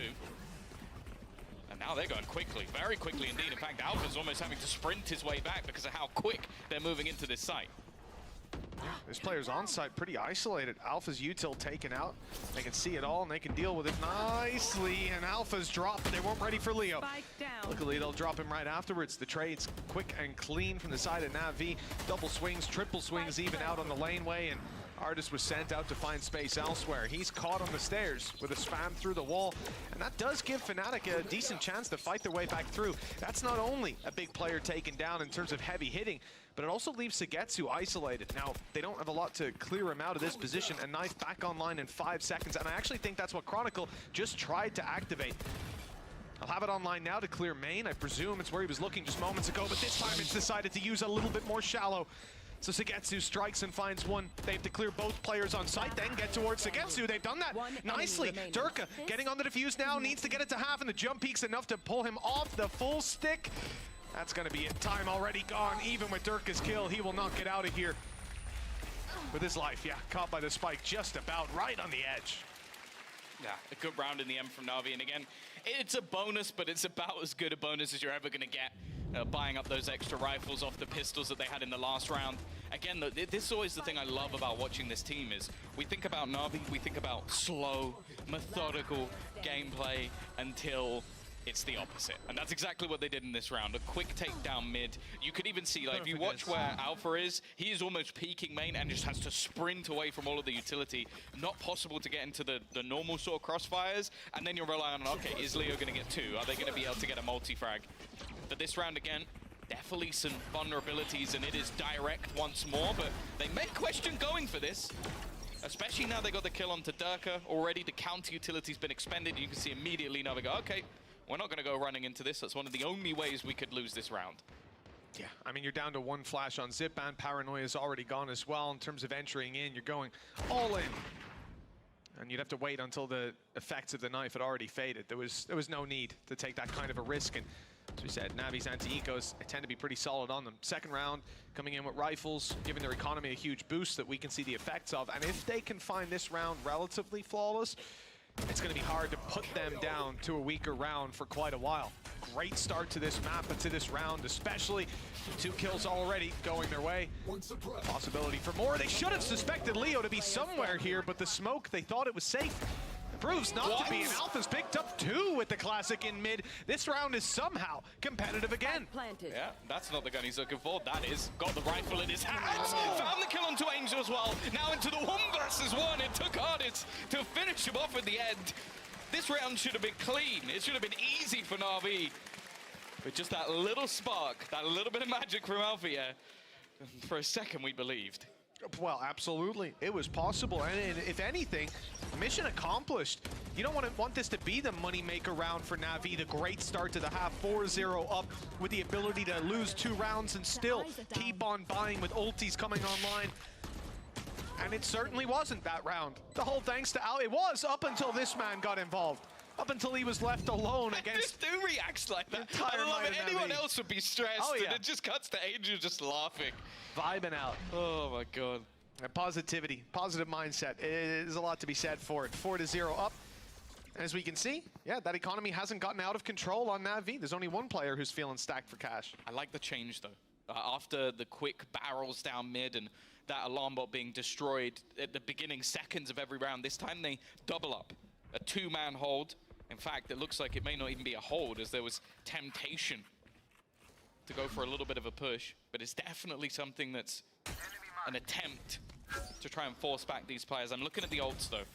That Hunter's Fury, so good to get them an opening into one of these sites, or at least force people into more awkward positions. And just the sheer pace at which Na'Vi execute once they have that information can be difficult to hold against. So Fnatic definitely have to be a little bit more careful. Getting down to the 40-second mark, though, as they now look to rotate back towards this A site, and Fnatic have got this spot on. Spike retrieved.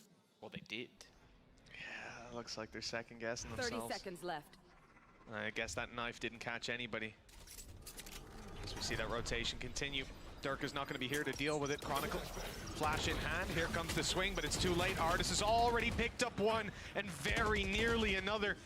13 health on Chronicle as he barely makes it out alive, and shock darts flying through the air send him scurrying.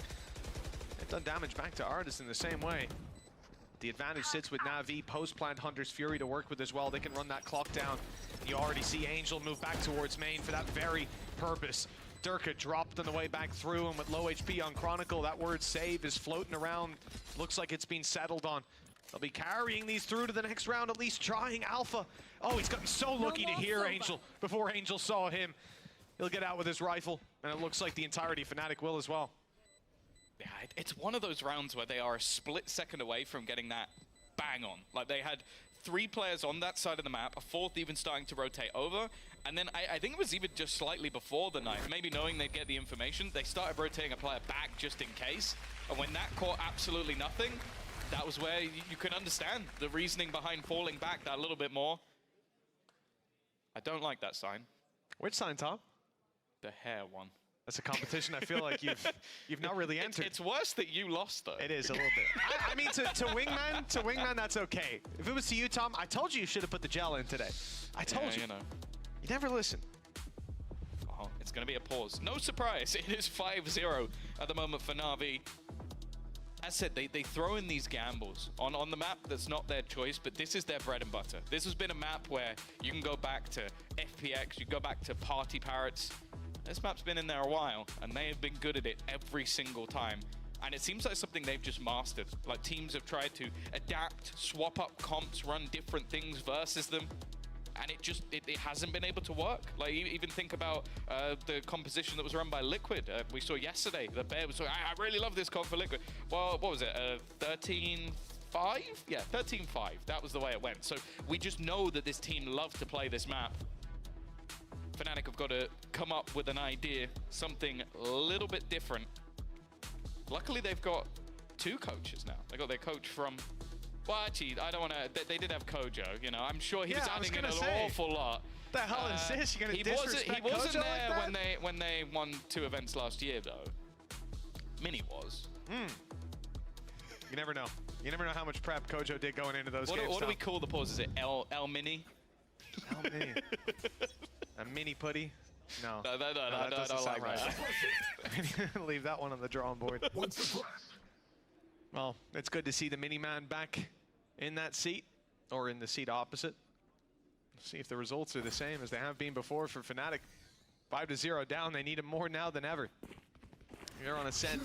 Na'Vi have looked incredibly good, and now they use an ult to entry into sight, but pretty passive play coming out the side of Alfier. He was way back on mid, avoids his utility being taken out on that initial burst, manages to delay them a couple of seconds and leave Fnatic in an okay position for retakes. This is the thing, though, with Na'Vi. They're just so direct in their takes that you take a pause to maybe try and adapt to what they were doing in the past, and they just run it down through B main.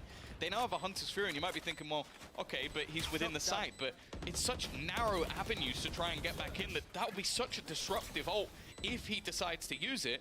But the fact is, Fnatic are the ones having to try and find a way in. That's not the start they were looking for. Durka already gone. They're spotting all the players out in front of them. They've done quite a lot of damage with the spams, but they need some sort of kill, and Sugetsu is still going to be causing them issues from behind. Finally, Alpha comes alive, picks up one, a second as well, a clean couple of kills, but look at the time. Already ticking so low. Alpha is trying to do it all on his own. He's going to try and stick this one. I don't even know if his teammates are sticking around. They've fallen back. They've left him on his own, and eventually, it's going to be the round over the line anyway. Alpha tried his best, but it meant nothing. It came close. Hell of a run at 3 kills and almost sticking the defuse. You got to feel let down that player is able to reside in Boathouse and still find that value, but they had already killed players on site and one towards the back. Just the assumption that they would be elsewhere from his teammates, and unfortunately that was the wrong call. Defuse not secured, round for Na'Vi, and like you said, Tom, you call that pause, you try to make your adjustments, but Na'Vi come in with a change of their own. Instead, moving quickly towards the site, and now they'll default back out to map control, now that they've had that disruptive round. That is the thing, that is a classic Angel move, which is just, oh, you've taken a pause, we're gonna rush B. Like, you wouldn't have planned for that. One suppressed. And if you try and mind game Angel, you're going to be in for a bad time. It never goes well. Aggressive spot. Zipper in an awkward position. They've at least been able to isolate that jaw. Better start, but there's a reaction almost immediately. Looking to try and run straight back in through short. They've taken that control, but they are surrounded. Take flight. But trying to fight their way back towards the site, realizing that space hasn't been fully taken yet. Updraft used by Artis. He's going to have a tough time making it out, but the smoke just about covered his retreat. Spike drop. Now they get to reset for another attempt at the round. Good damage done. It's the wallbang from Alpha to find it, playing underneath the turret. That's a nasty setup, and he's got the value for it. 3 kills with Spike dropped in market, and well, they might not know where Sugetsu is, but they don't much care. They can just sit down, hold this Spike, and win the round on the time. Sugetsu's job to find all 5 members of Fnatic. It looks like there's no denying that round on the board. 6-1 with an Andalucia flawless. Yeah, what a way to return to the scoreboard for Fnatic. Doing it clean, building up some cash. And actually, with how close some of these rounds have been, with only 1 player actually surviving, it means that the finances are not perfect for Na'Vi. You're going to have Artis. Okay, it's a Bucky, but it's also a Blade Storm. But the thing that worries me is that so far, it's only really been Alpha. Like, there hasn't been much more on the board thus far for the side of Fnatic. Durka's not having quite the performance he did, although I don't know if expectations can be there. And again, an immediate battle for space, battle for the orb. I assume Zipad's going to be taking it, because the rest definitely don't need it.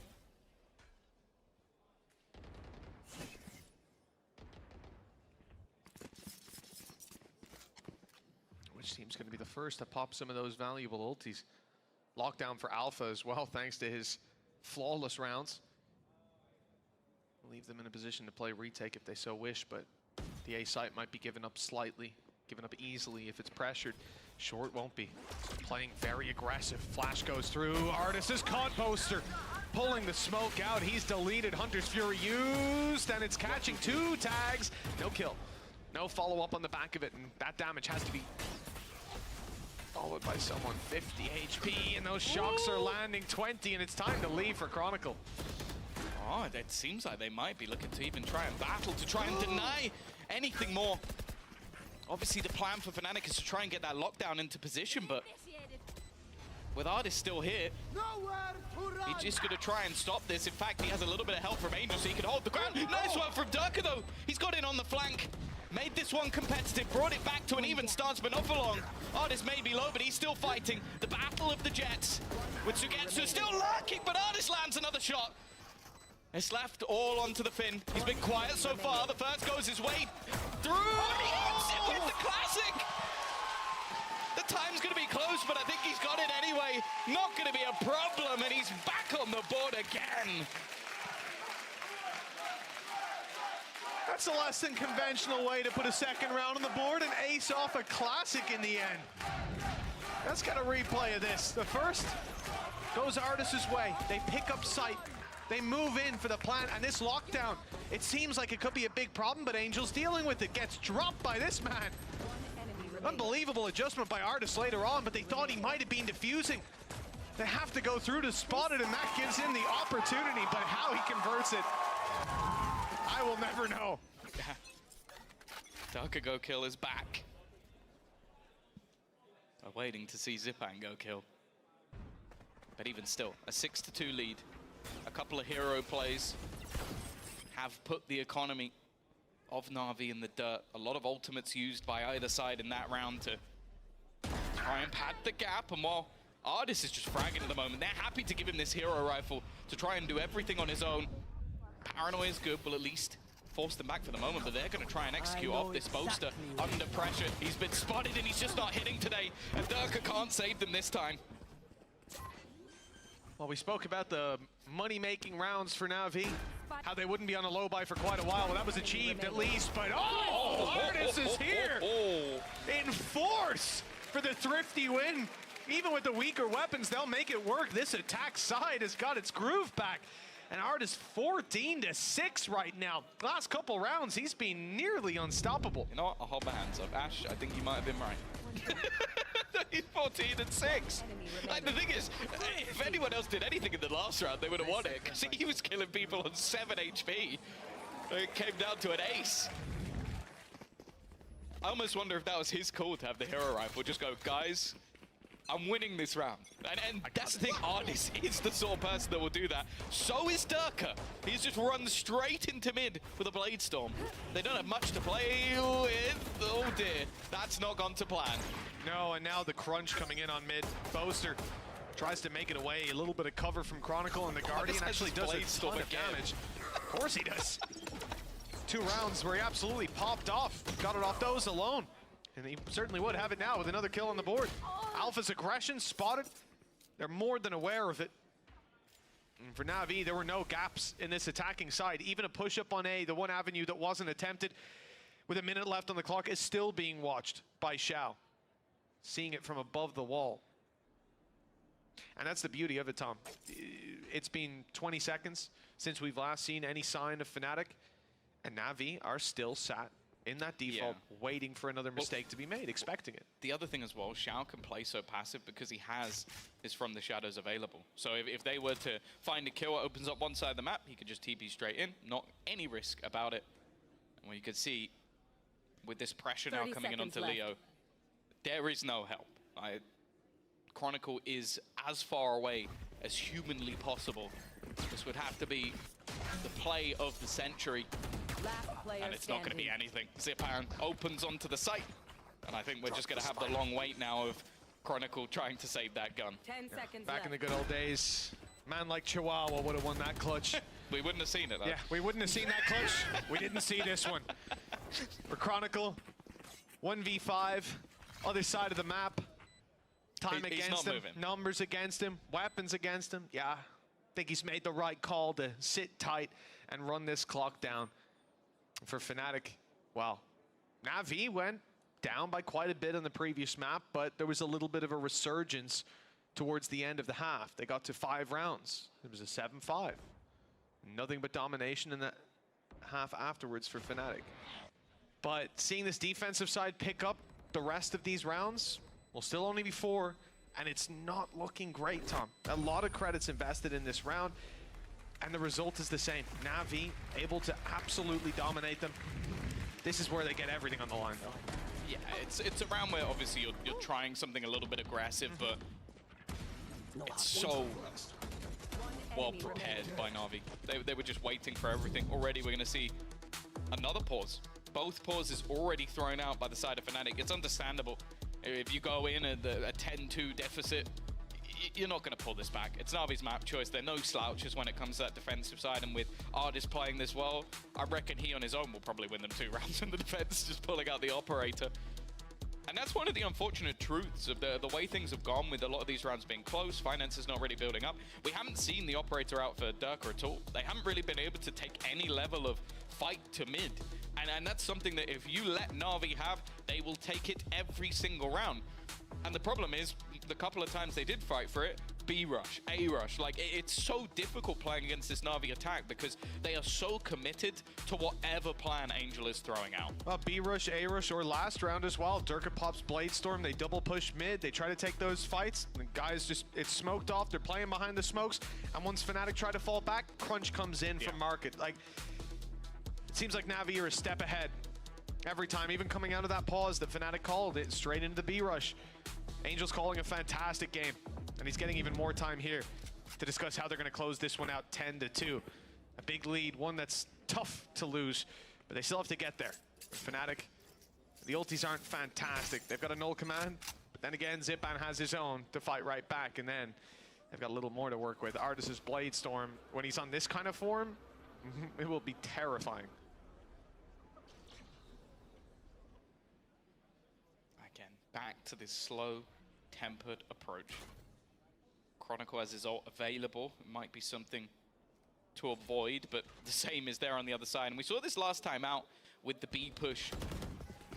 Very direct when they had this ult available. Just removes all the utility. I don't think they've checked for Alpha, so that's at least something. That's already Artis going to be gone with the immediate trade. Leo, I don't know if he'll be expected. I don't know if they'll clear both close corners. They have not, and that's actually just as the ult ended as well. Trade's working out perfectly for Fnatic, and this little trap play has got them their 3rd round. Yeah, it couldn't have worked any better. Defensive side set up with 3 on the board, 1 more to be found. It won't disrupt Navi's economy, but, well, you see the adjustments on their way through. They try to fight for sight. They see Alpha drop a nade right at his feet. You know, it's a fantastic crossfire. That was the part that was unknown to me. Chronicle getting involved in the first fight, and it was just a straight spam through the smoke. Again, all those steps being heard, the eye being drawn by a teammate, easy peasy. Typically not with a Guardian to spam through, but he makes it work because he's Chronicle. Well, and I think 4 definitely wouldn't be a death sentence, especially if they win the pistol. In the game they played versus Vitality, it was a 6-0. Backside out from Fnatic, and that's a good start. Nice little pot flash to take out Artis the last couple of rounds. He's gone down early, but they tried to double down. They tried to go in with a second flash, and that's where they're punished. One suppressed. Durka drop, but like we've said before, you don't see that immediate response from Na'Vi. Maybe if Artis was alive, he would be leading that charge, running it down, spreading out, taking the mid control. Cautious of any aggression up on A. I think Angel might even be using some of his reveal. There you go. Yeah, indeed. It's going to be the drone put through to clear this out. It will go across to Wine because there was a deep smoke earlier on. Now they know that control is safe and secure. So the push up on A can begin. No need to worry about these players on off angles. They've even spotted Leo, taken down Boaster easily. It seems to be the theme of this game with Zipan on another.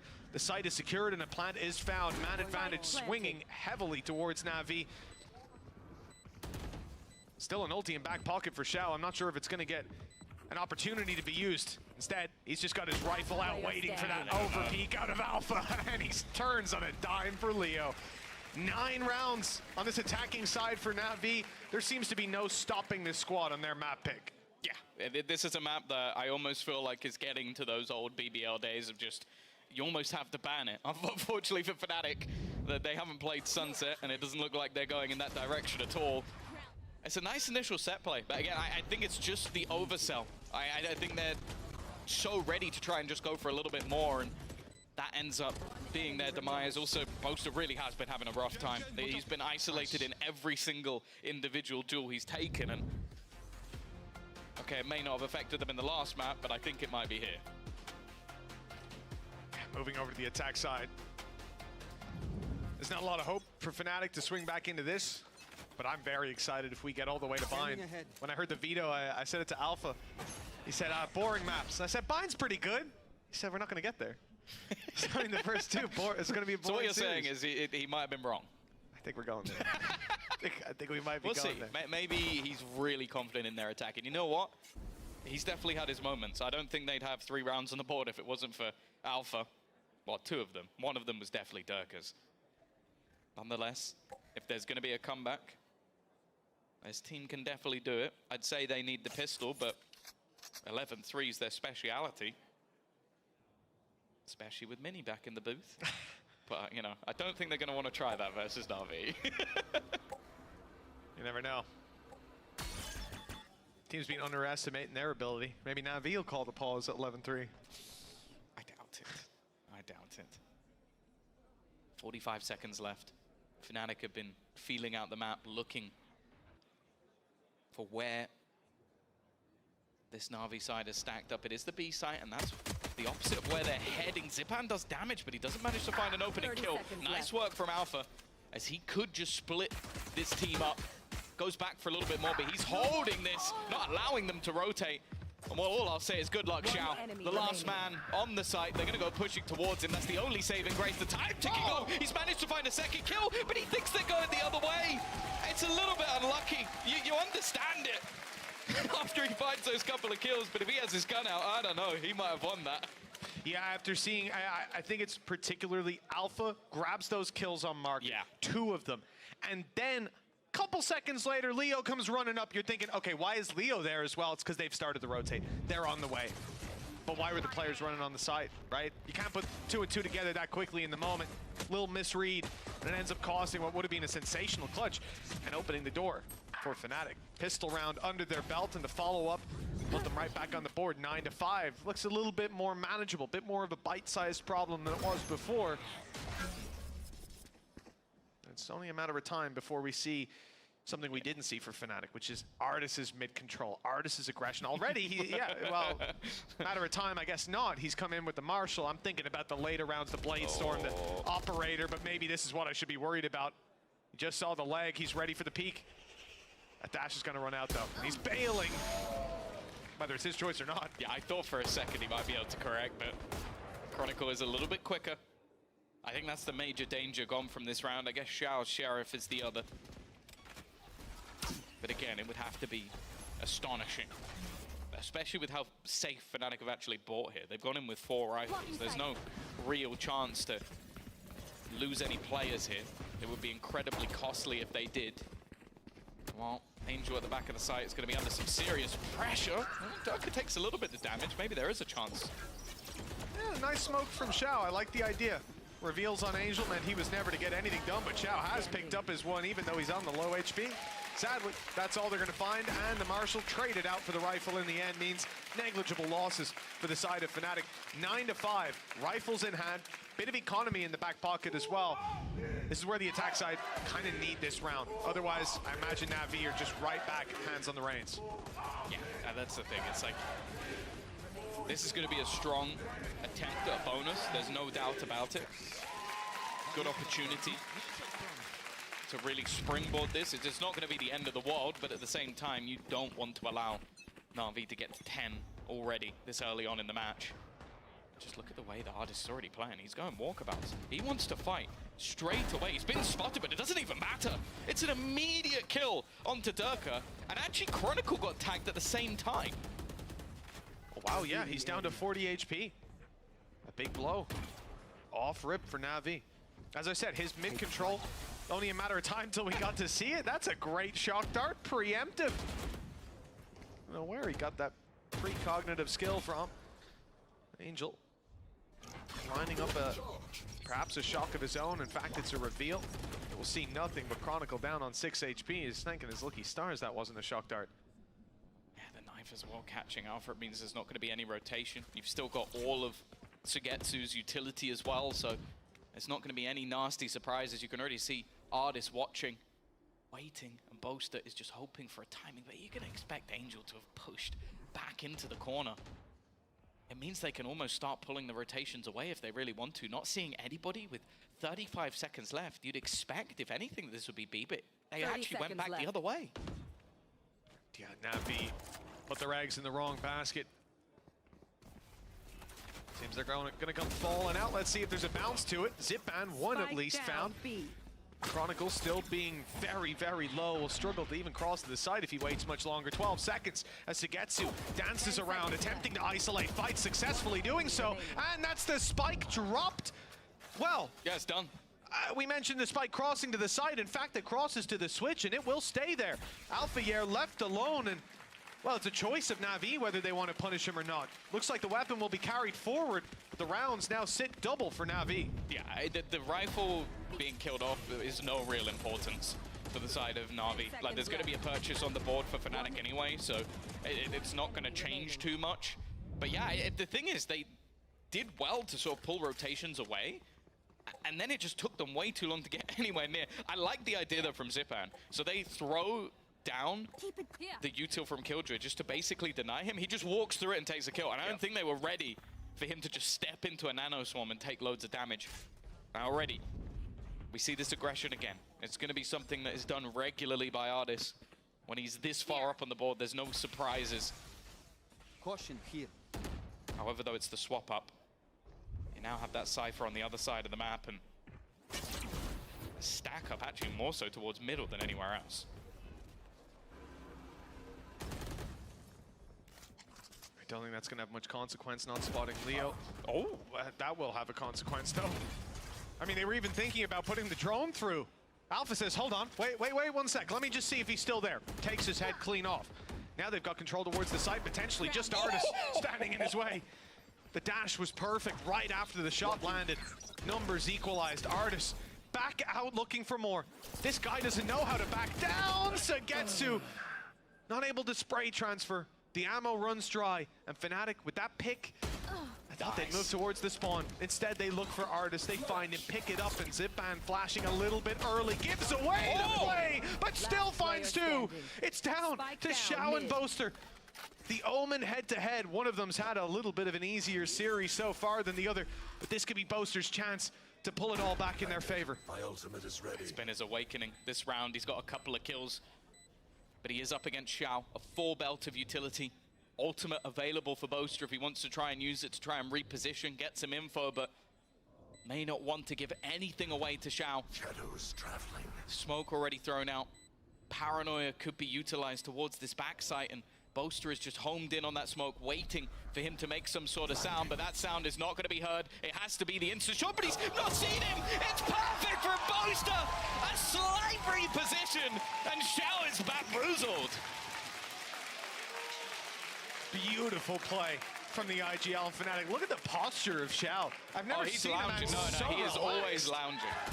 That is impressive. Even now, even in the 1v1, he doesn't sit up. He doesn't pull the chair in. All right, no worries. I got this.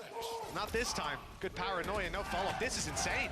The fact that they don't get hit by the flash, the fact there's a reactive paranoia, and he's ahead of it. And what a way to win out the round for Boaster.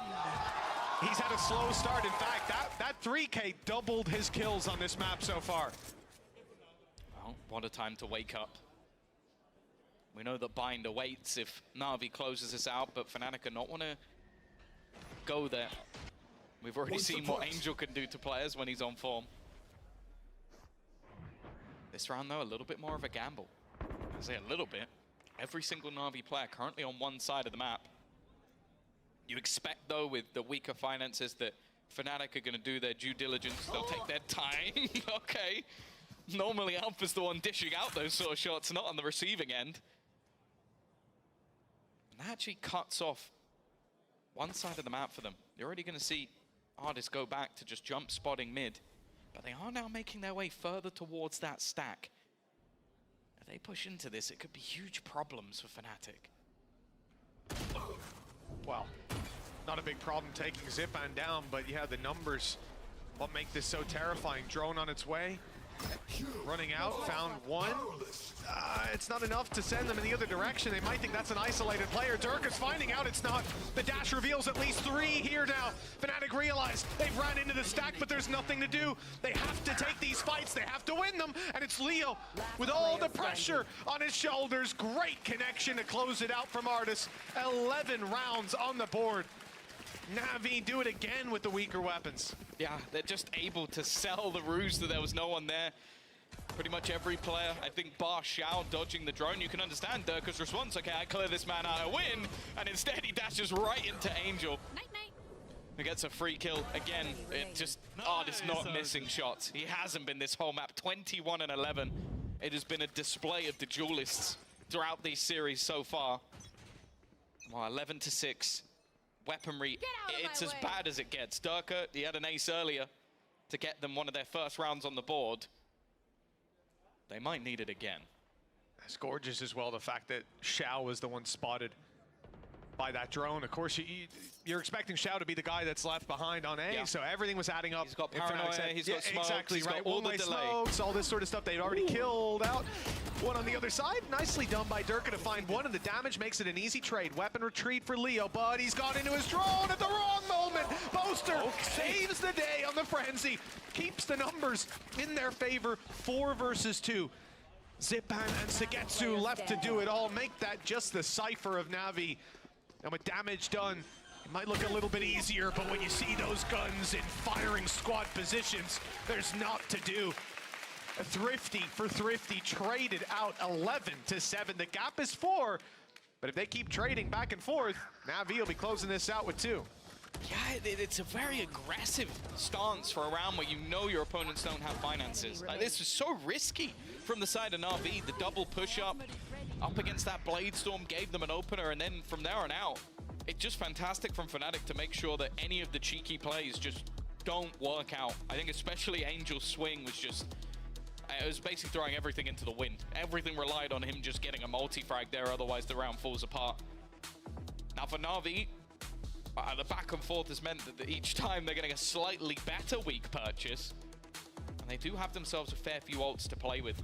Only the Hunter's Fury missing, but they got Blade Storm for Artis, a couple of rifles that can be purchased up, but I almost feel like just taking less risks, forcing Fnatic into these late executes is what's been working for them better on this defensive side. And a lot of these aggressive plays, okay, at the beginning of rounds have been great, but a lot of the rest have been far riskier than needed.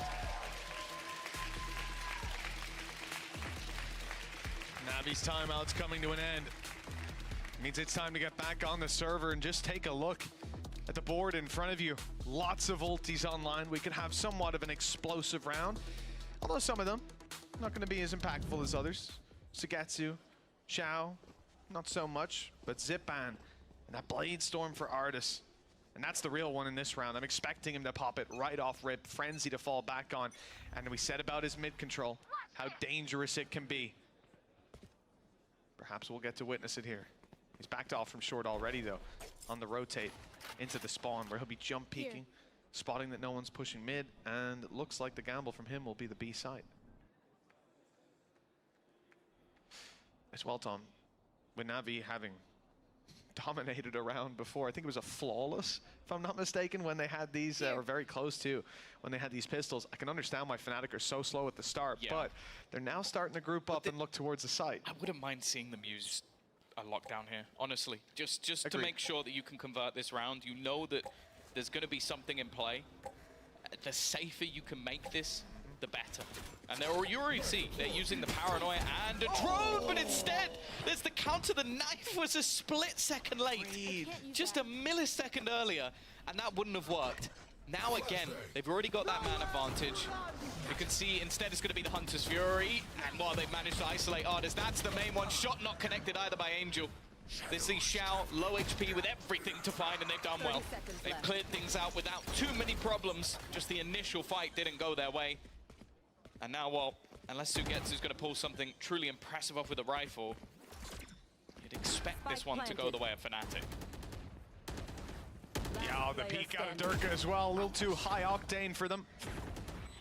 1 versus 3, Sugetsu, no abilities, not that they'd help here, and the main thing being that Leo is on his way slowly up behind him. If this does get out of hand, he's the man that's relied on to close out the round, possibly even to find the exits, as we can see Sugetsu inside main doing very much the same. He's going to let Fnatic exit this site and try to take the weapons out of their hands. Does Leo read it? If he does, then he can basically save his team a hell of a lot of weaponry, and that's exactly what he does. Well played from Leo, well played from Fnatic. It definitely looked like that got dangerous, at least for a second, but it's not going to work out for Na'Vi this time. Even still, this is where they come back in with a purchase. It literally is a split second from him losing the knives. It's a little bit unlucky, but as I said, I don't mind Fnatic committing an ultimate here just to make sure that this round ends up being clean. Because if it goes back, I think that's where they lose the game. I mean, just a glorious read, though, and a great call from Angel on the other side, to, or from whoever came up with that one. Artist initially peeks out on mid, sees no one there, pops the ult, runs to B, and waits for contact. The second the drone is heard, counts it up, lets it round the corner, and up he goes. The exact idea being they're going to use that lockdown, and we can punish it. It worked, at least to punish the lockdown, but now Fnatic have that ult to use here if they so wish. Yeah, they've already spotted a couple of players. Counter knife, there is that lockdown, which is going to force them into more awkward positions. Nice shot from Xiao, though. They may just opt to try and play the retake from this position. Angel, though, is going to take down a second. There's no way they're getting into this site at this point. Counter Hunter's Fury as Na'Vi want to get themselves to 12, although it hasn't connected onto anyone. Alpha, he's taking a risk, he's taking a gamble, he's got a chance to 2, and he finds it as well. Leaves things into a competitive position. He may have gone down, but he's given them a chance. Leo and Boaster stuck in a 2v3 scenario. No abilities to be had.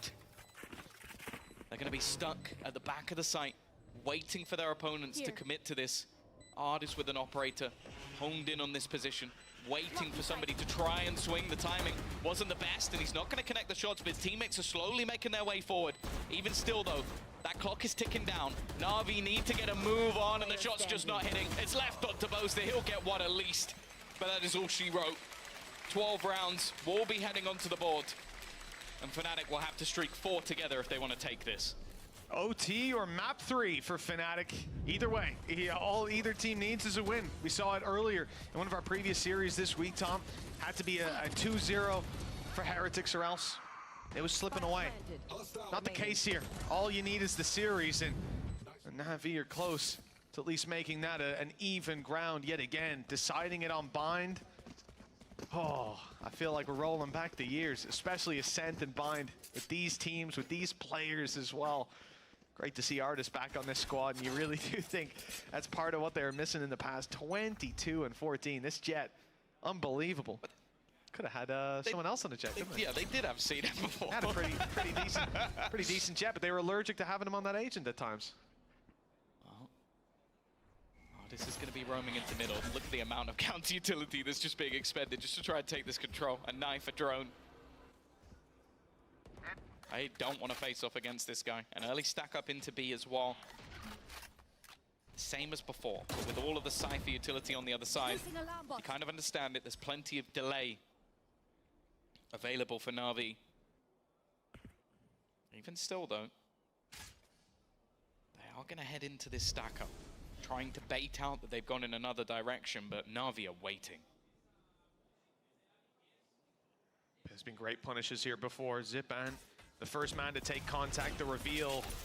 Not going to give any information away past that there's one player there, but now it starts to come rolling in. Oh. Dash out of Durka, but he's obscured by the smoke. Leo manages to find one with the wall back. Okay. Chronicle on the double, and they're ready for Sagetsu. They were watching it, but they turn just as he makes it through that smoke. 30 seconds With left. support on the way from Artis, they've got to deal with Sagetsu here and now. 6 HP and he's dropped, but the op swinging through. It spotted Leo, but the shot wasn't fired, not just yet.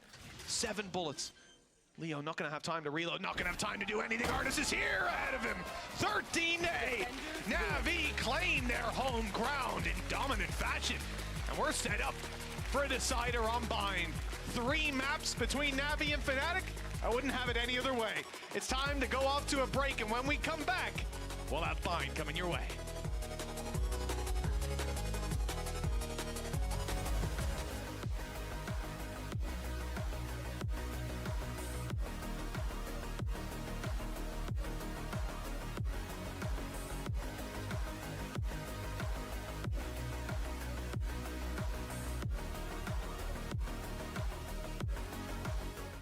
I know a place that will break you into 1,000 pieces. Stay away from them. Stay away from Lorca, Paco, and Picasso. Don't ask about Lola. Caballo Grande. Dolor de Nieve. But in spite of everything, it occurs to you to visit Andalusia. Don't say I didn't warn you. Be careful of the Andalusian crush.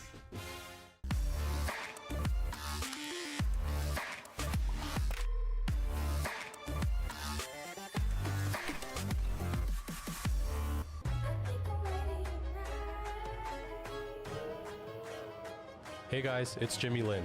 In this series, I'm going to walk you through Attack on Pearl. Watch out for the stairs, clear this angle. You're going to be able to fight this.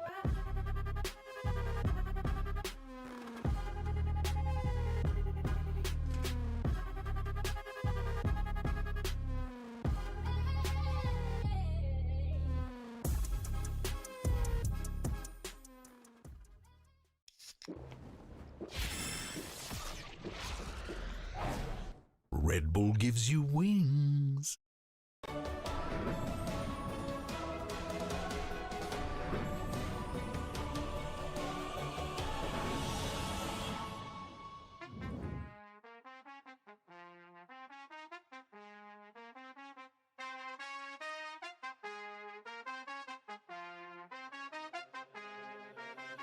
That's just the way it goes. That's just the way it goes. That's just the way it goes. The way it goes. That's just the way it goes. That's just the way it goes. That's just the way it goes. The way it goes. That's just the ballin', spotting, ballin'.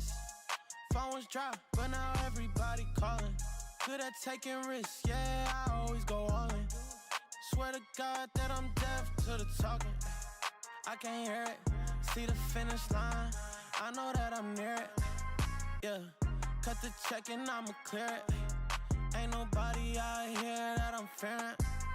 Hey, easy to see things all on the way up. Used to think it's hard, now I feel just like a layup. I've been in the gym, yeah, I'm tryna get my weight up.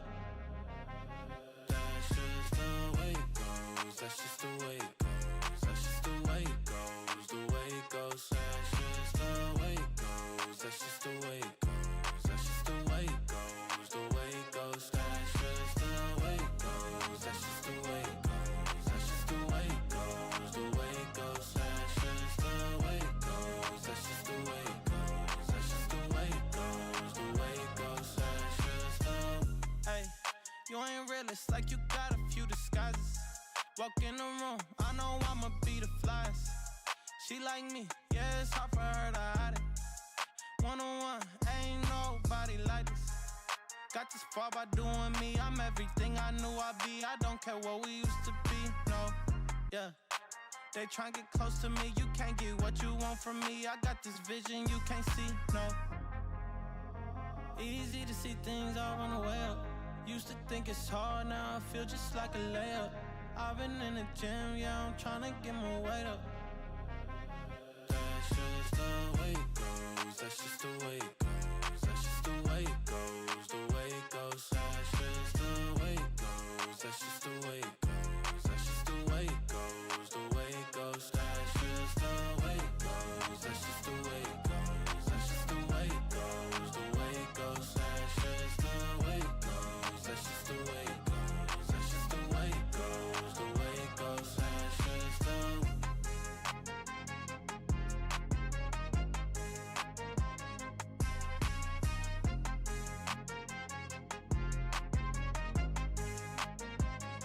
That's just the way it goes, that's just the way it goes, that's just the way it goes, the way it goes. That's just the way it goes, that's just the way it goes.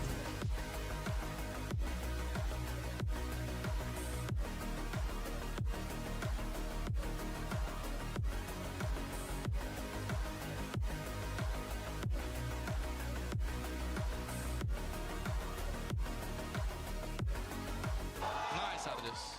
Not even close.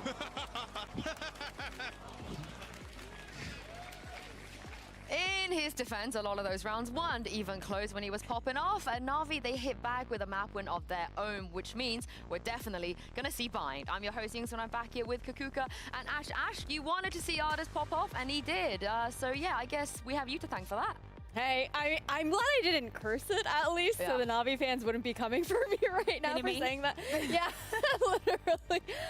But he did really well, and a lot of that was assisted by Zippen on that KO, of course, flashing him in to a lot of those positions. But it was aggressive Artists that we know and love. Here's the thing, right? For most of the teams, you can think that starting on the attack might be a detriment to their playstyle. For Na'Vi, they make it look effortless. The way that Artist was set up time and time again, also the way that he was moving around the map. Every single piece of utility that he was using came onto something. Also, the trades were coming in for them. But also, the fact that they started off getting 6 rounds in a row gives you that kind of momentum and that possibility of snowballing, that it doesn't matter what side you're starting in. You're definitely taking this map. Honestly, I don't have the hard stats, but I'm pretty sure I'm right about this. I don't think any other team have as many reps on attack side Ascend than they do. Because they always pick this map, and their opponents always pick defense. They always have to start on attack. They have so much reps. And this is why I was talking about why Fnatic's map pool seems really bad when they go up against Na'Vi now, because they have never won against Na'Vi on Ascent. And that trend continues today. And Na'Vi ban out the Icebox, which Na'Vi have never won. And now that leaves us Bind. I guess the data is a little bit more even here. But still, I feel like Fnatic, they seem to be in a bad spot now. Yeah, I think that in general, right, the map pool is not looking the best. I think that Shadow was also mentioning in the pre-show, having a permaban this late into the game is always going to play opposed to you. But coming into Bind, literally anything can happen, because this could be the best of the best for both of the teams. Bind is also that map where Fnatic ended up starting off 3-11 up against Koi. One of them. Right? One of them. The fact that it happened twice. Yeah, that's pretty scary heading into a decider here when everything is on the line for playoffs. And again, I was talking about it with Kakuka earlier. It's the fact that we're seeing this head-to-head of the old guard with Na'Vi versus Fnatic, and the fact that one will not make it over to... Oh, they might still make it. Well, they might still make it. Yeah, it's not but it's out of their hands. Yeah, that's definitely not going to be great.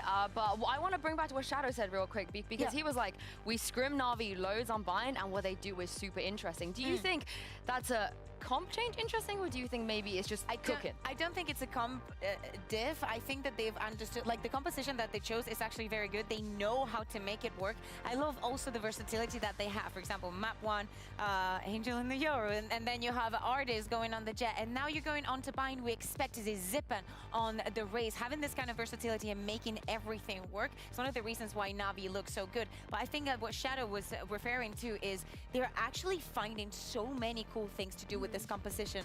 I know that at the beginning of the year, they lost against BBL, but to be fair, anybody that thinks that that was not an amazing map from BBL was not watching, because they were shut down time and time again by bare fundamentals. The fact is, if they have been able to move past that and actually became a staple in the map, you know, go for them.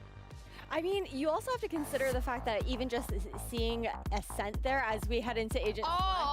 Okay. Where's the Gecko? Come on. Angel's just gonna go play Cypher. He don't care about the Gecko. Apparently, Angel doesn't care about anything today. He's just gonna play He's Cypher. just on brand. Yeah? Do we like? I mean, I understand what you want to do. I mean, you have a lot of Sentinel power now if you add on the Cypher. I understand that, of course, the freedom that all the players are going to have pushing over to you, even getting to plant the spike, these trips are going to make everything much, much more complicated. And I'm very excited to see the cameras that he's going to... That's probably what Shadow was referring to, Ash. Oh, yeah. Yes. This change in the agent composition. I mean, it's interesting because normally you don't see the Sentinel coming in for the double control. I don't think that normally exists with Angel. That's right. Well, I can't wait to see what's going to happen here. Of course, whoever wins this match, Mitch and Tom, will be heading to playoffs. It's time to send someone all the way, Fnatic or Na'Vi. What a choice to make, and what better map to decide it on than Bind, rolling back the years. I'm excited to see what they're bringing to bear. No Gecko out of the side of Na'Vi. A Cypher instead as well. It's a pretty drastic change to sort of pull that one in. I almost wonder if this is just trying to catch their opponents off guard. That's what it seems like, at least, because the way that he played that Gecko was hyper aggressive. It worked fantastically well versus Vitality, went awfully versus KC. So I guess this is the change they decided to make. See if it throws off any of Fnatic's prep as we get into the game. Barriers up, and away they go. Fnatic on the attack side. They're not looking to make a move just yet. Passive play out of Alpha here, watching for any pushes up on A. The rest of the squad has their sights set on some early long control. Smoke down, used early by Xiao to deny that control. Be probably a flash burned up to get through it. Or they'll just wait it out all the way. That's the good thing about having that Gecko on Fnatic is they don't have to commit their sky flashes that don't regenerate anymore. Leo, 10 seconds after picking up Dizzy, has it back online and ready to go. And it'll be used to entry in. Yeah, already looking to try and clear that space. Of course, context here. Winner of this map is in playoffs. That is all you need to know. The other will have to wait and see. And for Fnatic starting out on the attack side, that is where they have had some of their best performances. 10-2 after almost losing this map to Koi was how they dominated on that attack. See if they've still got it in them here already as they look to build into the A site. This Viper wall gives them a lot of space, but the knife not going to deny the wall, but any extra entry utility. 30 seconds left. Leo to have Dizzy back online soon, and players shifting away. But it doesn't look like that direction change is going to be sustained. Chronicle perhaps selling somewhat of a fake. The Tiger's going out. Yeah. While the rest of the squad makes their way back into the A side. Dizzy up top. Wingman going for the plant, and Alpha picking up one. 15 seconds left, and they've just about got this done in time. And now Na'Vi are left scattered. 2 players on site, but they won't be taking the fights. At least you don't imagine they will until the rest of the squad rallies up. And now 4 players ready for the retake. They fell for the ruse and now have to deal with it. Alpha still kicking, in fact. He's just taken over the round already with 3 kills. It's looking like Durka is going to be that second punch alongside him. And Andaluthia flawless for Fnatic as they'll take that first pistol. Nice and clean to begin it up. It's been a couple of rounds like this from Alpha. Seems like whenever he's got this ghost in his hand, his aim is just dialed up. Nothing but headshots on those first 2, and no different for the third. Very clean out of the side of Fnatic, and I don't know that the fake worked wonders over on B. The execute came in pretty quickly, but you definitely saw those players not being able to stack up, which is what Na'Vi have been good at, time and time again, able to get ahead. Now, the wall, I'm gonna say from Alpha, it probably, just probably, not the wall he was intending to throw out. It ends a little shallow. Just a little bit. Yeah, there it is. Thanks, Jack. Thanks for that one, Jack. Nice close-up. No, it's an anti-flash wall. Ah, yes, the famous anti-flash wall. Pioneered here by Alpha. It's actually named after his auntie, who is the Flash. I see. Right. Oh, God. This is going to be a long one. Well, now look, these things for Alpha, he's not going to be able to sneak his way up close, but realistically, this isn't the round where you want to be doing that. If you're going up for Lamps control with that Viper wall, nice and stealthy, you're going to get shortied. As we can see, Artis has one in his back pocket, well, more so in his 2 hands, ready to rumble. The orb was thrown up and over, which does deny him space, but all of this slow play on A sort of gives away to Na'Vi that that's not where the push is going to come through. They've decided to gamble up on B. And as we can see, that was the wrong call. Question is, does anybody make the misstep of running into Artis? You'd have to hope there's going to be a hell of a lot of utility. Well, he's lucky to be alive himself. Now that Shorty's value is diminished. Spike planted. Significantly. In fact, they're actually going to push up quite close. Maybe there's a world where he can pull off a miracle shot, especially with Tuka just sitting on the other side. Already going to take away their utility, but had a little bit of help from a friend. Zipan does manage to get one, though. Any further cost would be problematic, but they are getting wiped out. It is simplistic for Fnatic. A single kill coming across in 2 rounds is not the start that Na'Vi were looking for. No. A lot of these have been that little bit closer, but I mean, the pistol, you can forgive it for sure. Let's see this lineup. Okay, so it's a little better now. We get to see on the server where Alpha has got the wall down. They just aimed a little bit too low last time. These things happen. Not very often, but they do. It's all right. When he's 4-0, it doesn't matter. No better round for it to happen in top. If he was 0-4, then maybe we'd call in the question. Yeah. Listen, but if that happens in a buy round, it could be pretty detrimental. At least it was here with the pistols. Round 3, as we saw, there was a lot brought to bear by Fnatic, and that means that they've got a lot of rifles, a lot of dueling power coming into round 3, despite those first 2. This is typically the bonus. I don't look at that this way at all. This is a full buy v full buy with a little bit of a safety net for Fnatic to fall back, knowing they can buy again if they lose this. For Na'Vi, they need to stop this from snowballing into Fnatic's control early on. Little tag, but that's all it amounts to. Yeah, that's the thing. Both teams are running a similar idea when it comes to the way they're playing in those second rounds, just making sure the rifles are on board. That trip has still not been broken, but eventually will be cleared. All it really bought was a little bit of extra time, as again, it looks like they're going to go towards this A site. This time the stack is there once more. Ardis still having that knife available, could catch every single member. It's definitely going to catch a few, 4 of them. That might have to put a stop to this, at least for now. Well, they're definitely going to have to wait out the suppression. The TP available to go back if they wanted it, but I don't think they do. Durka already finding one nade committed, and they'll take control of lamps. Here come the smokes. Fnatic looking to swarm the site. Sagetsu catches an angle up top, but, well, he had nowhere to go there. Big swing out of Leo, flashes through, and looks like Artis wants to do very much the same. A flash out of the smoke, and, oh, they were concealed, but Chronicle came marching in. The molly almost dropped Artis. He's down on 12 health. Xiao is tagged low, and maybe Zipan has to be the man to be setting the first foot on the site. Although with low HP, I've never seen Artis back away from a fight. Zipan down, now he has to be the man to do the damage. Here comes the swing, and Artis gets them both! One shot needed in return, but nothing found! His aim has been crispy today. Like we saw it on the last map. I think he's one of the only glimmers of hope in the first map. He really has just been the hero that Na'Vi have needed in many of these rounds. It's definitely good to see him back in EMEA. And well, a round where, honestly, it was needed. If a single of these shots goes amiss, he is down and out, and I think the round slips away from them. Nice, Artis. Either way, it's not going to be too much of a problem. In fact, they're going for an outlaw on Durka. This is curious, because he can still buy. I think he just wants that opening kill to try and get himself a showstopper. I think he's also looked at the credits in play for Na'Vi after that. A lot of damage was done. A lot of players are left low, and in fact, 4 players are coming into this round with light shields to play with Angel with none after those tags. There's a lot of potential, a high skill ceiling for Durka, who's 6-1 right now, and basically has a fast-firing operator for most of these players. That's the thing. The reason they're pre-firing that angle is because Angel's game plan so far has just been to run and go for the trip. Nice shot. I think if he faced anyone other than Artis, maybe he has a chance there. But as I said, he's just not missing at this stage.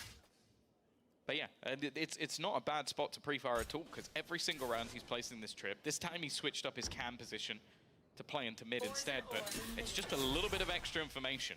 And that's all they've really got from it. Flash up and in. Response is a snake bite from Sagetsu. Cam spotting another. That's 2 players around A. And the idea that Chronicle is in Bath is very much in their favor after the knife revealed him. Artis swings through to catch the kill, but no, the punish is there. The numbers are equalized, but Na'Vi have got plenty more players to try to defend this A site. 3 in position up top. Zipan not blinded, not even needed with Sagetsu's shots. Made good. Boaster out of position. He tries to take advantage of it though. Getting up close on the triple box. Opportunity on the swing, but Sagetsu was ready. Just holding the angle, expecting some sort of over-aggression and finding a third with the big swing. Alpha's the last man standing with the whole squad waiting for that peak. There's no way to stop it. Defuse has even changed hands at just the last second time they were about to pull it through. But Zipan realizes he's 1 orb away, so his showstopper is now going to be online for the next round for Na'Vi. Yeah, I'm liking the initial stack up, and also this round was again just down to Sugetsu constantly trying to trade him out, put him in awkward positions. I think it took them a long time as well to actually destroy Angel's cam. It was constantly there just giving them extra information. I love how we had to censor the entirety of what he just said. I was going to say, I love when you hear a player go, nice! You see him say 10 more words, they're all muted. You got a good idea of what might have been said there. Round 5. Showstopper was online for Zipan last, as they ended out the round. It's the same again. Honestly, if they just spam that, he will die one of these rounds because he's just walking out to put that in. Darker, I think he was just prepared to try and deal with the trip, not prepared to deal with Artis. Never mind your showstopper, I suppose. And a juggle of the weapons from Alpha back towards the spawn. Leo's on his way to pick that up. Which one's Alpha going to give him? Ah, it's the Guardian. We already knew the answer. Okay. We already knew the answer. Okay. The rest of the players, though, not going to have the same luck in those fights. Like, just be able to get anything done with a Stinger or a Classic is not going to be easy. And you can see the second that Na'Vi have got that initial kill, they are back to being so ridiculously passive. They know that the trip has to be broken. The thing is, he's not moved the position of it because it's only being put there for information. They just want to know that if that position is being fought for, whether or not they have to be wary of it. Otherwise, they can gamble, they can focus onto mid. Well, actually, Ultimate is going to be committed here. Yeah, 2 smokes already down. Angel has a spot to duel from, and he's doing damn well. Quick double, quick triple, in fact. You see the assist come through. Artis is getting some free rating out of that one. Not too much for him to really do when Angel's popping heads like that. Although I suppose it does help that they can't bombard him with utility and get him out of the angle. Guess we have to give him the assist. You pretend like Angel wouldn't have pushed that, even if he was blinded, stunned, snake bit. It wouldn't have mattered. He was still going to fight for that. They are. Na'Vi, they've returned. These last few rounds, it's been a slow-paced attempt, but it's just these few little plays. You can see that there's constant wariness of where all of this utility is put into place. They have to be dealing with this. Again, the Cypher not necessarily the most common pick when it comes to bind. A lot of the time you're going to rely a lot more on that information play. Like the double initiator has become somewhat of a norm. But they're still getting that. And the switch up again. This time it's going to be Hookah. Maybe after the failed attempts of the A site. There's expectations here that's going to be on to B. And it means that they can stack up a couple of players on the other side of the map instead.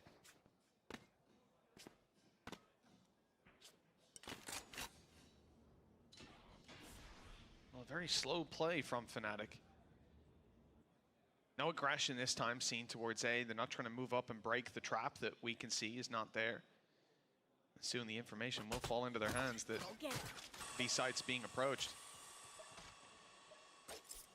Boombot going through, but they haven't seen the traps just yet. It's one of the pieces that just goes straight under it. Typically, you'll see Durka, if you're going to use that showstopper for entry, move towards Hookah as well. I like the idea from Na'Vi, but they've gone a little bit of a different direction, moving exclusively through long. And if this burst comes out of Durka, there could be a free kill on the corner, but no, they've decided to move it back in the other direction. The thing as you've got Zipan in an aggressive spot with his own showstopper. So you imagine the second he popped the same would happen on the other side. Thrash is going to be used to take the space. Again, though, it hasn't got rid of the utility that's waiting there. Eventually, they're going to go straight through, but already, it's actually going to be Zipan. There you go, the trade out. 23 seconds, they've got to try and make a move here. Alpha, though, has stepped on when needed. That's exactly what has turned this round on its head. Everything else failed for Fnatic, but Alpha is still there. Couldn't even get the thrash through thanks to a brilliantly placed knife coming out of Artis, perfectly timed as well. Almost managed to catch the showstopper too. Xiao got an angle there, making a little bit of noise. Thrash part 2, and this time it's caught one. They're chasing him down, running it, but Xiao's there to protect. Flash goes in, doesn't go all the way, and Alpha realizes he doesn't want to get over aggressive. They'd already slowed them down with a Thrash connection. That should be enough. It could be enough, maybe not. Artis is in with 2. Alpha, the last man standing, suppressed as well. They've got him boxed in. The nade will keep him back. The swing will put him down. 4 on the board for Na'Vi, now double that of their opponents, and another fantastic round from Artis. Not just in the dueling, the early utility was perfect, but the late round impact immeasurable. Yeah, I think this was just a really good setup in general from the side of Na'Vi. Like having those trips there for the initial contact, that is the first time we've seen them place that utility on that spot on the map, a read onto the ults that were there. Then, as you said, the quick rotation from KO to deny them other utility that was being expended, and then just having the showstopper. Like, the rest of the players can't push in from long because he could just blast the entire team. So they are stuck in the mud. The only thing that almost saved them was Alpha. Like, the fact he gets 2 kills on the entry made that round even remotely competitive. And as you said, Artis was there for that too. I love the synchronized Baby Bay from the coaching staff. It's perfect. Nice. As we see Na'Vi now set up in a prime position. Weak credits from Fnatic, not much invested. Still a little bit of dueling ability, and those stingers can be dangerous. And a Viper's Pit, well, if a plant comes in, that could definitely turn the tide of the round. There. Wait, it's not destroyed it? No. They're trying to use a blast pack to get rid of the utility, and it just has not worked. So if he tries to now go through this, he's still going to get caught. It's just irritating. Again, this is a lot of what Angel would do. He's just trying to be as annoying as possible. It was the same with his Gecko. Hyper-aggressive, ridiculous plays. And well, the trip is going to be hit, but again, it's not broken. Wow, Alpha a little bit less lucky this time. Decent connection to start. Viper's Pit, one of the big dangers if Fnatic did get the plant in, now out of the round. Angel could be in trouble. This is a stinger up close in the trap. It might reveal, it might slow him down, but the shots need to be hit on the other side. There's the shoulder seen, spotted. Left. You expect that swing any moment, but Chronicle's just conscious of stepping into that trap. Flash used at the wrong moments.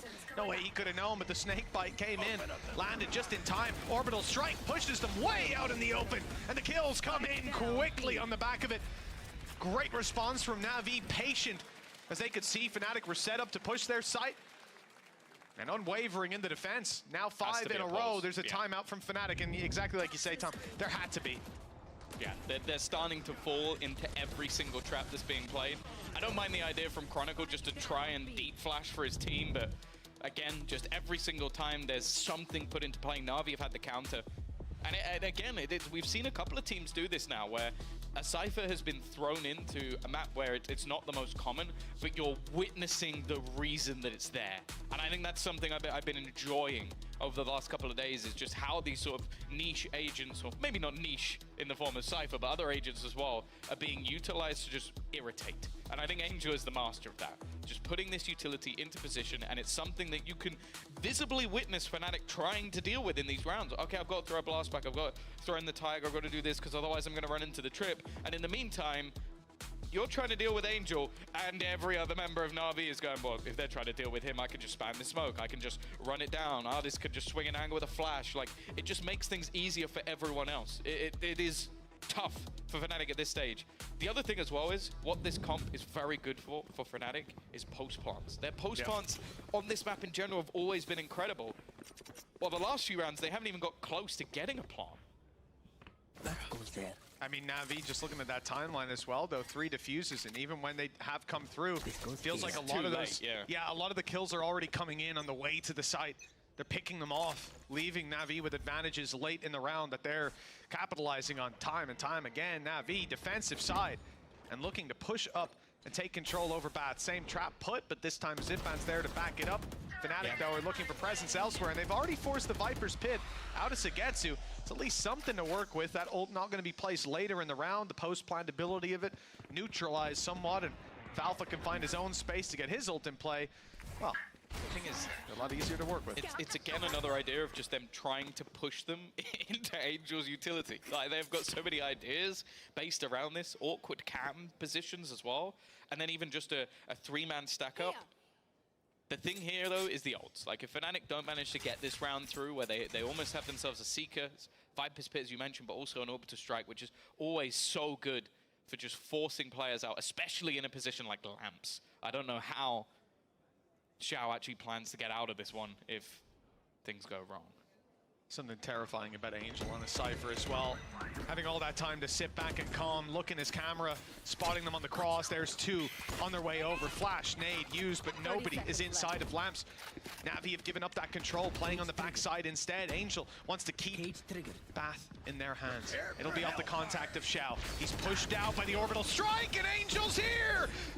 Maintaining all the control, grabbing the ult for information, and with 14 seconds left, you can't even commit to planting that spike. The reveal would be the end for you. There's the attempt at it, but the shots are fired back immediately. No space for Fnatic on this A side, all thanks to Angel. Another round found, and the defensive side's running away with it. Every time they do well on this map, I see him pick an agent, and I go, surely that's not going to be good. And then it's the difference maker. It was the same with this Gecko versus Vitality. I went, I don't know how that's going to work. And then he drops, what was it, 25 kills, 15 deaths, playing basically entry. This time, it's Cypher again. Just hits the timing perfectly, gets his ultimate, reveals everyone. As you said, it's just too disruptive. Like, the guys on Fnatic would have to take the biggest risk of all time of planting while they're visible through a smoke. It's just not going to happen. And while the ult was committed as well in the Orbital Strike from Boaster, it achieved something, but very little in the grand scheme of things. 6 rounds in a row now for the side of Na'Vi. We don't normally sing the praises of their defense, and well, we talk about this man being hit and miss, but so far it's been nothing but hits. All right, he took back a trap earlier on to place that one. Camera taken out. I mean, I can't question what the hell is going on inside Angel's brain, but I wish I understood it. Because the guy knows. He knows a lot more than I do. Oh, okay. No, that was too much. That flash, just a second too early. Maybe a little more. Oh, they've thrown out Thrash here. Fnatic believing they can take this round home. It's going to be returned to Leo. Sugetsu has got this timing spot on. There has to be somebody watching this, and there isn't. They are not ready for the swing. First his way. Artist takes the other one away from him, but that doesn't mean he's stopping anytime soon. It's left all onto Boaster, and he has absolutely no idea where Zipen is coming from. 30 seconds left. Just an irritating position, and nade to bring him low as well. Forced out, he's not even going to get away from it. It's another round for Na'Vi that, again, things were committed there by Fnatic. It's damage, but look at the credits. Well, that's it. 7-2 for Na'Vi. No hassle in terms of buying up weapons. Later on, as you said, their credits stacked high, and that was before the round officially ended. Maxing out a lot of these guys. And with such an aggressive lead, you have to hope that for Fnatic, they've got some fight in them in these last couple rounds. We saw Na'Vi equalize up to 7-5 in the first map. Fnatic need to do the same. Viper's Pit, still there. Seeker, still there, but post plans for Fnatic, they haven't been there. It's also worth mentioning as well that although a win for either side will get them qualification, I do feel like Fnatic might be in a slightly more dangerous spot. I think Na'Vi, they, especially after winning a map, it will come down to round difference or something like that versus Gentlemates who have a really bad round difference. Whereas for Fnatic, there's still a few teams that could make it through. Nonetheless, it's not over yet, but that's not the start they were looking for already. Zepan is going to find the opener and put them at a man disadvantage once again. Yeah, Durka's first map was lights out. Not a good round from him here as he's shut down early, and they go right into the judge of Sugetsu to try and recover these disadvantages. Well, that's not going to happen. Mosh Pit Wingman committed. Traded weapon for Sugetsu, and Artis is picking them up on the cross while their eyes are set on Lamps. They weren't ready for the Bath player to go swinging. 8 rounds on the board. Na'Vi showing no signs of slowing down. Credits for the rest of the half. ultis will come online before this one ends, and Fnatic, well, hey, Tom, they've actually still got their Viper Spit. They have. They've had it for a while now as well. And I think the most dangerous thing it's currently at this point is you have to remember the game they had to come back from versus Koi. Like, they had a horrific time when it came to their defense. Yeah. Like, the reason they needed an incredible comeback was because they had such a poor first half. So this is really scary for Fnatic. At least getting those last few rounds are going to be integral. Hear me out. Maybe they're setting up an 11-3 scoreline to do the funniest thing. They got Mini back. Right. It's all adding up. I didn't realize you were running the Fnatic Twitter account on the side. It's all part of the plan. I was speaking to Devardy. Oh, that's so sad as well, yeah. I like Devard. You've taken his job with the pure cope. He's probably tweeting just skeletons right now. I don't think I can do it better than him. I'll be honest. He's always got faith. Well, 2 rounds on the board for Fnatic. Here's a chance to make that a little bit better. They're moving towards B. Another setup from Angel awaits them. They couldn't crack it last time. Last time it was Chronicle sent there with a stinger. Always in the right place. It's actually annoying me every single round. His setup is on the right side of the map. This time as well, they have the 2 agents that can bring the most delay. Seeker's in. Already going to be putting in a cage just to allow him to escape, but he's still hiding around the edge of the Viper screen. 30 seconds the Seekers hasn't even allowed them really to clear anything. They're going to have to go through, pop through, but now the supporters come in. They're running into the trips. Still, you've got Artis here, and he has not really been missing. They need to clear him from this corner. He's going to swing back out. Angel under pressure, but he's able to turn. Hits the deke and hits the shot onto Darker as well. He's done so much damage, and still just clearing him from this spot is going to be impossible. Finally, Alpha will put him down. But even still, they're going to have to stick the plot. They need to stick the landing, and it's not going to happen. Sugetsu's already dropped it. The round's already over. And now it's about whether or not Alpha can survive. And the answer, is no. Last round in the half. Oh, this is not the way you wanted to see Fnatic go out in this series. A great start, 13-6 on the first map. It got away from them on Ascent. You always expect Fnatic to creep back up into it. But at 9-2 down, how far can this go? But that's the thing, though. This season especially, this has been the Na'Vi way. Yeah. They lose map 1. Yeah. You go, oh my god, they've overcooked it. They're not going to pull anything out here. And then they change something up on that 3rd map. They always just seem to deliver.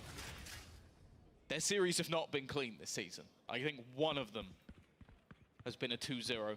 That was versus Vitality. Every other one, well, they even lost last week to BBL. That was a shock. They could have been qualified at this point. They probably should have been. Yeah, not to take anything away from BBL, but that was a match that we had already decided the conclusion in our heads. Angel's been playing a lot of rounds where he doesn't have a second trap put down. He's always putting these wires in later into the round. This time it's destroyed off rip, and so is Durka. They finally try to take the space to delete Angel, and there's 2 players stood on top of the site waiting to take a fight. Where's Angel, you might ask? Inside a smoke, waiting to fight, avoiding the orbital strike on the site. A couple of these players are in awkward positions, and Angel is forced back by the flash. Shao, only good for 1, returns an orbital strike to slow them, but with Artis down, now it's looking winnable for Fnatic. 3 rounds on the board at the halftime. Viper's pick coming through. Chronicle on another kill. This is it. They've even managed to take down Angel. It looks like it's all set up for victory on the side of Fnatic. Better late than never. 3 rounds. With a pistol, maybe they can make their way back through. All they have to do is avoid going down to Zipan. Still a little bit to play with. No utility, though. It's all down to the fight, somewhere that Zipan can definitely find himself coming ahead, and that's why Fnatic were cautious, waiting till all 3 players could get their sights on that final man. 9-3 at the half. It's not great. It's not ideal. And when you think about the fact that Fnatic won the pistol, it gets that little bit more scary. But now they're on the defense, Tom. Anything could happen. Well, you know, they had a rough time on it last time out, but that probably means they've been working on it. That's gonna be the thing you have to try and fix. I will say as well, Na'Vi historically very good on their attack. That's always been where this team has thrived. Obviously, last time out they were running that double initiator, so Instead, Angel's just going to be a Cypher duelist, almost guaranteed. He's going to be running it down. The fact is, though, for Na'Vi, they are 4 rounds away from making it to the playoffs, a place we've expected them to be. They've had a fantastic season. It seemed like last was a blip. Well, it's going to be a technical pause. Not the worst time, I will say, going into the second half. Yeah. I don't think there's a good time for a technical pause, but if there was going to be one, just as everything reset, wouldn't be the worst place for it to happen. Well, you heard Alpha in the replay just moments ago. He said 9-3 again. They've been here, they've done that. They got the win in the end. A 10-2 second half, but there was a difference. The sides have swapped. Now they're on that tougher side. Making that comeback happen on the defense against a squad like Na'Vi will be difficult, to say the least. Add to that, the form that we find players like Artis on. Now he's on the attack, he's unleashed. He's already unleashed. That's true. If that was him leashed, it's very loose. Well, it's like when you just let the dog just run. It's just basically going all the way around. Well, actually, maybe from an imagery perspective, he's on the leash now. Just the team's going to be, it's like one of those big dogs carrying a little owner along. You. Wow. First Mini, now you. I'll call it first me, first then you, Mini. yeah. First you, then Mini, now you again. I suppose that's more it. But now the whole team can be right behind him, getting dragged along by his speed, his aggression, and his shots that he's been landing again and again. 9-3 pistol round. It's so valuable for Fnatic. They want it. They need it. For Na'Vi, not looking to stress this one too much, not looking to overcomplicate it. 5 players moving towards the A site, and guess who picks up the opening? It's Artis. And Angel, well, he's keeping the theme of the first half. Bathroom control is all his. Boaster looks to battle the IGL on the other side, but the cage has bought enough time for him to tuck away, or maybe for Boaster to tuck away, and now come take this fight with Chronicle. So much information. Angel just about survives. Should be traded out. Although now that he's got the info, he may not even want to fight this anymore. Plant still yet to come in. Boaster has been able to find one. Now he's desperately low. Alpha's still fighting. Normally good in these pistol round scenarios, but they're going to reposition this. I don't know if they'll expect the late lurk. It's left on to Boaster. Just 4 HP. As Angel wants to try and take him down. Maybe the disrespect. He's got to be careful. He's run out of bullets. They know exactly where he is. And on the other side, you can see Xiao is like, well, you know what? I'm going to let the old boys fight this one out. Some fisticuffs, and I'll just go and support Zippad on the other side of the map. Angel gets right out of there. I mean, he's done his job. He's 3 HP, Boaster's 4. I guess Boaster won that fight. So he can hold his head high. Unfortunately, the rounds won't be matching suit. Double digits for Na'Vi, unless in the next couple of seconds, someone unplugs all their PCs. I think even then the spike might go off. At this point, yeah. This Angel gonna end it with a 4K as well. He really is. I don't know what it is. It's like a 50-50. Flip a coin. He'll either be the best player in the server or the worst. Or Alpha will be. That's true. Pistols. Well, 14-7 right now. His Cypher has been fantastic. And even playing a slower lurk, that's not a face you normally see from Angel at all. Yeah, right? I mean, I guess he did go for a fight in... Oh, it's good to see Angel laughing it up on the stage. And like we said, for Fnatic, this is a series that obviously would qualify them, and that above all else is the goal.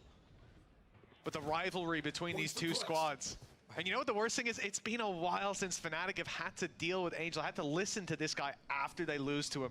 I think they might have forgotten how frustrating that is to run into him in the hallway after the game. Yeah. Someone will ask, why did you pick Cypher? And he'll go, oh, I just decided. Like, I just fancied it. Like, he'll give you absolutely nothing. He could have been planning this for the last year. You'll never know.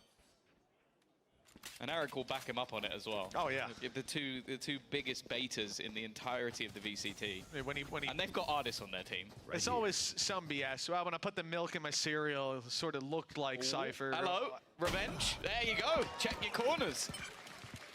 Well, that's 1 kill. Few more need to be found. Yeah, and that's also just a pistol gun. It's not too much of a risk for Angel. I think it's the gamble. This is a good read from Fnatic. They are rotating almost the entire force onto this side of the map. Now the weaponry is still desperately low. That TP. knife, yeah, maybe this will be the moment. They're going in. They decide to go back. I don't know, with the nade kill, they're still hesitant. There's only 20 seconds now, so they are going to continue this push. Now the weaponry is still desperate. They know there are players here, so there's not going to be anything missed. Leo is going to try and just round the corner, cause issues as they reposition on the plant. And if Alpha had any other gun, maybe there'd be some belief. Oh, he's always so clean with the classic. You know what, Mitch? You can't come back from 11-3 if it doesn't get to 11-3. That's true. This is what I'm saying, Tom. It's all part of the plan. Many of us have seen Boaster in these situations before. I think he's just tired. The last picture he has in this situation, he's got new hair since then, new style. He's updated, and he wants to show it off. Wasn't the last one like a week ago? I don't think we didn't get the iconic picture though, right? Okay, because we didn't zoom in on his face. It doesn't count. He's not doing the pose. He's not doing the pose. It's over. It's over, Tom. Shutting them down. Smoke down. Let's see if there is going to be a response. Already, Boaster off to a good start. That's going to be Zipan down. Definitely not as strong as up high. And okay, he's almost taken out Sugetsu as well. A fantastic start, but funnily enough, the danger men are coming from a different position. Angel is one of them. Already looking, he's going to swing off this. Eventually falls back, and actually Ardus found another one. This is it, it's just falling apart. It completely fallen apart. It started so well for Fnatic, but they may even just have to save. Spike planted. It's probably the right call. But at 11-3, to be honest, I'm not even sure there is a right call. No. You do what you feel. And if Chronicle and Alpha feel like this is the win coming for them with the damage that's being called out by teammates, Ardus, Sugetsu, both decently low. I don't know though, Tom. At this point, they've taken so long to get back in. The knife delays them. You also have to think about how much utility is still in play for Na'Vi. They have snake bites. They have mollies for post-plant. At a certain point, you realize this is done. And I think it's now. It's now that you've seen no one on the site. Why are they not on the site? Player standing. Because they're sitting back, holding, and playing their util. Molly hasn't even been expanded and doesn't need to be. Didn't even mention the nade from Ardus as well. They had so many ways to fall back into that round, and for Fnatic, the attempt to go in means they lose one more rifle. Only Chronicle to save. 11-3. They've done it before. It was an impressive comeback each time they did it. 12-3. Now that's one for the books. They'd have to... Well, you know what? Once with Mini, once with Elmer Pony combined, maybe they can get one extra round. No, I'm not believing at this stage. It would be the most absurd thing we've ever seen, but the fact is Na'Vi have been a different gravy on this map. Performing to a ridiculous standard. They deserve their spot in the playoffs, and Fnatic, as said, they're going to have to pray for others to fail. As their life will be in others' hands, unless they can win 9 rounds in a row. And I don't know if even the most hardcore Fnatic fan could believe in this sort of comeback. Weaponry's not even going to be perfect. Ult's not yet online, although Boaster's very close. I can't imagine Na'Vi are even breaking a sweat. They've been laughing, joking. The second that second map begins, and it seems like they're just a different team. They wake up. Can Fnatic at least get a few more rounds on the board? Just to have that better face about them. This is a team that never believes in a closer scoreline, only fighting for the victory. Those comebacks, the way these rounds have gone too, some utility here canceled out before they can even get it rolling. Flash from Ardus, space taken, but they can go back, and that's the idea. Angel is lurking up to try to find some space. Cage activated as he crosses through and takes Lamb's control. 2 players TPing the bathroom fight. This is where Durka could end it. He could stop them here with the spike on the ground. There's one already, and the spike is the next one around the corner. Boaster picks up one in the back lines, but Xiao finds it. He can still step forward with Sugetsu dropping Boaster. Another falls. Out goes Leo, and down he goes too. It looked like they could even win this on time. But now time is running low as the spike is planted. And Chronicle finds himself against Xiao, Angel, and Sugetsu. Angel still on full HP. The Marshal looking to take him down. The Molly post plant. Double snake bites as well. Xiao and Sugetsu don't intend to fight. That's Angel's job, if even we get that far. And at this point, for Chronicle, He has to find these kills so quickly. He has to go steaming forward, and Angels caught him, boxed him in, and shut him down. 13-3. The old kings from back in the day come right or ruin. They take the fight today. What an impressive scoreline on the last map.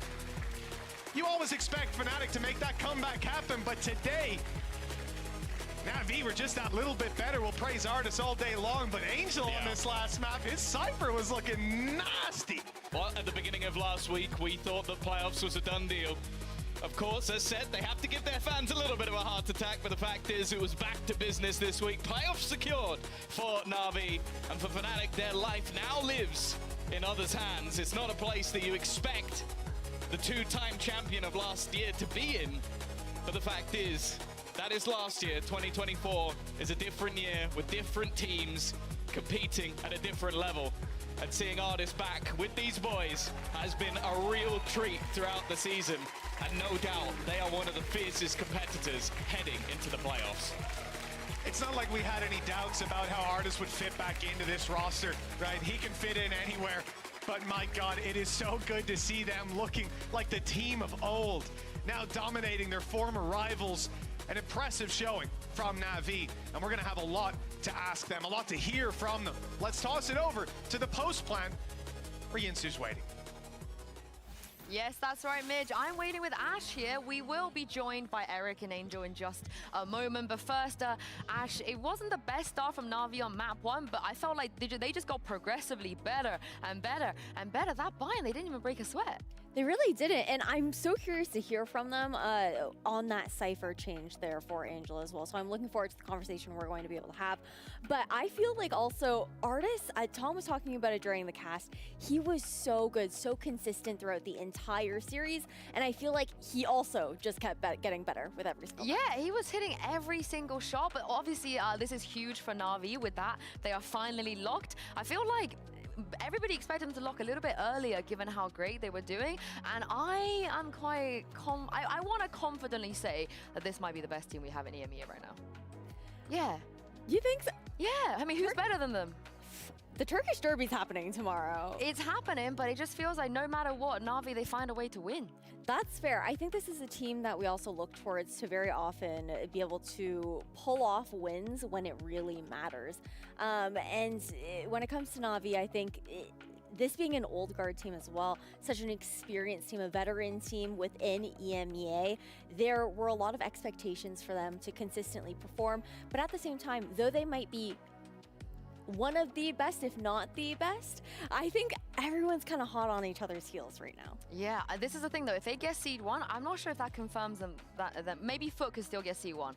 Maybe they could still get seed 1. But whoever gets seed 1 here, they're going to be one game away from Masters as well. So this is huge for Na'Vi. It's absolutely massive, but a lot of quick maths to be doing, to be honest. But the round difference, I feel like the 13-3 definitely helped them. It definitely did. I think that it was a big surprise to see such a wide scored line there in that last map, especially with seeing the fact that we had Fnatic initially starting off on the attacking side, but the switch up with Angel coming in with that Cypher really felt like that It threw them off. maker. Yeah, I think it threw them off massively. Like Alpha couldn't do his lurks in showers and so on.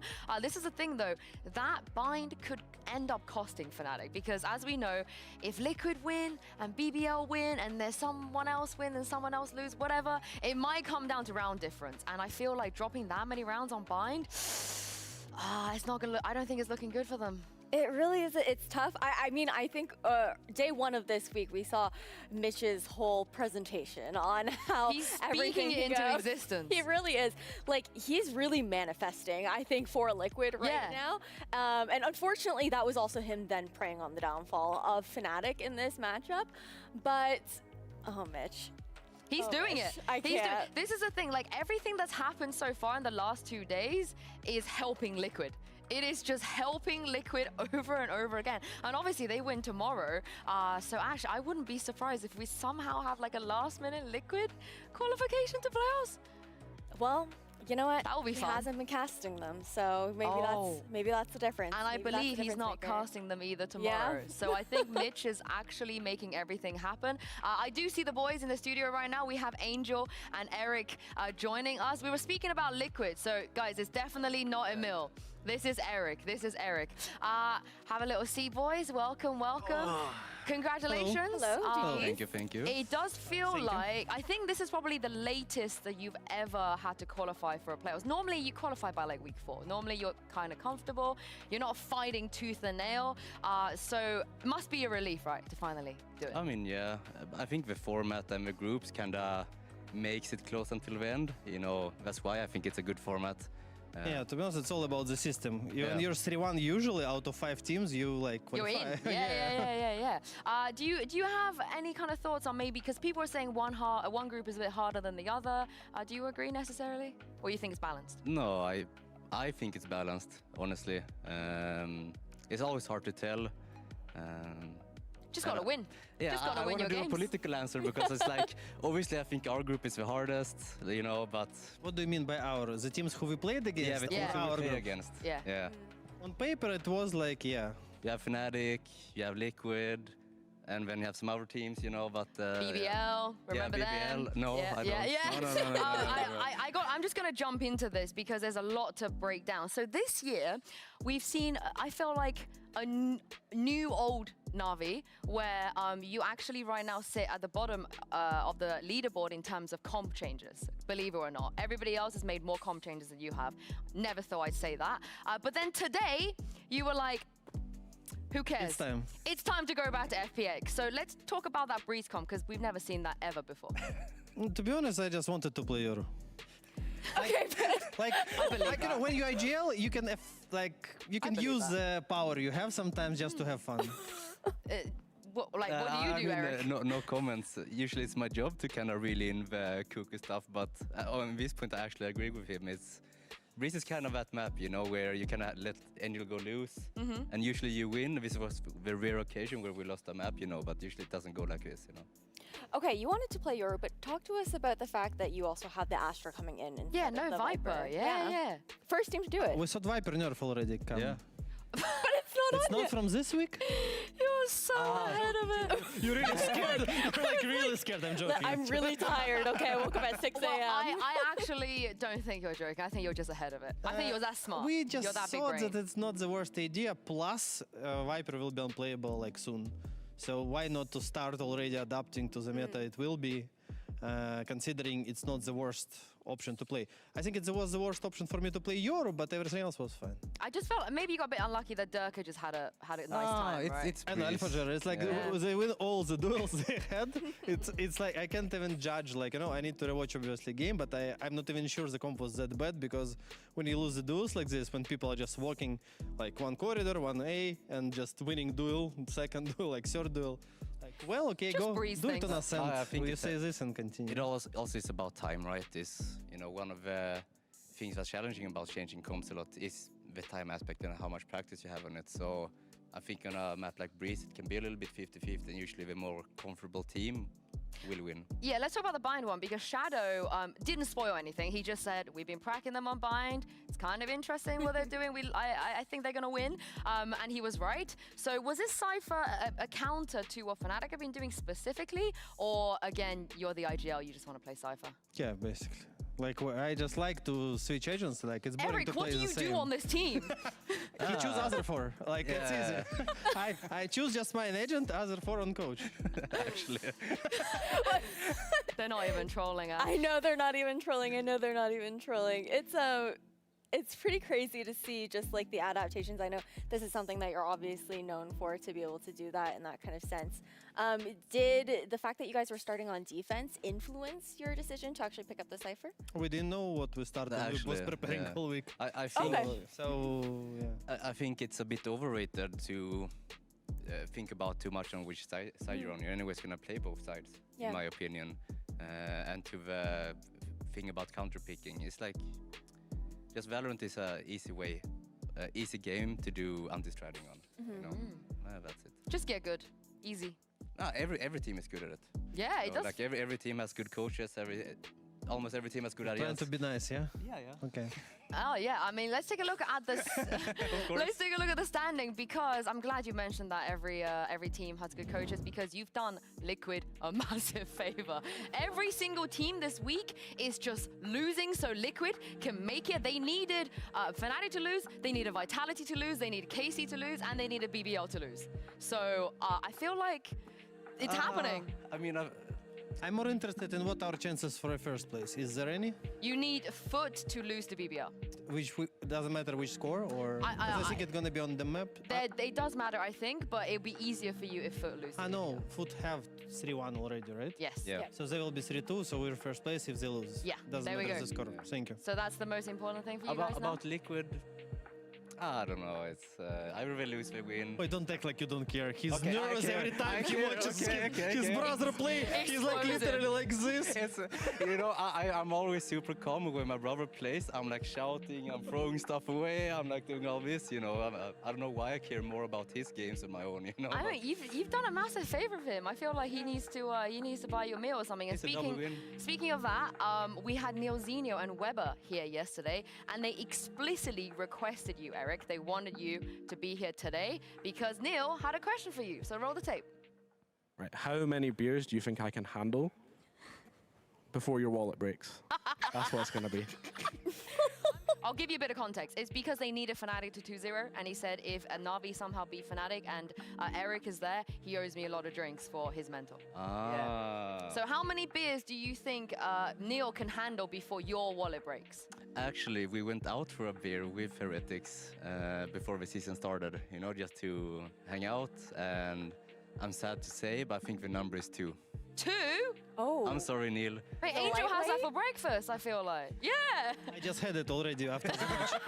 On the way from This too. from the stage to the studio. No, he looks like a proper lad, a top lad, so I think you could have maybe 3 on a good day. Is that because your wallet is that small, Eric, that your wallet breaks after 3? Is that what you're saying?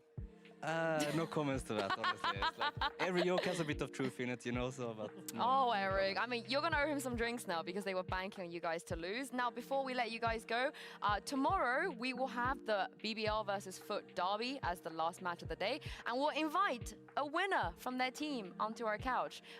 It's always been CNED, I feel like. Every single time Foot has won, we've unanimously just yoinked CNED. Listen, at the beginning of kickoff, you and Mitch had your Valorant News Network, obviously. Yeah. And you called him out for, always avoiding those interviews, and now he's Charles doing the opposite. Neddington is doing good.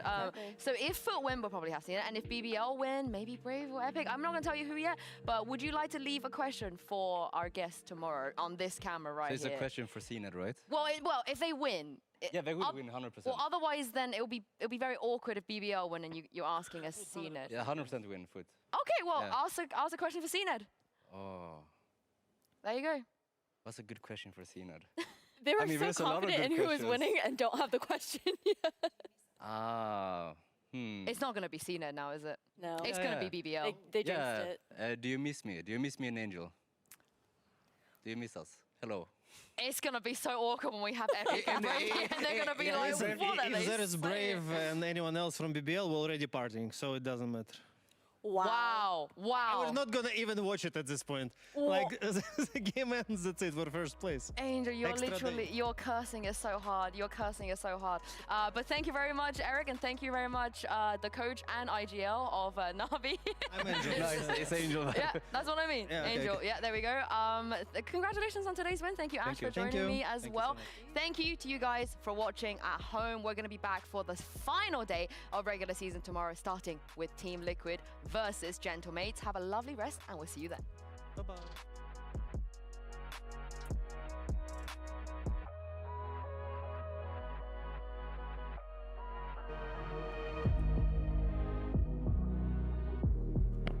Okay.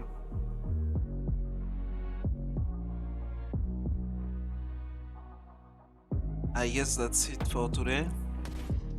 Enemy remaining.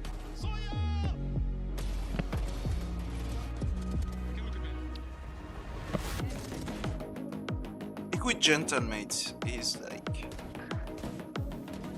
a very important game.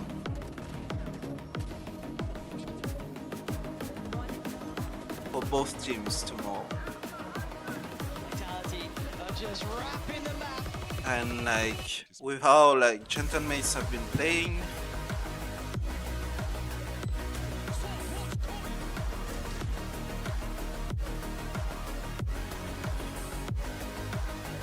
it's gonna be a good series, I feel like.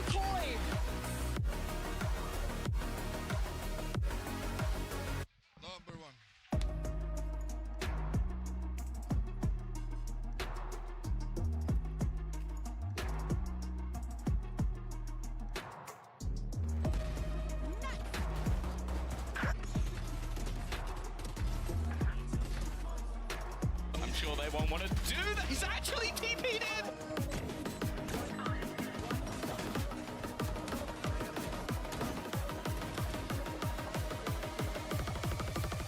Enjoy the challenge.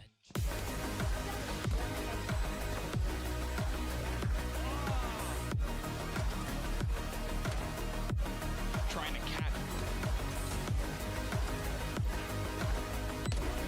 Low as well. Forced out. He's not even getting. Nice.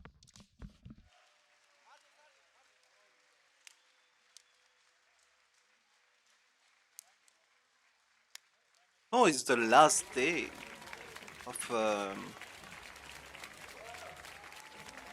like regular season.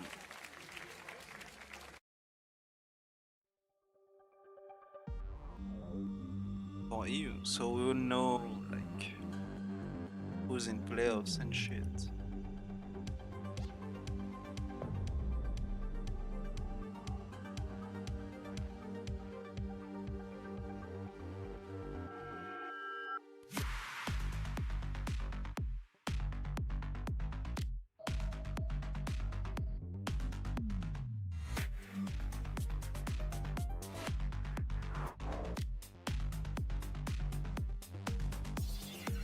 Okay.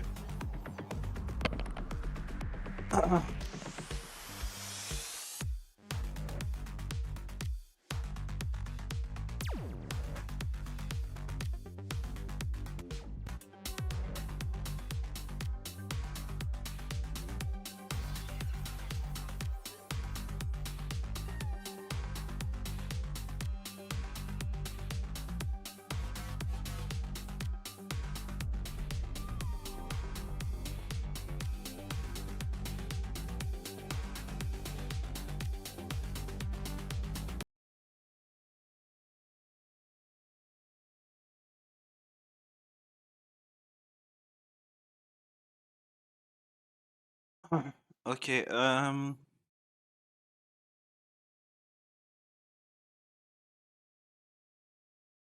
I guess that's gonna be it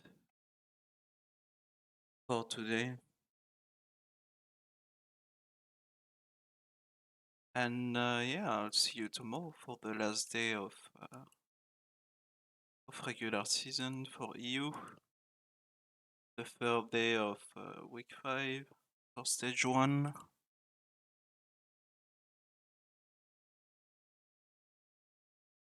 And yeah, see you tomorrow. Stay safe. Bye bye.